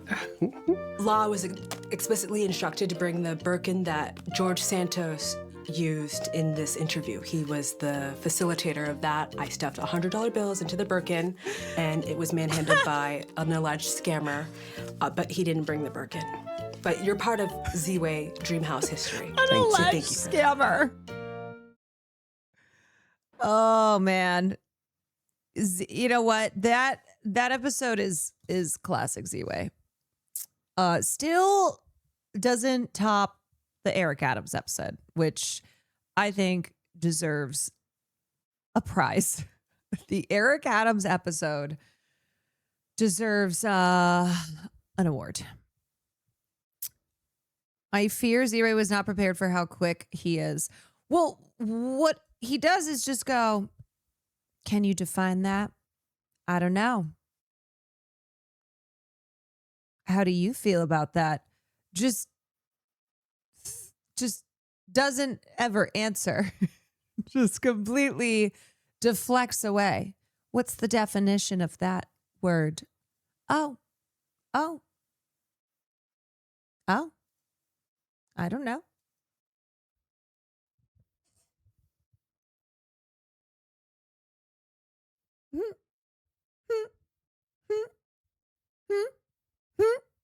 Law's messy and he knows how to avoid shit. Yeah. I don't think a winner emerged from that one. I don't think there's a clear. I don't know if Law necessarily bested. But Ziwe did not win that one like she has with. You think Law definitely won that one? Well, Law just did, maybe by virtue of not answering, not just constantly deflecting. I think he comes out of this looking good. That's true. That is true. I would have liked if she threw in a question there over the colonizer earrings, but he probably just would have been like, will you define colonizer? What's the definition of that? Yes, but didn't she look fabulous? He was very slippery. That's true. Anon, thank you for the gifted Segway Films. Thank you for the raid.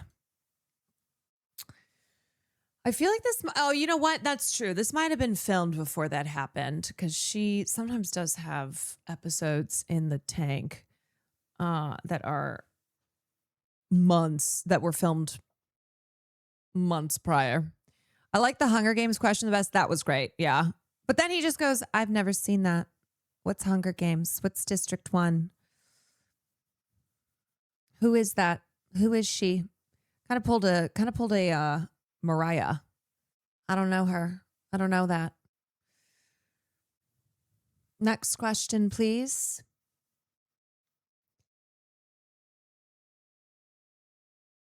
Yeah, when Law said, I don't do therapy, I feel like probably 87% of what he said is just not true. The Black Friend's answer from Law was crazy. Notice that he did not name Tyra. Did not name Tyra.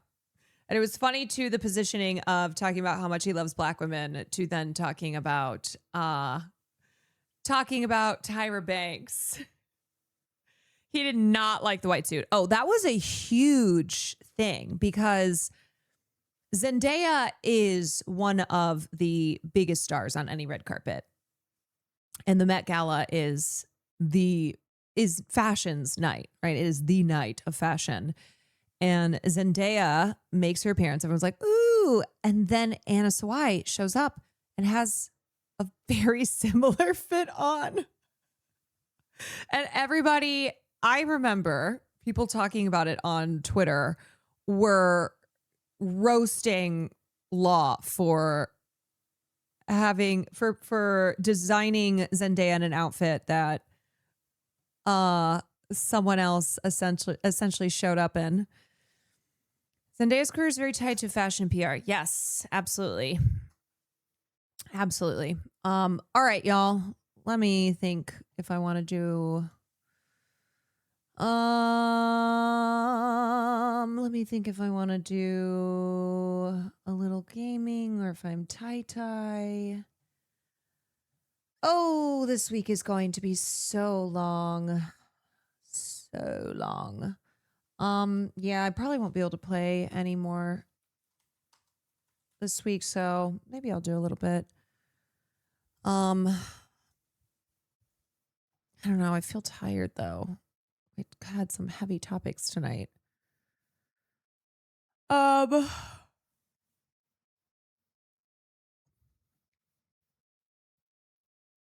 Y'all think I should do Choicer Voicer or a little bit of Red Dead?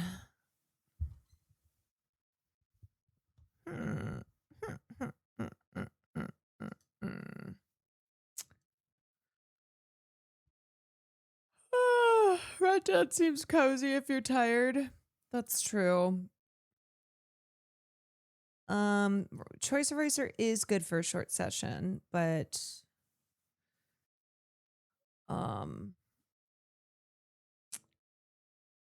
well, you know what? I already started to open Red Dead, so maybe we'll just do a little bit. Maybe I'll just do a little bit of Red Dead. Since I'm already here. Okay.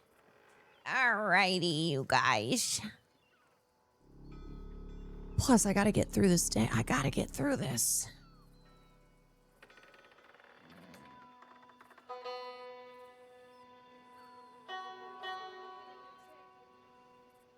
It's been 84 years. All right. Plus, I can't let too long go. Can't let too much time pass in between because I forget how to play. I completely forget.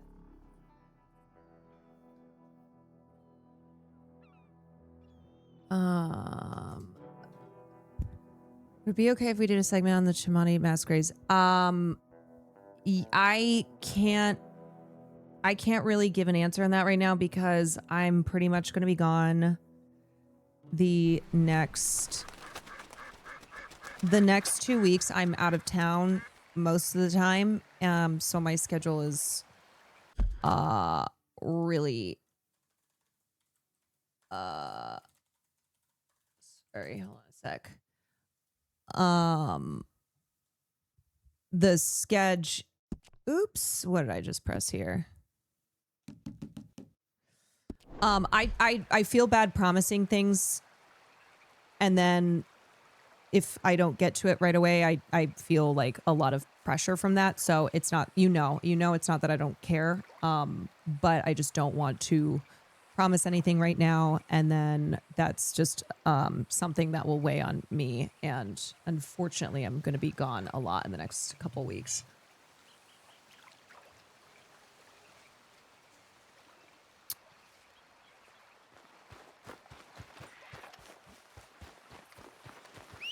Okay, let me see where I am.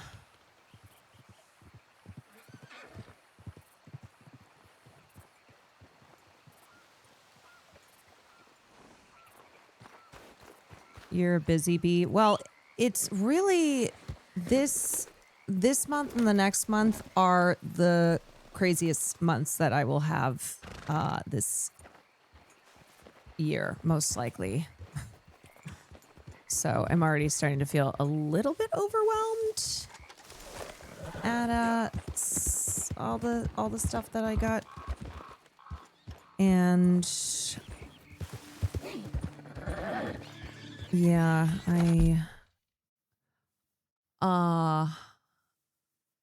what am I looking at? Yeah, I have my sister's wedding, and I feel like I have not even been able to dedicate any time to that so far, which I just always feel guilty about so many things. I constantly feel like I'm just letting people down, not responding enough.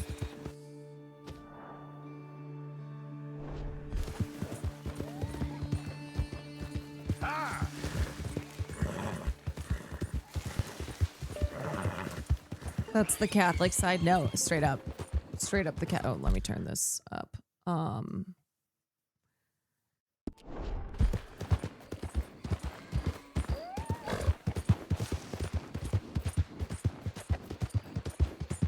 don't know. I feel like this year so much has happened that it's been really difficult to deal with.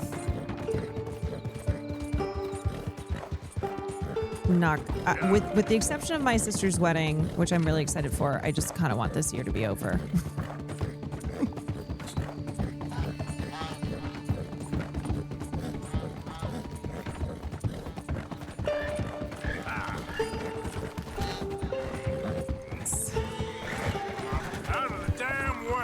Sometimes there's just certain years that a lot of stuff happens and just keeps happening. Stuff will not stop happening. Saying that with over 4 months of the year left. Yeah, I keep saying I wish I could just flash to like 6 months from now, and maybe there will be less stuff happening. Or maybe some stuff that has happened will... Day's almost over. We'll calm down.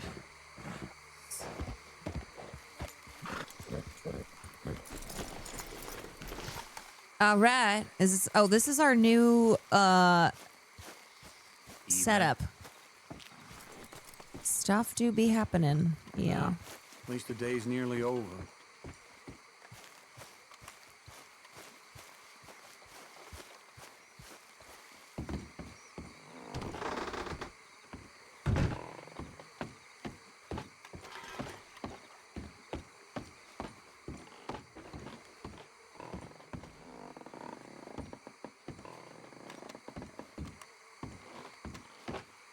Where's Dutch? When did I start Red Dead? Oh God, I don't even remember.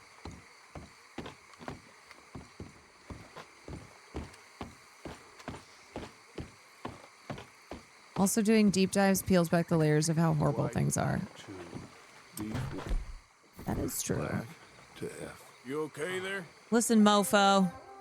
Working it all out. Once and for all, Arthur. What now? We're back. It does feel like I've been playing for 84 years. And I am contemplating the great journey of the sun and considering a famous chess move. Those oily enactors of a mediocre justice, the Pinkertons, and their benefactor, the depressing millionaire Leviticus Cornwall, they want us, Arthur. They want us. And they are going to have us. Maybe they ain't the problem. Meaning? I don't know. It's just... I started this February 5th. Shut the we would have fuck been better up. running off Shut the someplace fuck else. up. The game ain't over, Arthur. I mean, I ain't played my final move, but... I guess I'm more interested in surviving than winning a chess. And maybe life ain't such a thing to cling on to so tightly. No doubt. What's our move here? Oh my You God. sound like Hosea. I miss him. Yeah, he's dead because you're an idiot. Question. What do you think? We can't stay here. That much is obvious. Where are we gonna run to? I mean, they chased us from the west. They chased us over the mountains. They This will ran be us into the part sea. 26. Arthur, do you have my back? Always, Dutch. But there's more than your back to worry about. We need more money. We've been on the run for months now, and I seen you killing folk in cold blood like you always told me not to. And I'm sorry, but I can't help but think that if we There is country. Wait, I forgot Roanoke Arthur's Ridge, dying of Butcher Creek. to I Burke. believe we could hold. Okay. You and Charles, you could take folks up that way. Micah and I need to do some reconnaissance. I ain't got a final plan yet. Arthur, I ain't got it. I just need time. I need time. We don't have time. And no traitors.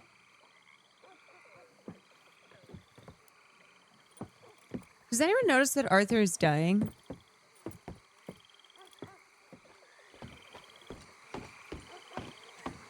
Does anybody care? Does anybody care? Charles, will you ride with me? Always. He looks Where are we headed? ill. Up past Butcher Creek. It's Murphy Brew country. That's why I'm asking you to ride with me.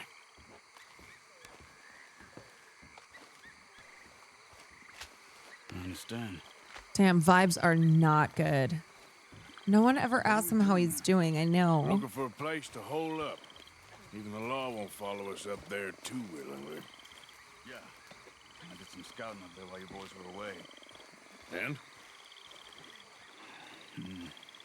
You'll see. Sounds pretty ominous. I know the way. Follow me.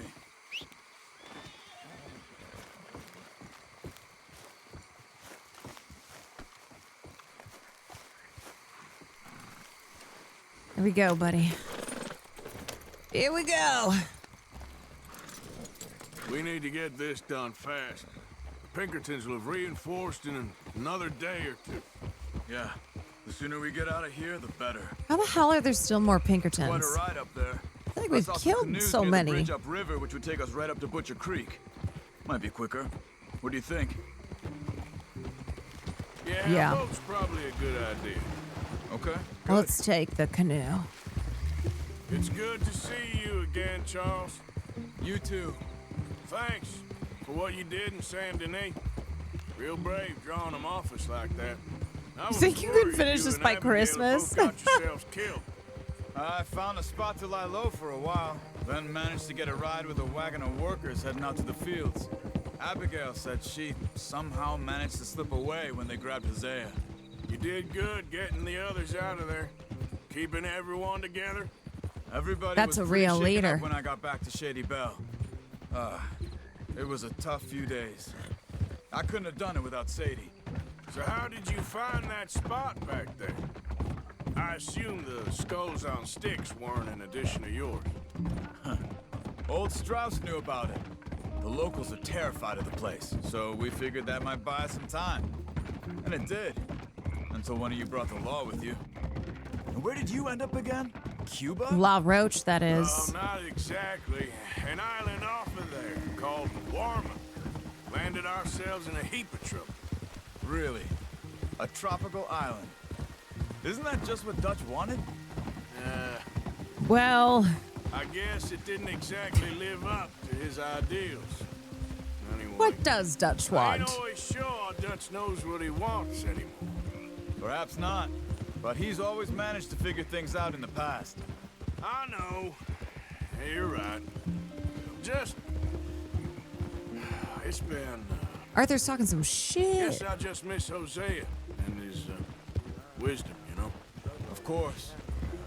There's the bridge. Arthur's like, I just want to do a There little should be some little canoes down to goss. the right here. Whoa. Well, I see one anyway. Oh! That'll do. Come on. Sorry, Farlito.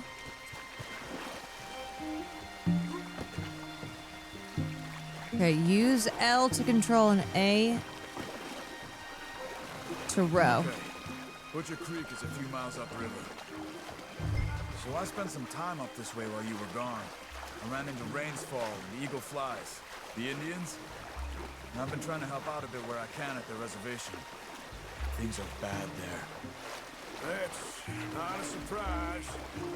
They seem to be in a lot of trouble and heading into more.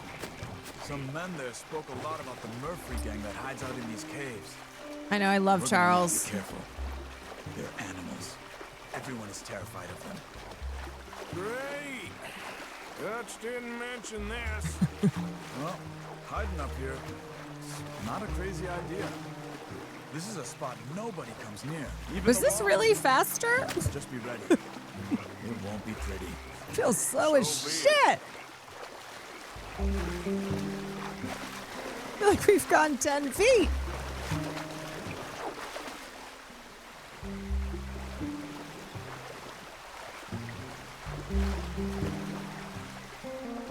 It's trust the process.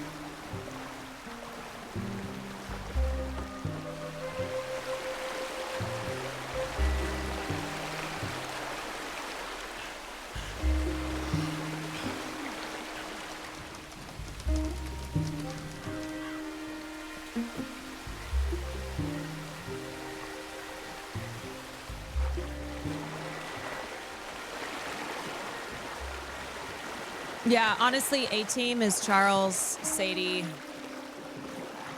obviously Arthur. Well, sometimes.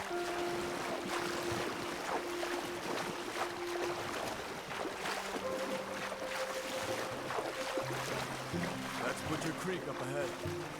Who are they? The locals. Well, they don't look too friendly. Wait till you meet the Murphys. All right, let's walk it from here. Charles makes me feel safe. Yeah, this game is Gorgina. Let me eat a little bit of food. Good evening. Oh, God. I'm watching you. Oh. You know how we get to the caves at Beaver Hollow? I have You'll the get Burke. away if you know what's good for you. Okay, Not chill. gonna help us. I'm pretty sure it's to the north, up the road here.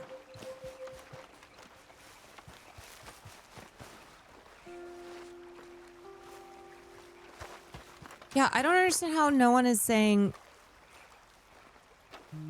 anything about Arthur. Arthur's health clearly deteriorating. Arthur, Charles, John, Sadie, Lenny, and Jose are the ones who get shit done. Yeah, basically anyone but Dutch.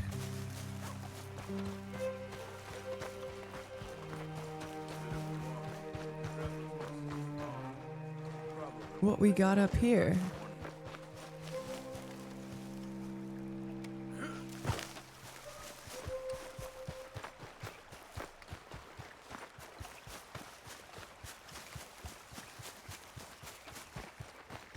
You can see why folks don't want to come around here. A skunk! Ain't exactly a welcoming place. A skunk! People going missing around these parts. Just recently, a stagecoach from Annisburg disappeared without a trace coming through here. Oh, Guess that's shit. good for us, assuming these inbred bastards are willing to part with their home, which I'm sure they won't be too pleased about. No, but I believe they hide out all over Roanoke Ridge. These caves are just one of their spots. I like that I just keep running ahead and then doubling back. Okay.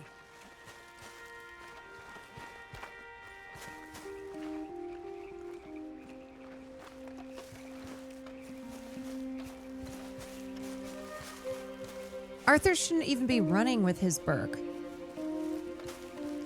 He's dying. He should be in bed with some hot soup. Not traipsing through the mud.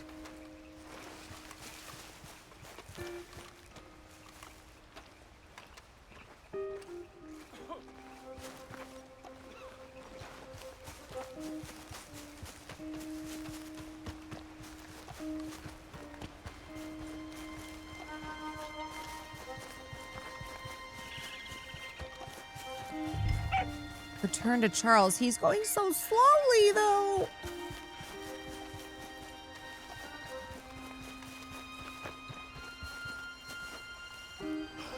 We're just, okay, all right, we're just meandering. We're just, Arthur doesn't know how to walk. All he can do is run. Wait, why didn't we take horses? Why are we walking? Are we almost there? Are we almost there? Are we there yet? Are we there yet? Are we there yet?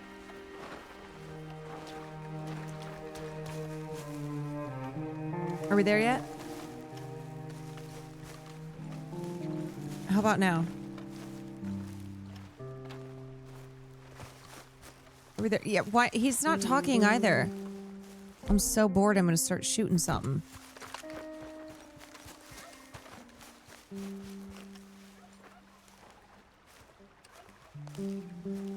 Charles, are we there yet?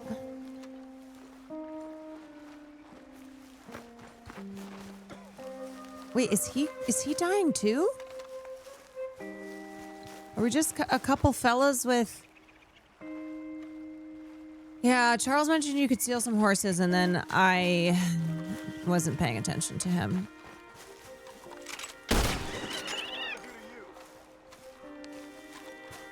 Well, I'm bored, so I'm shooting. Oh. Oh, a raccoon. Oops. Iron Abe, thank you for the 11 months. Oop, well.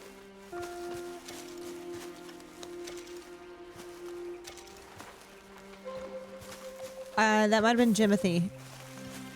Follow me. Stay quiet. My bad.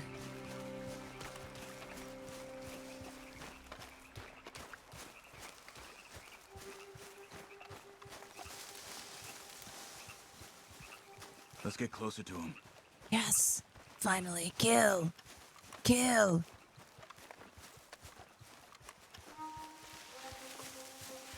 Come on. Up this way. Come on. Kill.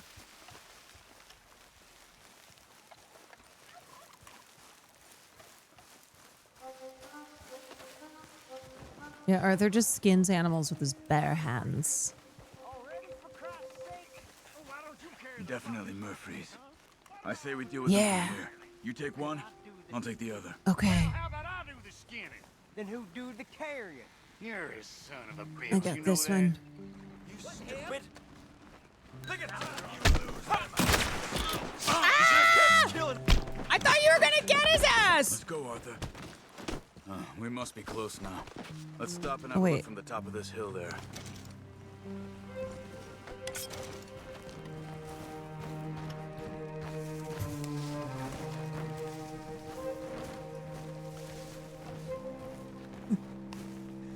Oh, he wanted to synchronize shots. I see. Okay.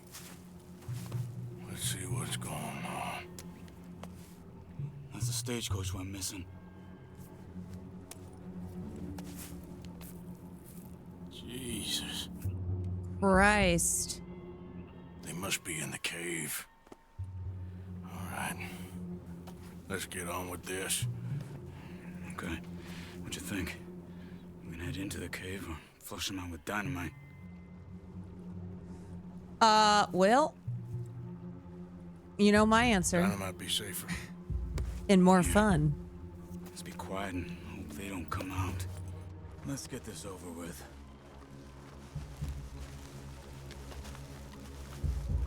Boom shakalaka.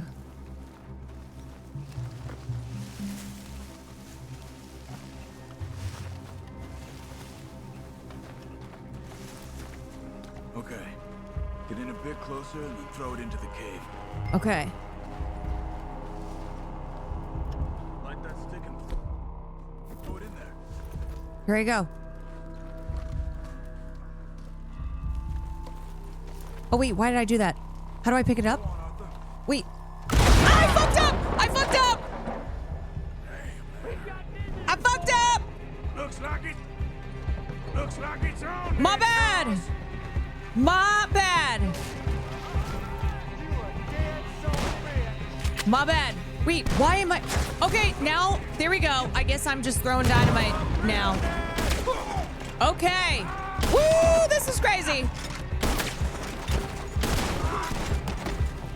Okay. Wow. That was not the plan, but you know what? Sometimes it be like that.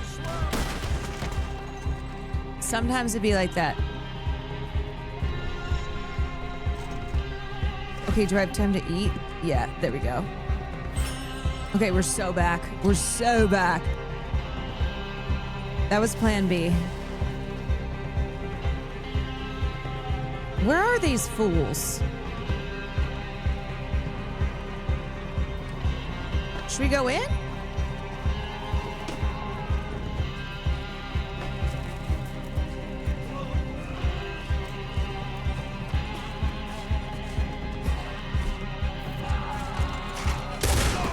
Ew, what is happening? Okay, Arthur, you were wrong about these crazy sons of bitches. What are they doing? She's alive.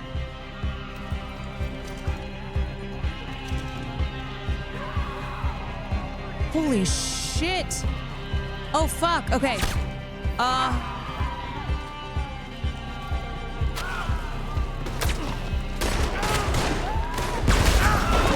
Oh, shit. Damn.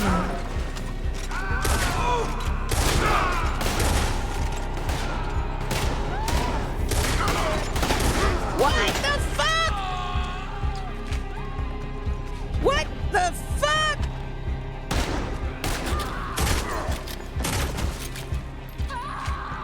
Okay.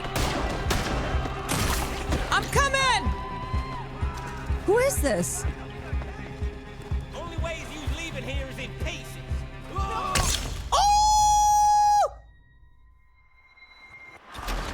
What? I didn't even say that guy.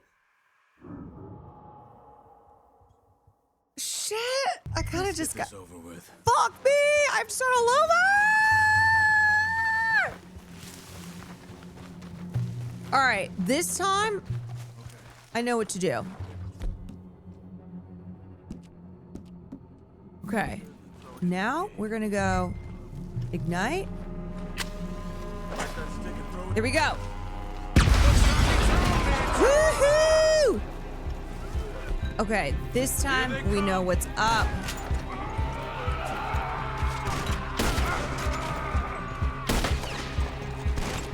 Oh shit! I'm gonna blow your goddamn brains out. Who Shit. the hell did that? Fuck! Oh, I see you, boy. Fuck! Okay, hold on.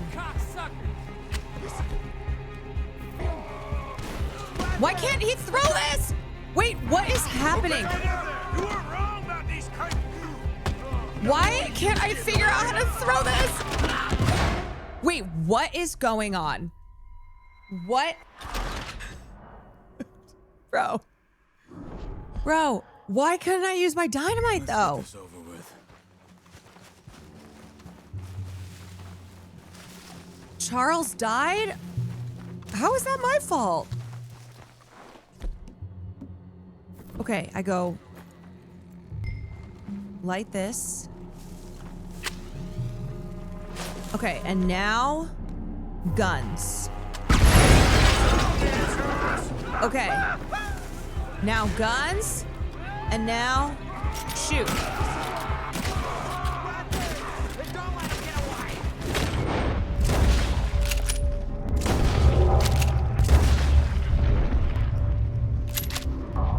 Woo! Okay, this is bad shooting. This is bad. This is bad shooting. Okay, Arthur, you were wrong about these crazy sons of bitches. That's the last of us. Fuck! How do they keep killing me?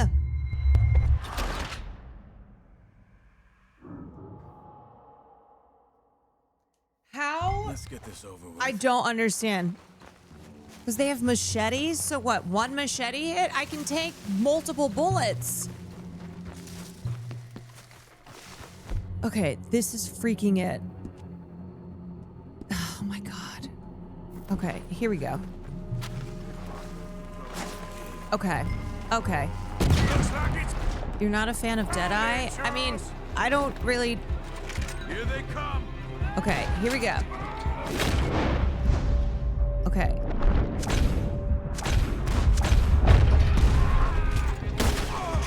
I don't know, man. Don't let him get away. Let's get in there. Ah! I'm going. Okay, Arthur. Fuck! Why am I doing so bad? Why am I doing so bad? I can't do... Let's get this over with. You're forgetting to hit RT? Fuck. How did I do better the first time and now I'm doing so bad? I've only been playing this game for 1,000 years. Looks like it's on then, Charles. Okay, all right. Let him fully reload.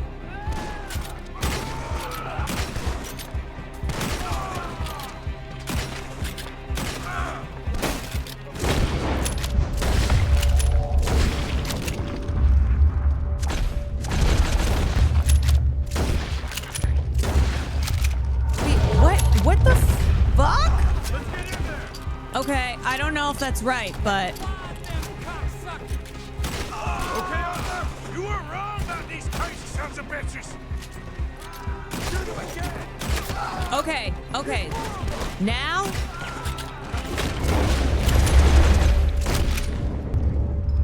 Okay. Okay, is that right? Let's move on.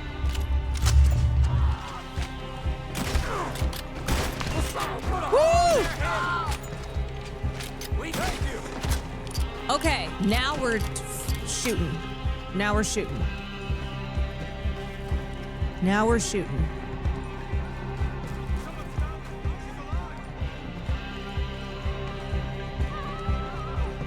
Where is this woman?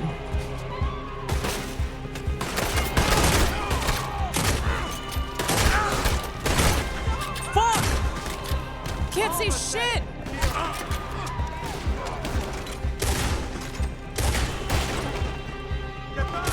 Wait, oh, that's my guy! Oh, shit. I cannot tell. Where is she?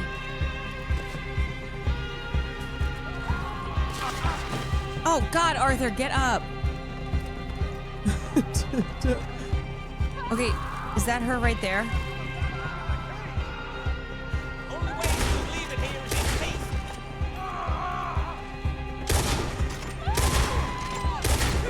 Why is this guy taking so many shots? Okay, is she in here? Charles, see any more? How the fuck do I get her out of here? Get that poor girl out of the cage. Please don't kill me. It's okay, miss. How did that take me 5 times? Stay away from me. Okay, I'm just gonna Just calm down. Don't touch me.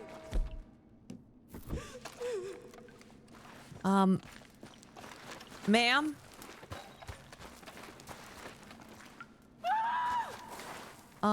Okay, I just need you to chillax. Maybe some maybe some dynamite.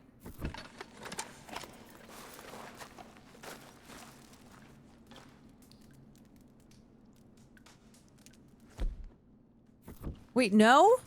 No dynamite? How the fuck do I... Oh, I just opened the cage. Oh. Oh. Her screaming is throwing me off. It's okay. Need her to chill. You're safe. It's okay. Come on. It's time to go. I feel like dynamite would have worked. Okay. Let's go.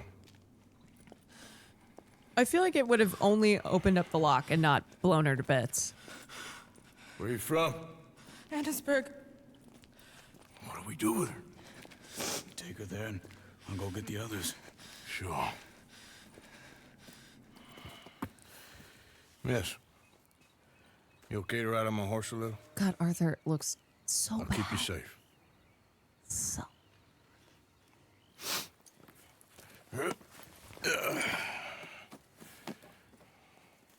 Annesburg, right? Yes. They Just hang on. They This is about to be the scariest part of your whole ordeal. Yes. the others, they killed them. You're safe now. Just Kind of. try to breathe. They're animals.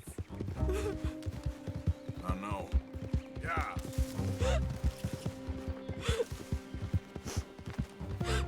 It's all right, miss. She's like, I can't believe you almost blew me up, you dumbass. Some folks is just boy. evil. Ain't no point trying Oh to boy. explain it. Oh my god, I'm so sorry. So Forlito. you were saying before. Wait, I know. what horse is this? What's your name? Wait. Miss, it's okay. What? Meredith. You're gonna be home soon, Meredith. And this'll all be over. Okay, that's not Farlito. No, that's just another horse. Where in Annesburg? One of the mining cottages. Okay. If you get me to the main street, I can show you from there. We are gonna need to. Just try to relax. Fuck, now. we're cooked. Damn it. Shit. Oh, that was so scary. I thought that was Farlito for a sec.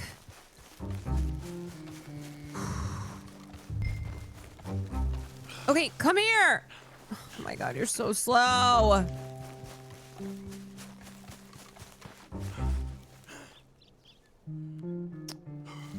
Okay, do you need help? Come on.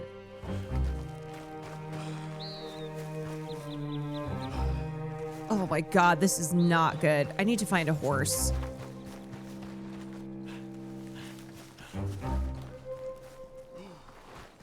Give me your horse. Get down from there. Okay. Come here. Get on. What's got into you? Sorry. Get back Okay. here! Now! Okay, thank you. What?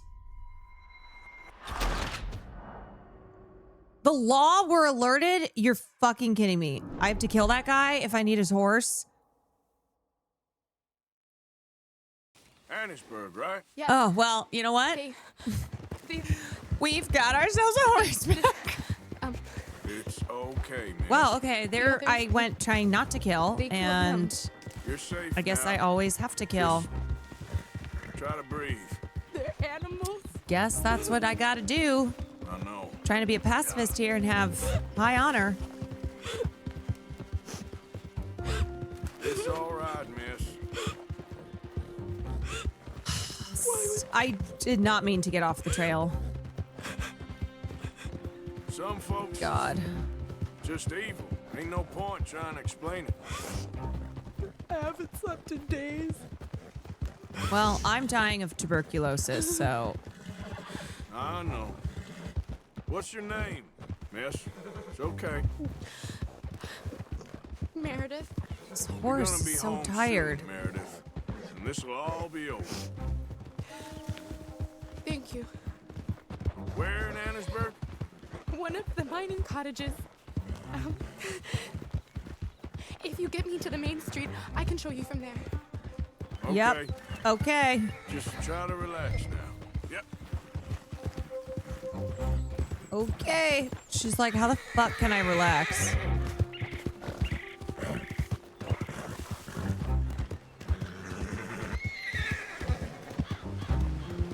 God. This horse needs Head some for the main dynamite. street. It'll be easier to walk from there.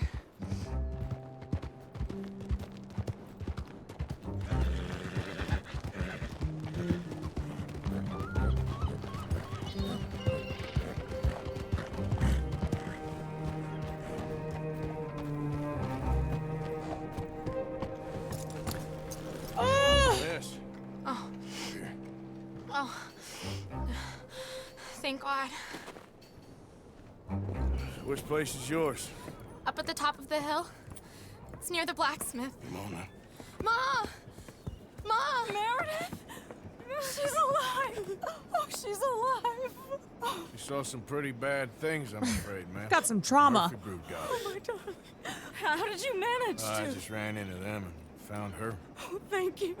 Here, let me give you this. Thank you.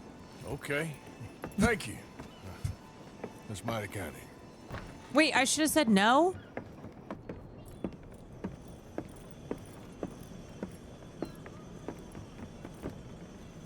But I... This is down. Oh, no. Oh. You leave me alone. You just leave me alone. What did I do? Thanks, buddy.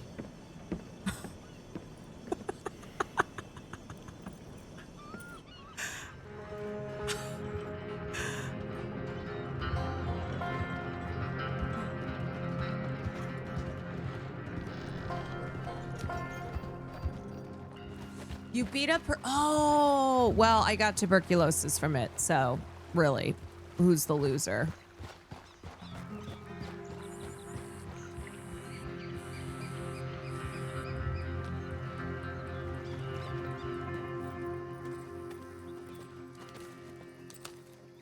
How you get on? Okay. Found a girl. Took her home. Oh. You and Micah find anything? Maybe. I think maybe. I found our old Come friend back, Mr. Cornwall. Honor. Did?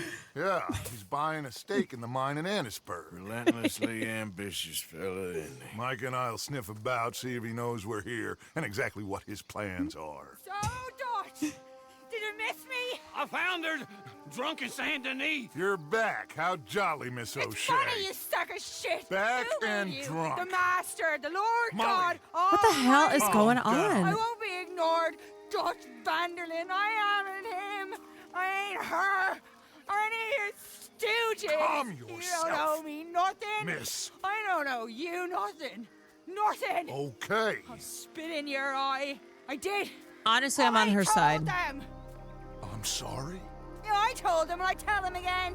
Now I've got God's ear. You told who what? Mr. Milton and Mr. Ross. Oh, wait. About the bank robbery, and I wanted them to kill you. Oh, oh shit. I loved you, you goddamn Oh. bastard. God, shoot me. She ain't worth it. You told on me. Oh, you're You not so betrayed big now, me. are you? Why? Just calm down. Oh shit. Arthur, She's a fool. Get her out of here. you know the You're rules. not so big now. Are we, Your Majesty? You. Oh shit! She knew the rules, Arthur. What the Why are hell her is wrong titties with so you? poppin'? Mr. Pearson, Mr. Williamson, get this body out of here and get it burnt. Okay. Now get back to work, all of you. Quit your lollygagging. Get back to work.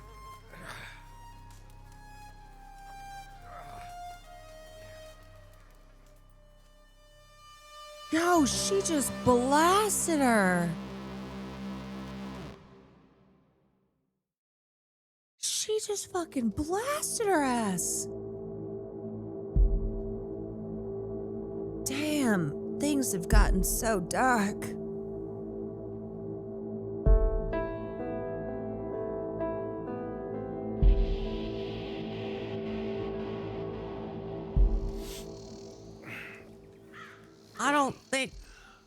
I don't think the gang's doing so well.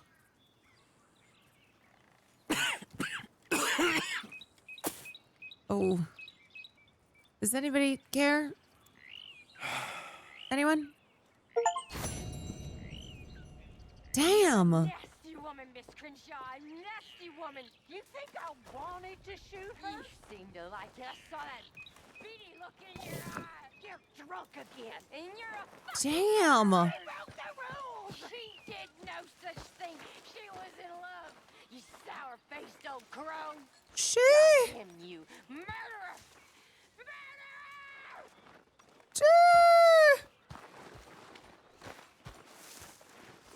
Yo, is everybody okay? Why is everyone... I don't know how many more mornings of this I can take. Yeah, this is pretty rough out here.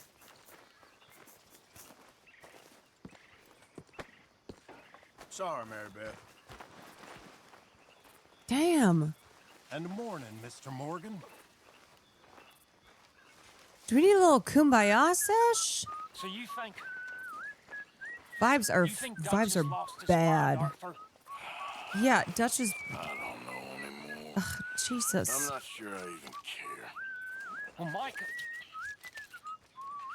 Micah says you've been saying crazy things about him. Yeah, well, that guy sucks.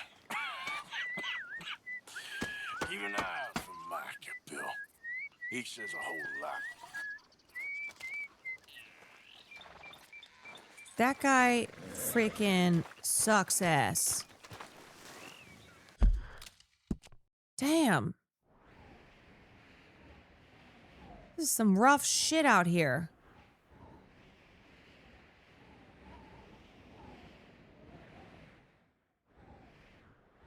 Where are all these? All right, I'm going to do one more.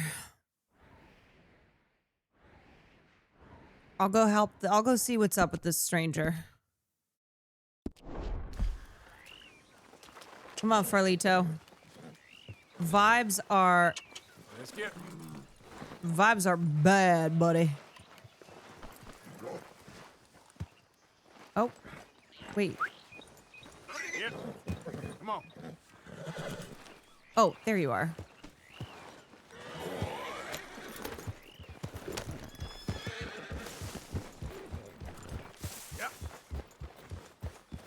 Sorry, I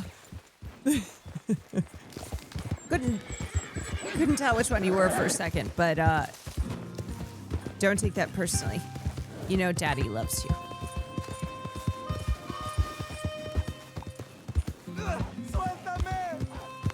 Oh, hello.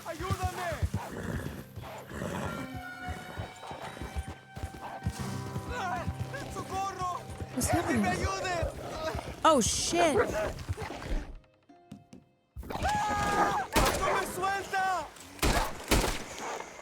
You okay, dude? Señor, por favor. Okay, let's see. Ayúdeme. Here, take this.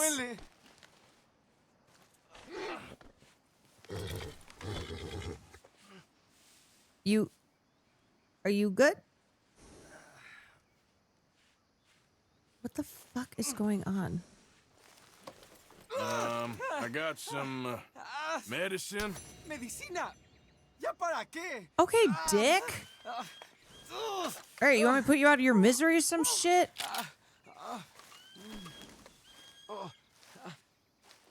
No puedo. Fuck is wrong with this guy? Wait, did he just die? Oh. Well, you know what? Come on now, boy. I did what I could do.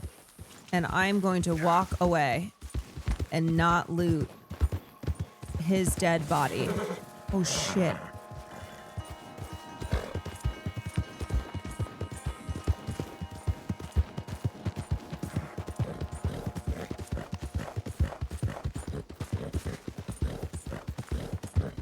In an effort to not have the lowest honor run.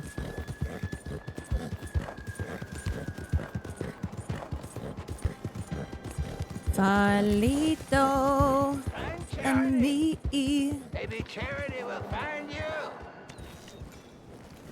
Who are all these randos? I don't know. Help a blind man. Oh, Jesus. Okay. How can I help you? What? Penny for the blind.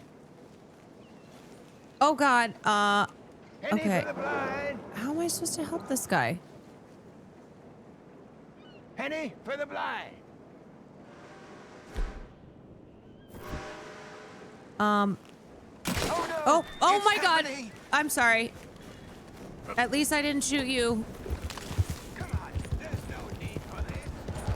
I look like a real jerk.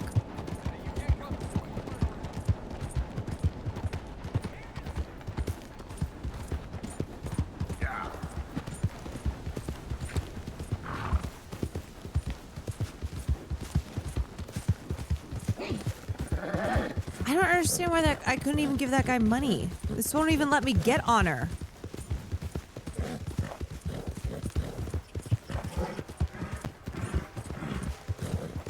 This game is making me have low honor.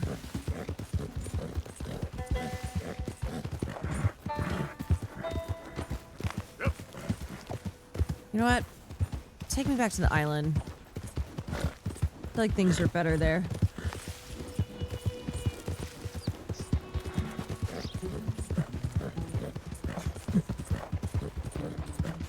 Come on. He's such a chaos mama. Oh, it's because I have my gun out. Oh. Yeah, but it's a free country.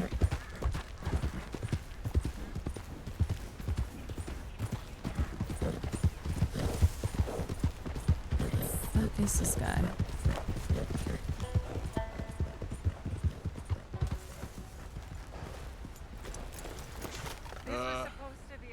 You all right there? Who are you? Oh, it's okay, man. I'm I a don't good mean guy.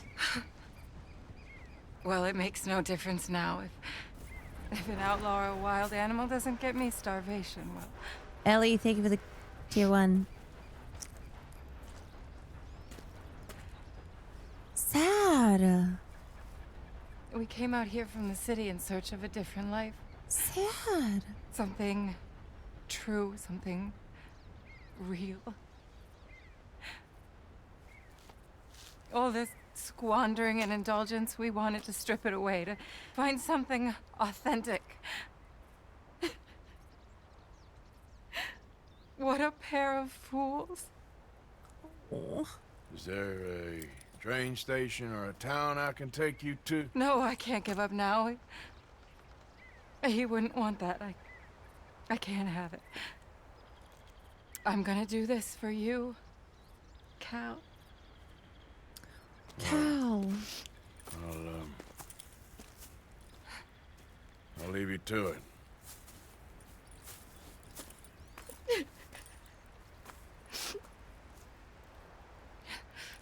Heartbreak does not feel good in a place There like this. Anything left for you to eat?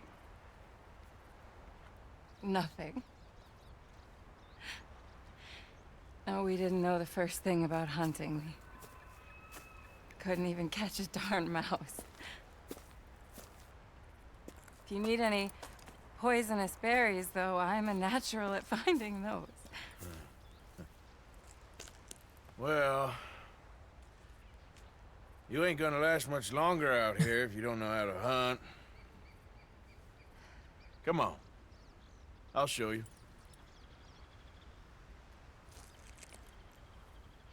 All right? But you better not try any funny business. You know, I may Not be me. weak, but I still know how to stand up for myself. Oh, I don't doubt it. I'm a real good guy. But I do have tuberculosis. Lead the widow Tell to the me, hunting you ever skin an area. animal before? No, but then again, I haven't caught much of anything either. I am You need dying. to know how to do both if you're gonna survive out here. I am all too aware. So where should we head for? How do I check my honor again? Near the river. What happened to your husband, if you don't mind me asking? A bear got him. Oh, a screenshot. He was Great. horrifying. He survived. That's not that bad. For a couple of days. I buried him a week ago. Oh, damn. That's so brutal. This was really his dream more than mine. I'd have hopped the next train back to Chicago if he'd said the word. But now, I don't know. It's hard to explain. I have to do this. Yeah, some dream. I understand. Yes. There's a good spot. Okay, What are we looking for? search the area for an animal. Well, I think we should start with something small, don't you? Little rabbit. I kill it, you skin it. Sound fair? Skin? Get it! Oh! Come on, girl! Got it. Good shot. Okay then, go on. Time I'm to the get your best hands around. dirty. How do I mean... You just gotta rip the skin off with your What do I do? hands. Just hold the legs tight. Pull the skin away, quickly. Should come right off. Where's my bow and arrow? You got it. Yep. Yep. Oh my. Good shit. It worked. Yes, all it there is did. to it. You did good. Wait, Farlito, come here. Come here. I need my bow and arrow. Sure. I'll walk you back. Come here. You did good.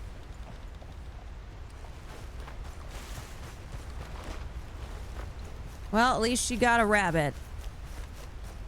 That should keep you fed for a few days. Oh yes, at least. Thank you so much. Come on.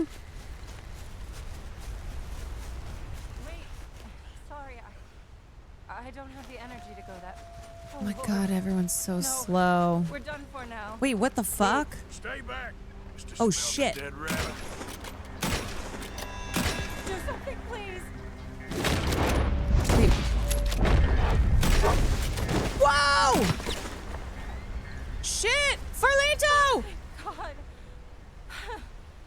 You see, if you hadn't been here, I'd be dead now. You got Well. a rifle? Yes. Scan him. Well, my husband's. I suggest you learn how to use it. Now, come on, let's get you home. Sorry, Jacob. Since we got here, it I'm feels Team like Edward. every step forward has come with Farlito just ran away. People always talk about the simplicity of country life, but there's nothing simple about any of this. Well, I guess we only know what we know.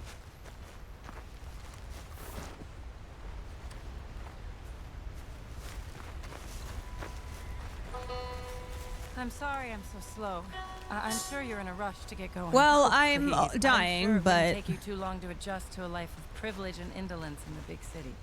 I don't know about that. It sounds awful. Is this your camp? The grave?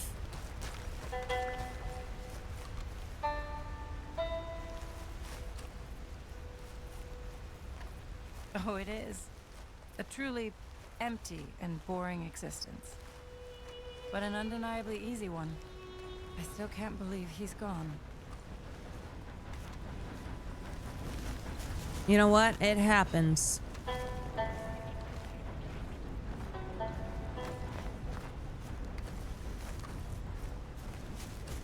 Oh, Farlito's like, what the heck?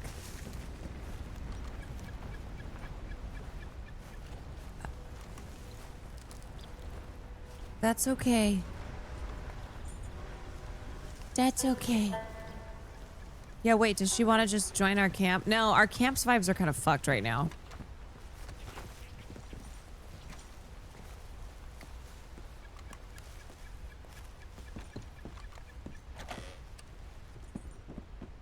Thank you. That was the first time anyone's done anything nice for us. For me, since we got here. Nature provides, but she sure don't always make it easy. That she doesn't. I'd invite you in, but I'm dead on my feet, if you'll forgive the pun. Please do call again sometime, though. A good rest, and hopefully I'll be a new woman. You take care, man. Mike Star, thank you for the prime. Aww. I did something good. Yes. Our honor is so up.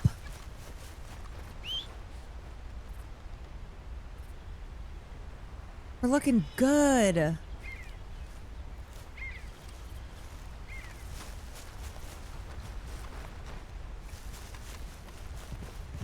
Okay, so is it over? Keep an eye on this part of the map. We got some honor.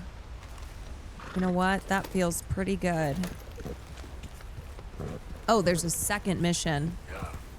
Oh, okay. I was like, that seems not complete.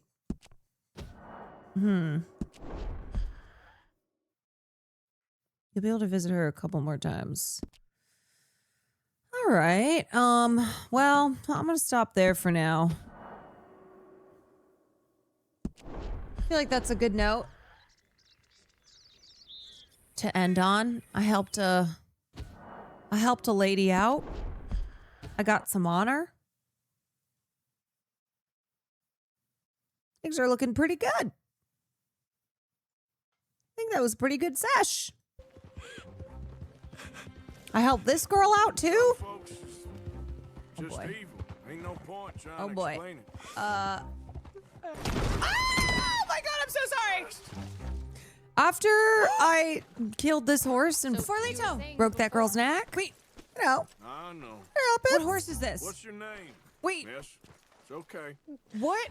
You know. Meredith. You're gonna be home soon, Meredith. Yeah. She goes, I haven't slept in days. I'm like, here's a broken spine. How about that? How about a broken spine for you?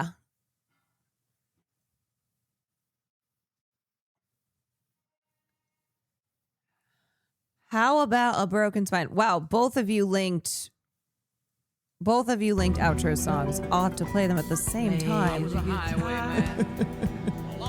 Play it again. All right, y'all. Let's see. I'm gonna send you to. Maybe I was sending you to Arday. But you're so warm. Later, Gators. See you tomorrow. Thanks for joining me. Peace out.